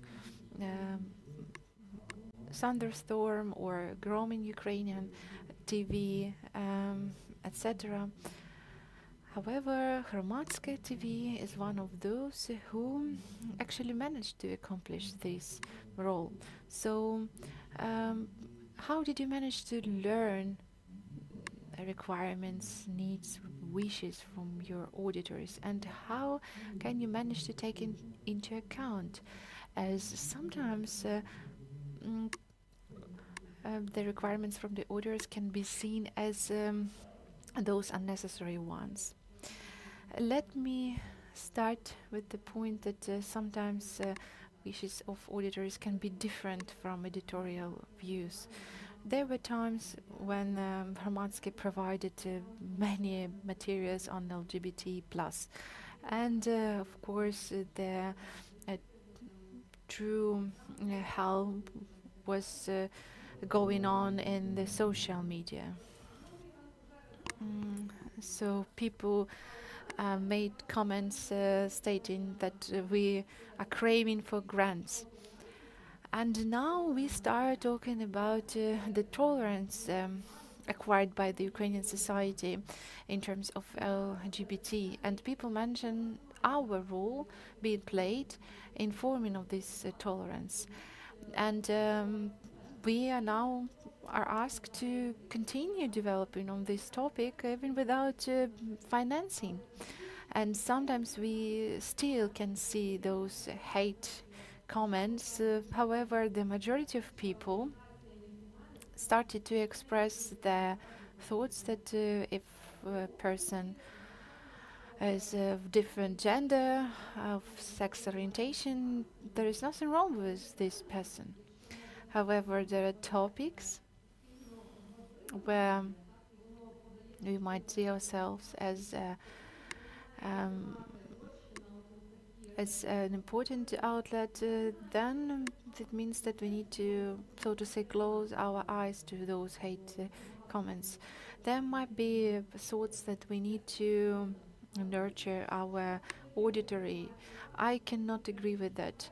If we present the information for the first, second, third time, and a person start changing her perception of LGBT person, probably this is a good way to go.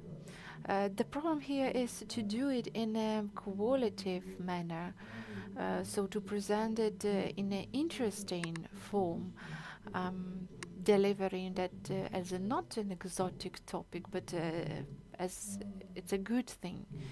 And by doing so, we might create a choice.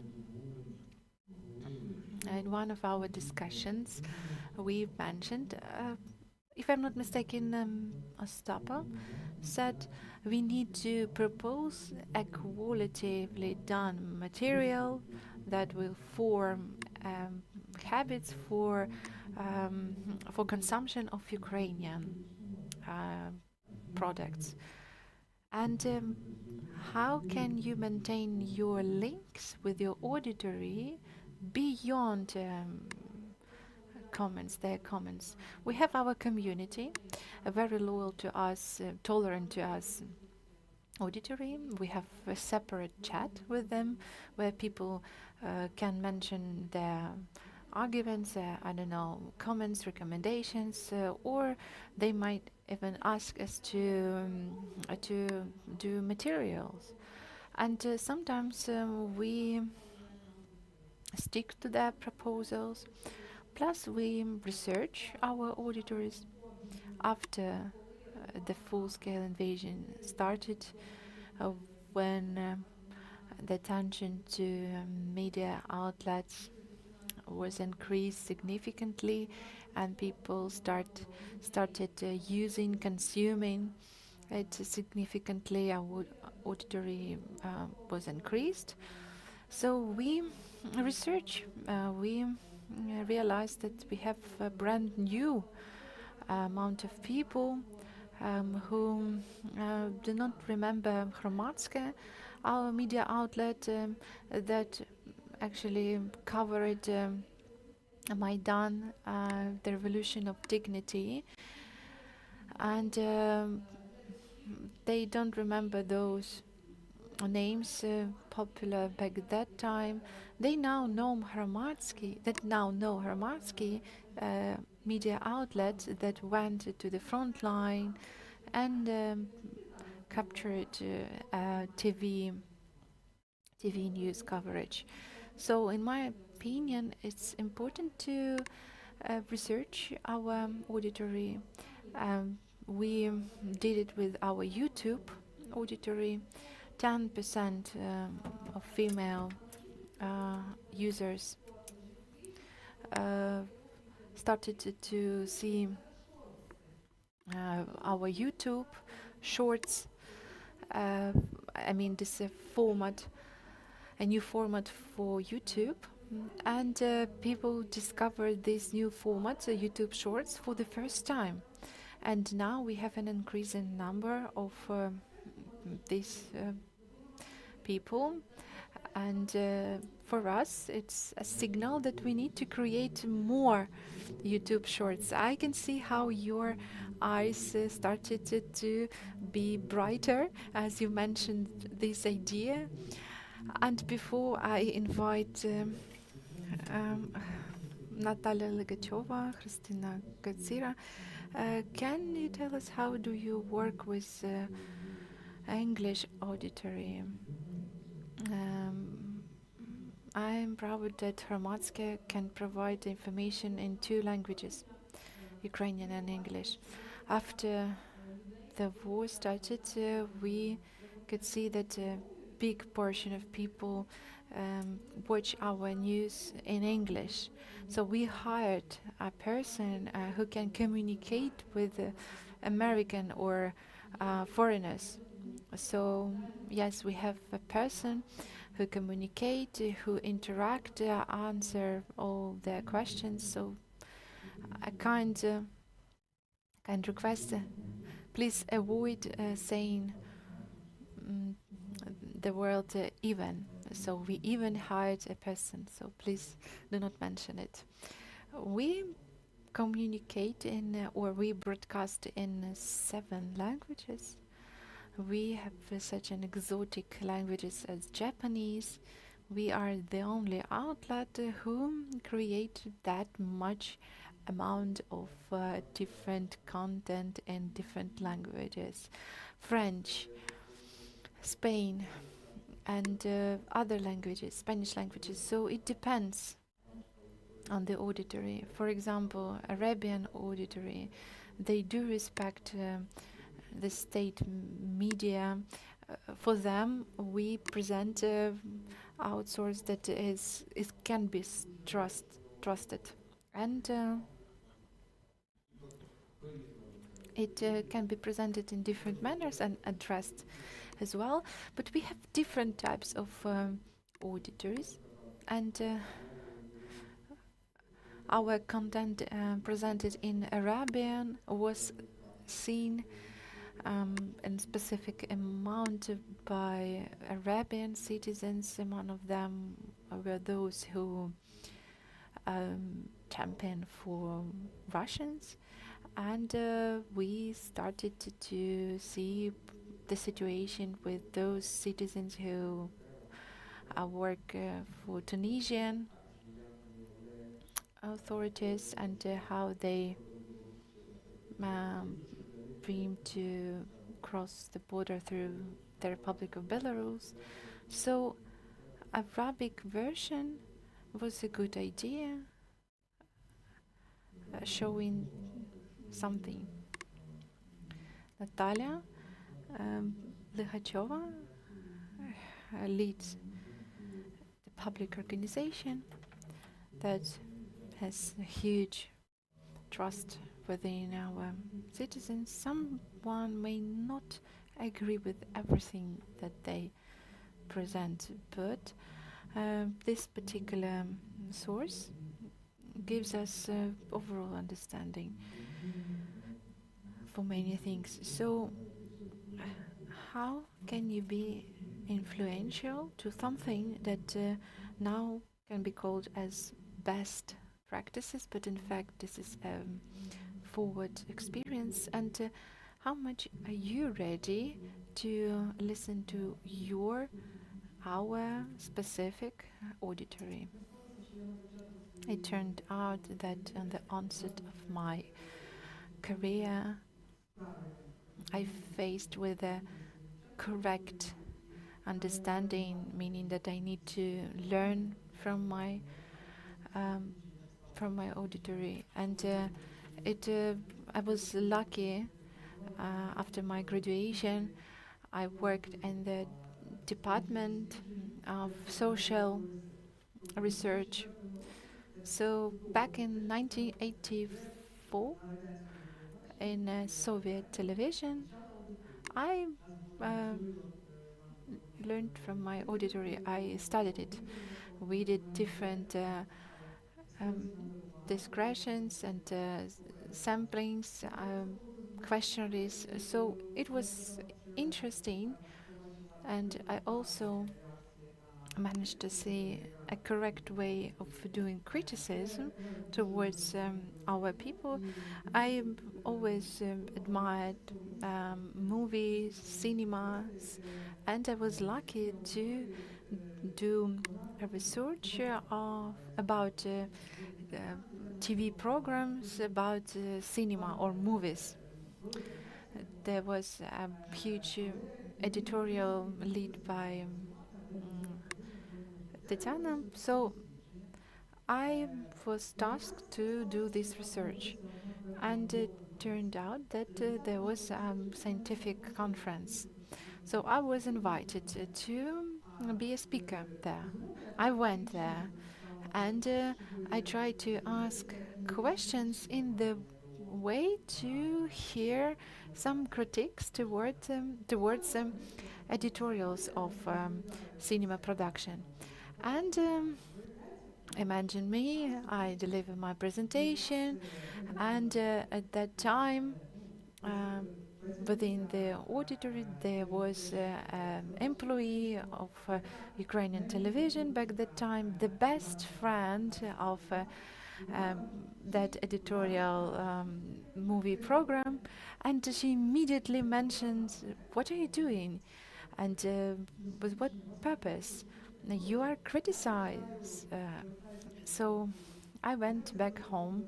I was asked to go to deputy on my job, and I went trying to think what they might ask about it. And in several days I was asked to see that editor of that program. So I was prepared to hear everything.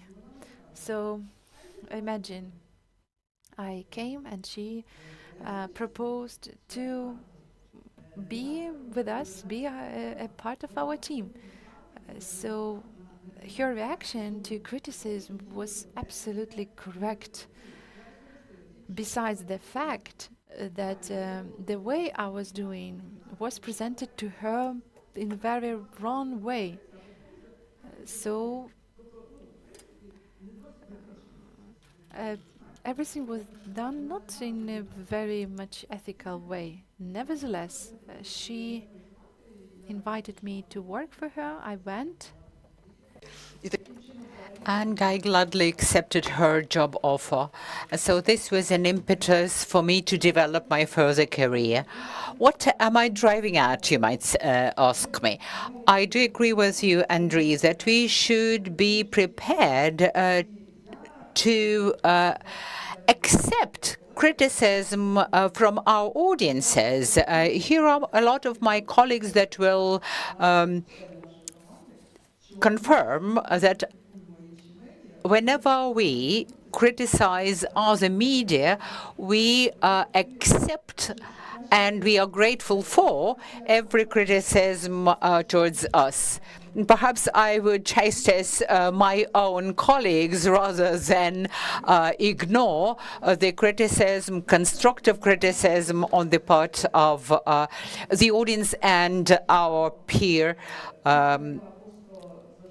media outlets.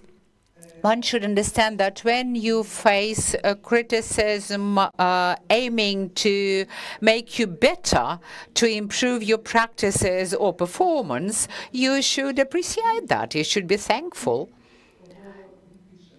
Because sometimes people, while criticizing, aim to help people develop and improve. Even though I tend to say that the negative product for the critic is just very clickbaiting. Right.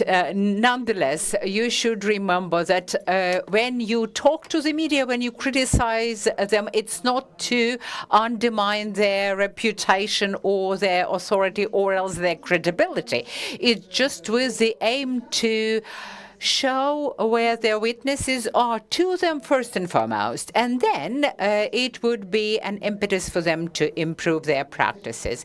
So we thus also appeal to the audiences, because their audiences are our audiences as well. And sometimes when they say that it's the term in Ukraine is jinsa, that is the pre-ordered article, right, paid for by some vested interests. Quite recently, we criticized a media outlet together with the Mass Information Institute, and we actually concurred that article, this publication, contained latent advertising. And then I received just a lot of criticism, absolutely destructive one. So it was very aggressive, it was very offensive, I would say. You mean that critical publication was paid for? Yes, their publication was paid for, but they blamed that on us. So my main message to the colleagues is as follows. So we sometimes have two caps on. We are criticizing our peers, and we are sometimes very severely criticized. So I think that to all of our media outlets, we serve as those who support them. We encourage them to analyze the situation, to study their audiences, because it is a challenge, but you have to rise to it. Thank you.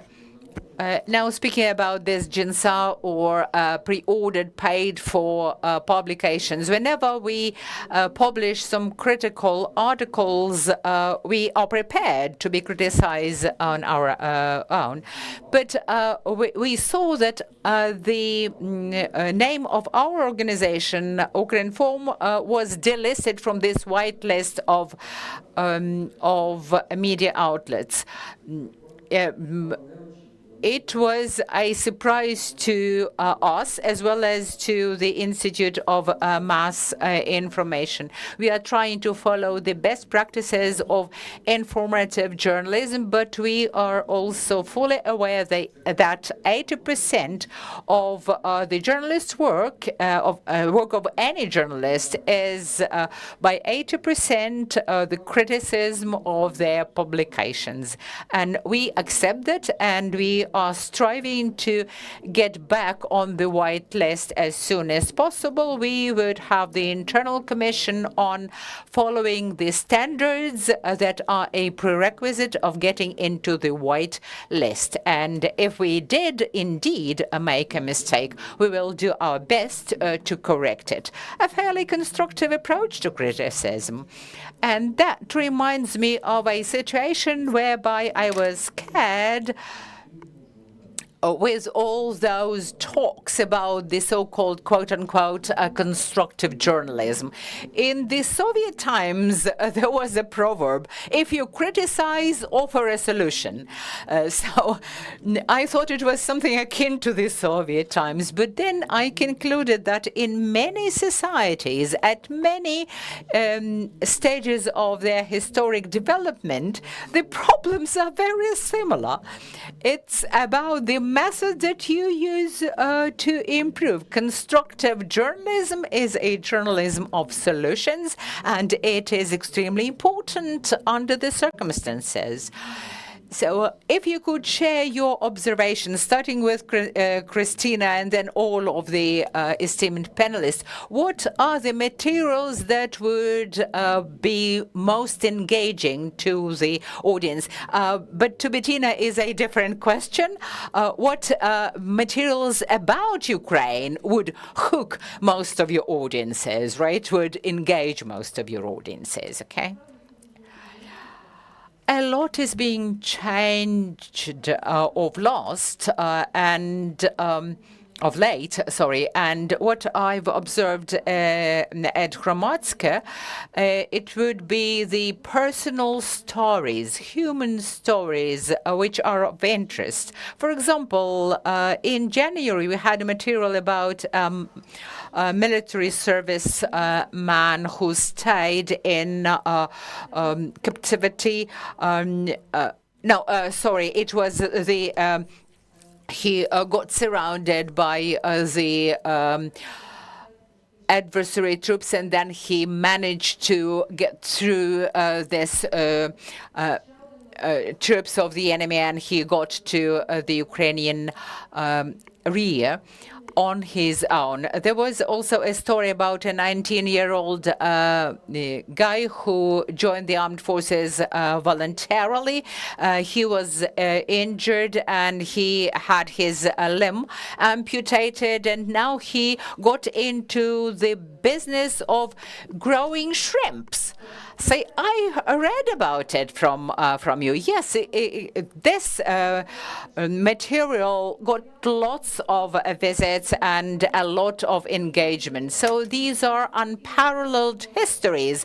Yeah, sometimes Hollywood actually fades in their creativity and in their ability to invent interesting stories. So you can be surrounded by the Russians with no food or water, but then you break through and you get back to your comrades in arms. Or when you are a young person who loses both limbs in the battle, but then you start growing shrimps. You know, incredible. So these incredible, seemingly incredible stories are the most clickbaiting ones. Christina, you are a very experienced editor. When you see such stories, do you commission other journalists to specifically look for such stories? Yes, I do. I tell them, look at this story or that one. Be very open in your mind. Go out of the box and proactively look for such stories. Search for contacts, search for such stories. Alexei, what do you think? Yeah, I've opened my March report, and I can tell you that we had 1 million views about the paramedic from Germany, Diana Wagner, who works in Kiev. Then some very well-known military servicemen who were killed, and then the morning service for them. Those are the most visited stories. Now, if you look at the site and the headlines, Zelensky's statements are most popular. Every official statement will be most engaging in terms of the number of audiences interested. Then geopolitical issues are also of interest. That's the specificity of our audience. They want to understand the home policy as well as geopolitical matters matter to them. But the nature of the information agency is different from that of other media organizations, and you are not as free in choosing your own topics to cover. You have this news feed and you have to provide it to the audience. Right. We do very quick analytics of certain events or phenomena, like the recent event with the travel documents of Ukrainians abroad, and they would not be extended unless people return to Ukraine. So we've got 12 correspondents working in European countries, and they report very quickly about the situation there on the ground. In Ukraine, we have 18 our own correspondents. We've got the broadest network of our own correspondents, and we can have the snapshot of the situation across country very quickly. That's the luxury that we can afford. I would echo what Christina said. Human stories are very popular. And again, audiences want to see good stories, quote unquote. And people want to know what's going on regionally. If these are IDPs, they are also interested in what's going on in the places that they were evacuated from. Of late, the interest to reports from the front line has gone down. unless these are news reports about what's going on right now. And then there are regional specificities. People would like to see video materials or video footage where the journalist is not only a reporter, but also an expert who not only shows the situation on the ground, but also explains things. Like if they comment on shelling, that people would like to know the calibers, the nature of the, say, munitions used, and comments on the impact, etc. So we've got experts on social and economic matters, and we have very few experts who can comment on security situations. Yeah, and you know that official statements are terrible. They are either absent whatsoever, or else they are very poor quality. And people look proactively to find something from the official sources. And if we borrow some materials, then we do that from some official sources, then we have to provide explanation, because people value the information about what it means for them. How will that impact them? Then my question to Natalia Ligacheva, could you analyze what you've heard from your colleagues here, and could you give recommendations on what to do to better engage with the audiences? Yeah, that's a hard one, you know. It is a slippery slope when journalists act as experts. You know, I understand your situation, but I try to think how I would behave in such a situation. For example, we have these explainers, right, in our media, but we pose as explainers rather than experts, right? We do not give any recipes of what needs to be done or how certain things should be done. So we act as providers of information and perhaps explaining some of the facts, but we leave it to the reader or a viewer to decide on their own what their course of action should be. So, but if you look at Igor Kulas, for example, if he watched your videos, he would be criticizing you for that. Yeah, journalists are not experts. That's the point that he would make. What else were you asking me about?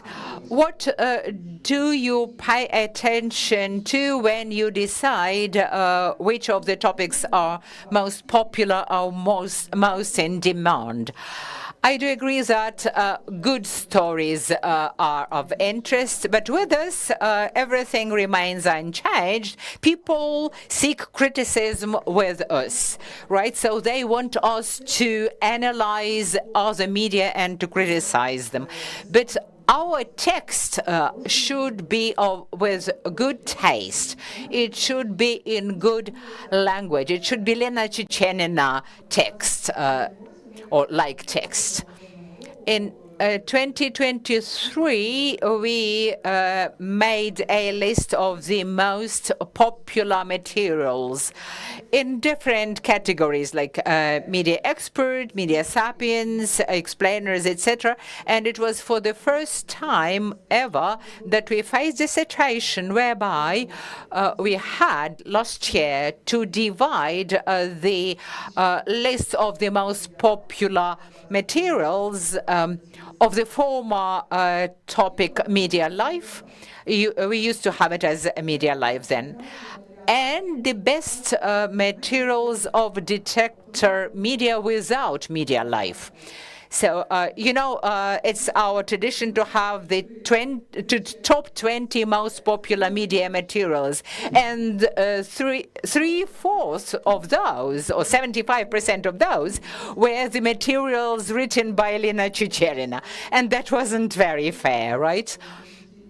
So,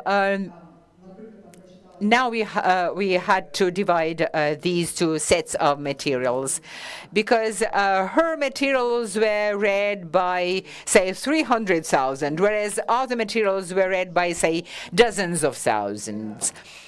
So, okay, excuse me, one more thing, very important, I think. I wish more interest could be generated by positive stories of individuals who deserve attention. Yesterday we published a story with Yulia Kochitova. She was, last year she was the laureate of the Best Press Photo competition, and I see that there are 1,200 views. It is too few for such a story. She's a great journalist, she's a great photographer, but somehow this material generated very few views. So these personal stories, these, say, profiles of journalists are not that interesting, or do not seem interesting to the audiences. Now, speaking not only about our guild, but about the engagement of the audience, the most popular does not always tantamount to the highest quality. Bettina, what do you think is most interesting in what you read or see about Ukraine, and why? So there is, I heard already, and it was also observed, that there is a sort of fatigue about the war, and one could see it also that maybe in some media the coverage of Russia's war against Ukraine was declining. But we also have to consider that since 2022, there was a rise of 10,000% in the media. Yes, so now we are to 500% coverage of the situation in Ukraine.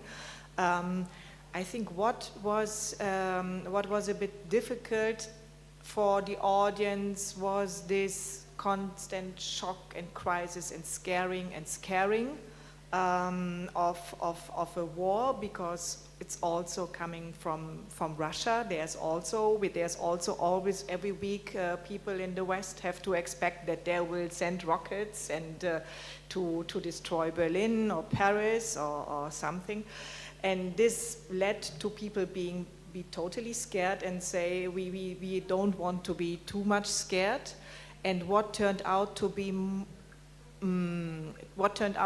a method is indeed constructive journalism, not in the sense of how do we solve this conflict, but in the sense of explaining about what you said of, I think also international audience are interested in human interest stories, how people, despite this very terrible situation they are in, are still working on making progress, are inventive, are humorous. I think we see all this about comedies and how what people are doing. But what also, of course, is interesting for people in, let's say, in the Western European countries is the weapon delivery, this discussion about it. What does it mean for us? Why this weapon system is interesting, and why this weapon system is needed, and why this and what is the impact, and what does this mean for the delivering country?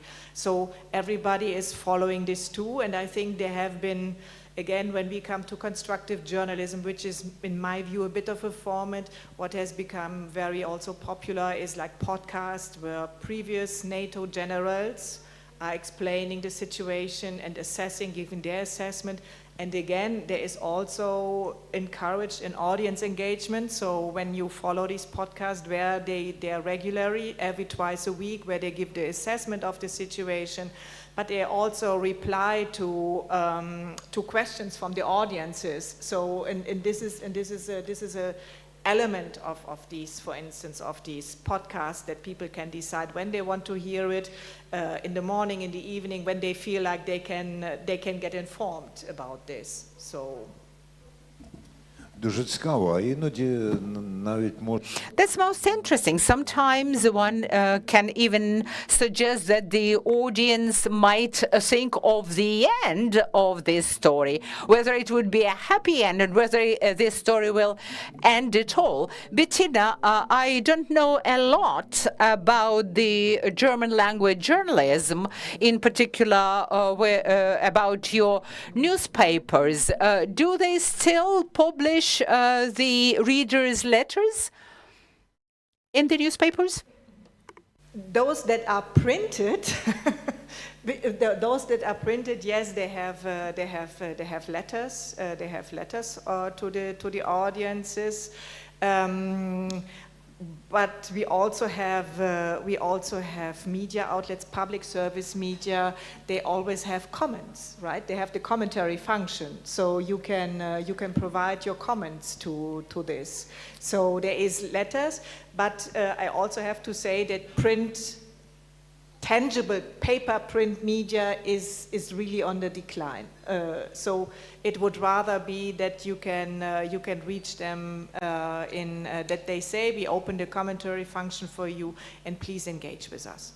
Так, але суті справи це не змінює. І лист... Yes, that's true, but that doesn't change the nature of audience engagement, right? So the main thing is that the audience is coming to us. And when Natalia tells us about how she started working for the public television or state-owned television in the sociological department, there was also a department of processing viewers' letters.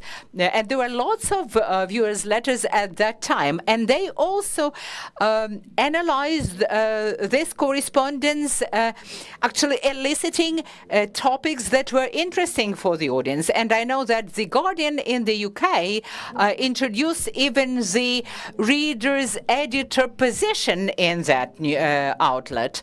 And then that became just common practice for the news organizations to trace or to say measure, to gauge the public sentiment and the sentiment and opinions of their audiences, both actual and potential. I will ask now Christina from Hromadske, who introduced a position of an editor or employee who talks to international audience. But what about a national audience? We've got the editor for public media, and each social media outlet would have their own editor. Facebook, Telegram, WhatsApp, Twitter or X. So we are still in two minds whether to continue working with the Telegram. We've got a separate editor for the Viber, and in those chats we have our editors, and sometimes they ask me about the best way to formulate or to frame their response to the comment or the question of our audience. So we talk to the audiences in all of our media, social media I mean, and we still have the hotline, and people do call us, and that would be a most direct contact. And we also have an email address, and people sometimes write to us. I haven't encountered any handwritten letters that I would receive, say, within the last few years. But, say, 5 years ago, we did receive slow mail from people. Right, quality and even non-quality newspapers used to have a whole page dedicated to readers' letters. Now they've got email addresses. Nobody writes by hand, but still it doesn't change the nature of this communication with your audience. On the other hand, it helps the audience members to talk to one another, because audience learns about other people's views and attitudes through this publication of the readers' newspapers or of the viewers' opinions and comments. So one person, one employee or one department could be in charge of that. Do you think it is still topical? Christina, Alexei, Alona, and Natalia. I think, that what we've got now is a very good model, because a person who is in charge of Facebook would also be in charge of all of the comments offered in Facebook.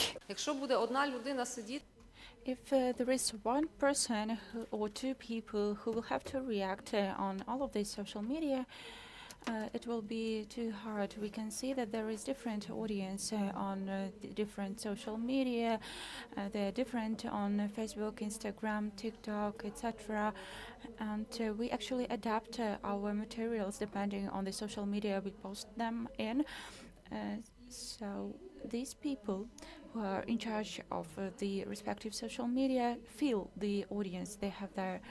And Facebook editor can feel the Facebook audience, TikTok editor can feel the audience on Facebook, and I think it's an acceptable algorithm. Thank you. Alexei, I think one editor is not enough, and it's the practice of 20th century, and now we live in the 21st century.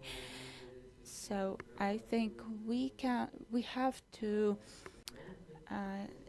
distinguish between different segments, and in every segment there should be a curator or a person in charge of the respective tools. Don't forget about the disinformation we should follow in the comments. We should eliminate hate speech from the comments. It's all provided in the operating procedures, so it's not only the editor, letters editor, who should be in charge. It's something from the 20th century. One person should not do that. Well, actually, I meant what I said is a person coordinating this activity. And I think if we don't have a person like that, we don't see our audience as a whole. I understand what Andrei is trying to say. I think I will try to rephrase it. He means that there should be a philosophy in place. Our media outlets really work with the feedback to our publications, and we listen to how our audience articulates different societal problems. And this isn't different in social media. So, of course, it's great to have a specialist for every social media, but if we had enough money, and if our goal was to have a bigger connection with the audience, yes, I agree it would be good to have an ombudsperson. Probably, I just thought probably Detector Media will invent something like that. Moreover, you just mentioned a British media outlet, but I just remembered that something similar existed in the Day newspaper. There was such an initiative as printing letters from our readers, and we were selecting the most popular authors of the newspaper. I remember there was a specialist, Larissa, who was head of this newspaper, and she was really serious about it, and for me it was a very interesting experience. Okay, now I'm very curious. I just understood it's possible. Alona, please. Actually, we don't use the word letters from readers. We speak about messages. They communicate with us on social media. We call upon them to use this tool, and Stukr has the club of readers. They maintain communication, and they have such a position as a community manager. It's a person who communicates with a part of the audience. It's a separate position. in our media, there is a communication specialist and a social media editor. They both communicate with the audience. Having a separate person, an editor for every social media, it's great, but our budget are not enough for us to have it. We only have 2 specialists, and it's already good. For example, in our region, there is such a trend as writing blogs on the pages of different media. For example, I have my own blog on the page of another media. Before they would post this blog in the newspaper, now it's on the website. But people have an opportunity to add their blogs, and the audience still uses it. They comment below these blogs. Christina, I would like to say that we also have community manager, and it's a person who communicates with this loyal audience. So there is this communication, and these people in charge organize even events for this loyal audience. Sometimes this audience gets video especially for them. We also organize online meetings with our journalists. So there is a person responsible for this. We have such practice, but it's only for a narrow circle of our friends of the media. Okay, we've been speaking for quite some time, but we still didn't hear anything from the audience. Maybe it's time to give them the floor. Okay. In the previous version of the list, we had a serviceman, a representative of the audience. It's someone I know, but unfortunately he didn't feel well and he's hospitalized. So due to his health condition, he's not able to participate. I hope everything will be all right. Actually, we could quickly invite someone. We just can choose someone on the street. Okay, I understand. Or maybe in the hall. All of us are people from the audience. Alena, Alexei, Bettina too, who is our target audience. For us, it's very important how people abroad or people from international organizations perceive us and cooperate with us. And we might also ask the colleagues who applied, who is ready to volunteer their place, their position, to a representative of an audience. So please raise your hands if you have any questions or comments.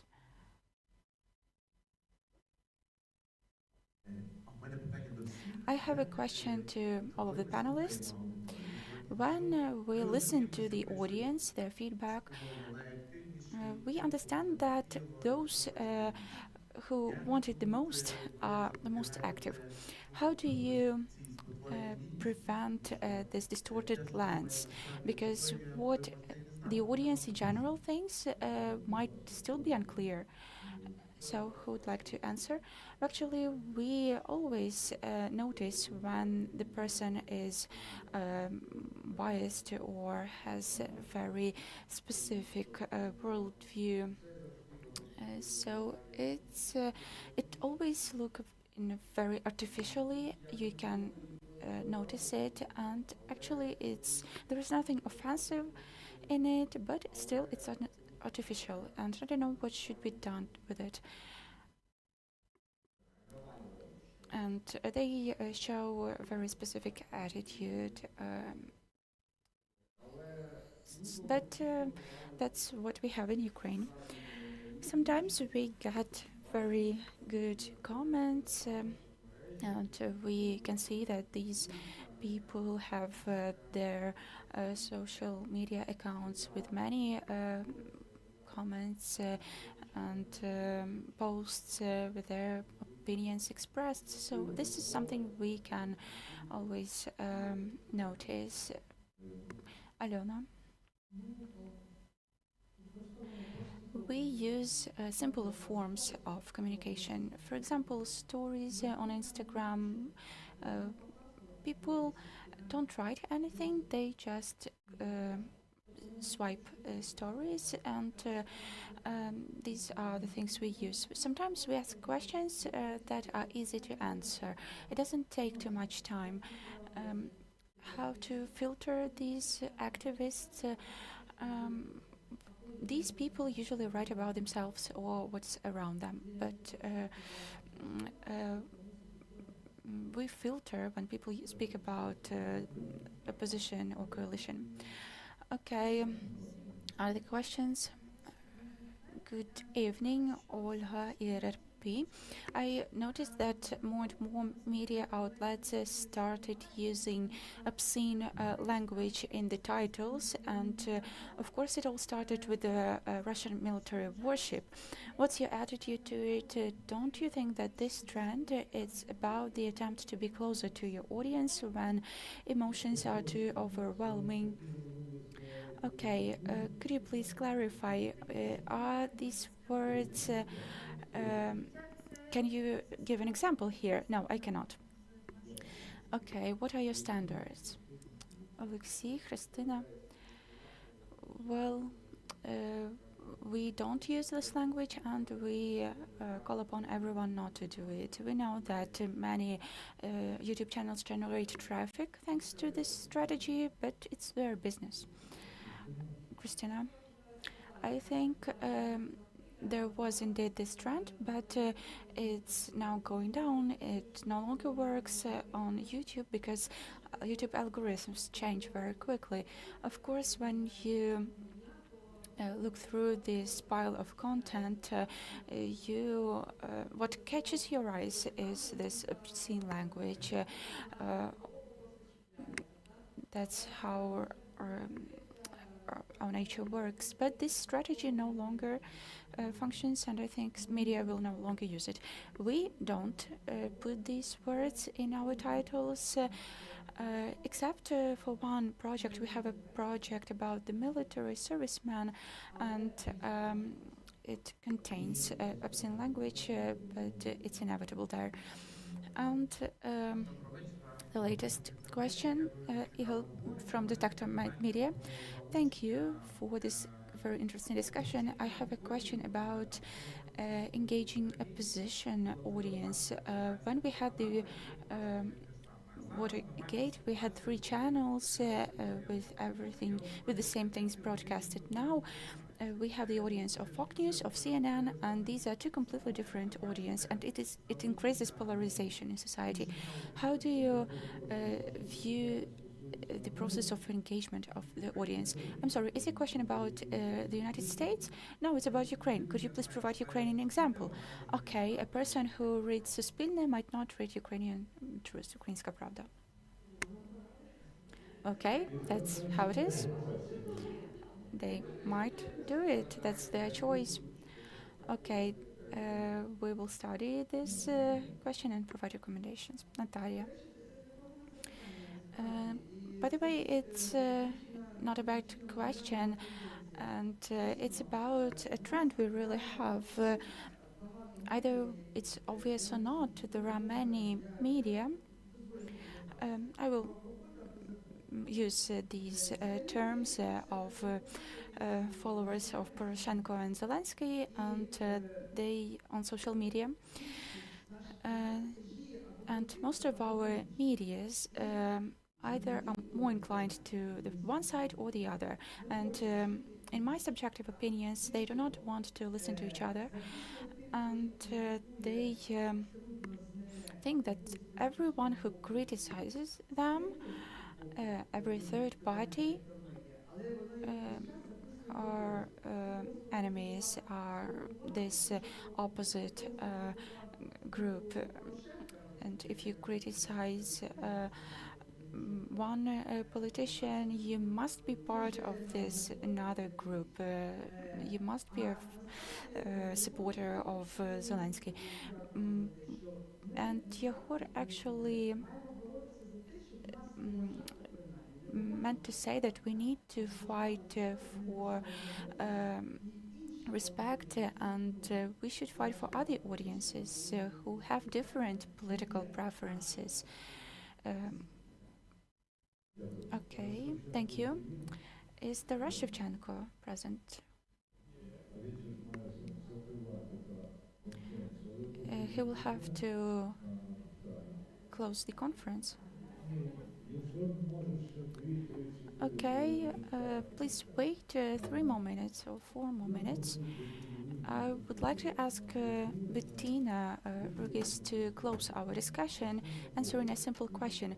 What new did you learn about us in the course of this discussion?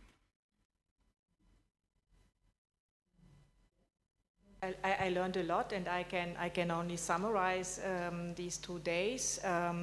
We have unfortunately not many opportunities now to have an exchange with Ukrainian media professionals, because it's very difficult to come to Kiev, and we also understand it's also difficult for a journalist from Ukraine to travel, for instance, to the OSCE events in Vienna, although they're always coming. So for me, it was, and then when we have events outside Ukraine, there's maybe 1 or 2 people, experts speaking, and they are basically saying the same for the sake of also forming unity. So for me, it was extremely interesting to hear the different views, how topics are discussed as audience, media literacy, what to do. So for me, it was very enriching, and to hear the different viewpoints. And this is what I learned, to see how topics that are relevant are still discussed with very controversial viewpoints, and still being discussed. So people come and are engaging in dialogue, and I think this is a very good idea, and also to follow up. And of course, it is very important to have media pluralism. So it is one also has to tolerate that some media might have extreme views. And so to keep a diverse media landscape, I think is one of the biggest achievements to have. So with all criticism, but as long as there's dialogue and these different views, from this you will move on. Дуже дякую. Ми теж не часто насправді. Thanks a lot. We ourselves have very rare opportunities to come together and to discuss various opinions, because we work on the ground and in different cities, towns, etc. So we have large media organizations to manage. So it is always useful to come together and to try to find common ground. And I would like to thank our panelists and to thank the interpreters who had to do very hard things when we spoke about hate, feedback, push, mainstreaming, etc. Absolutely Ukrainian words that cannot be translated into English. Okay, can you imagine? And the very last thing, in Spanish it sounds noticias falsas. In German it is, excuse me, Bettina, gefolgte Nachrichten. In French it is fausse nouvelle. So people use their own terms just for fake news, but we in Ukraine say fake. Yeah, we shouldn't be saying that. We can actually coin our own term for that. So let us call the truth, and let us call lies lies. Thank you very much. Now the floor would be given to Taras Shevchenko for final remarks, closing remarks, if you may.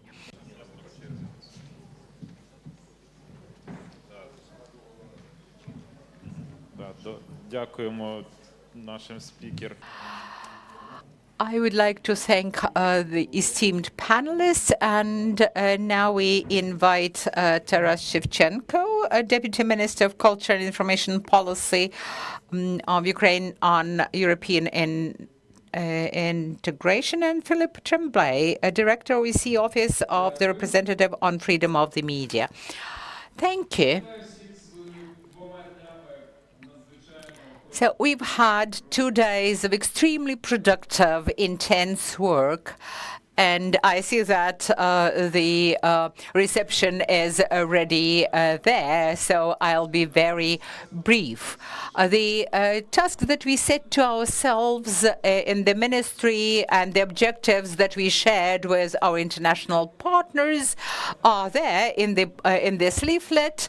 I analyzed them, and now I see that we've achieved almost all of them. We were thinking of providing a platform for stakeholders to discuss and develop strategies that bolster media literacy on the national and regional levels.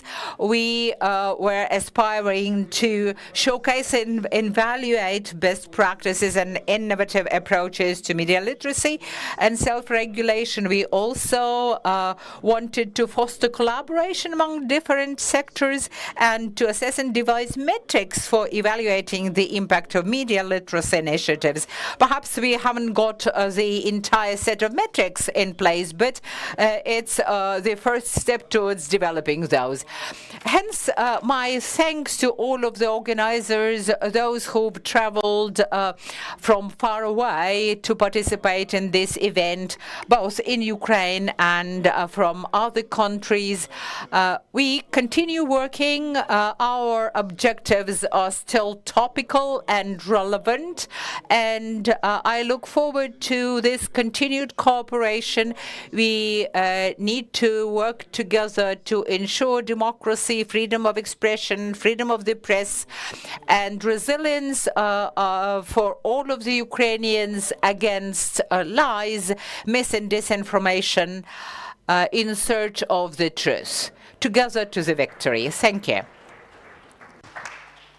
Thank you, Deputy Minister Shevchenko. I can only echo your words. This was a fantastic learning opportunities for us coming from Vienna to learn the situation here in Ukraine, how we can work together, how we have worked together on media literacy, on countering disinformation, on self-regulation. And these are topics that you are working closely with our support mission here.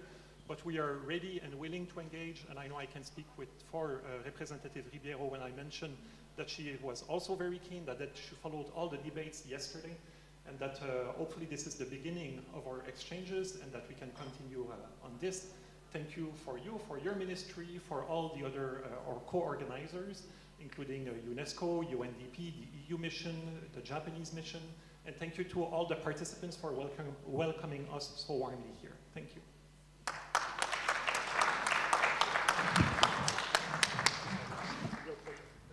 Друзі, перед тим, як ми підемо на вечерю і на нетворкінг, я не заберу вас багато часу. Скажу, що для веселки потрібно і сонце, і дощ. За цих 2 дні, мені здається, в нас вийшла дуже класна веселка. Хто з них дощ, а хто сонце, ми влаштуємо батл на наступній конференції. На цьому нашу конференцію оголошую завершеною. Сьогодні вам модерував Роман Кіфлюк, національний радник України International Media Support. І до нових зустрічей, бережіть себе.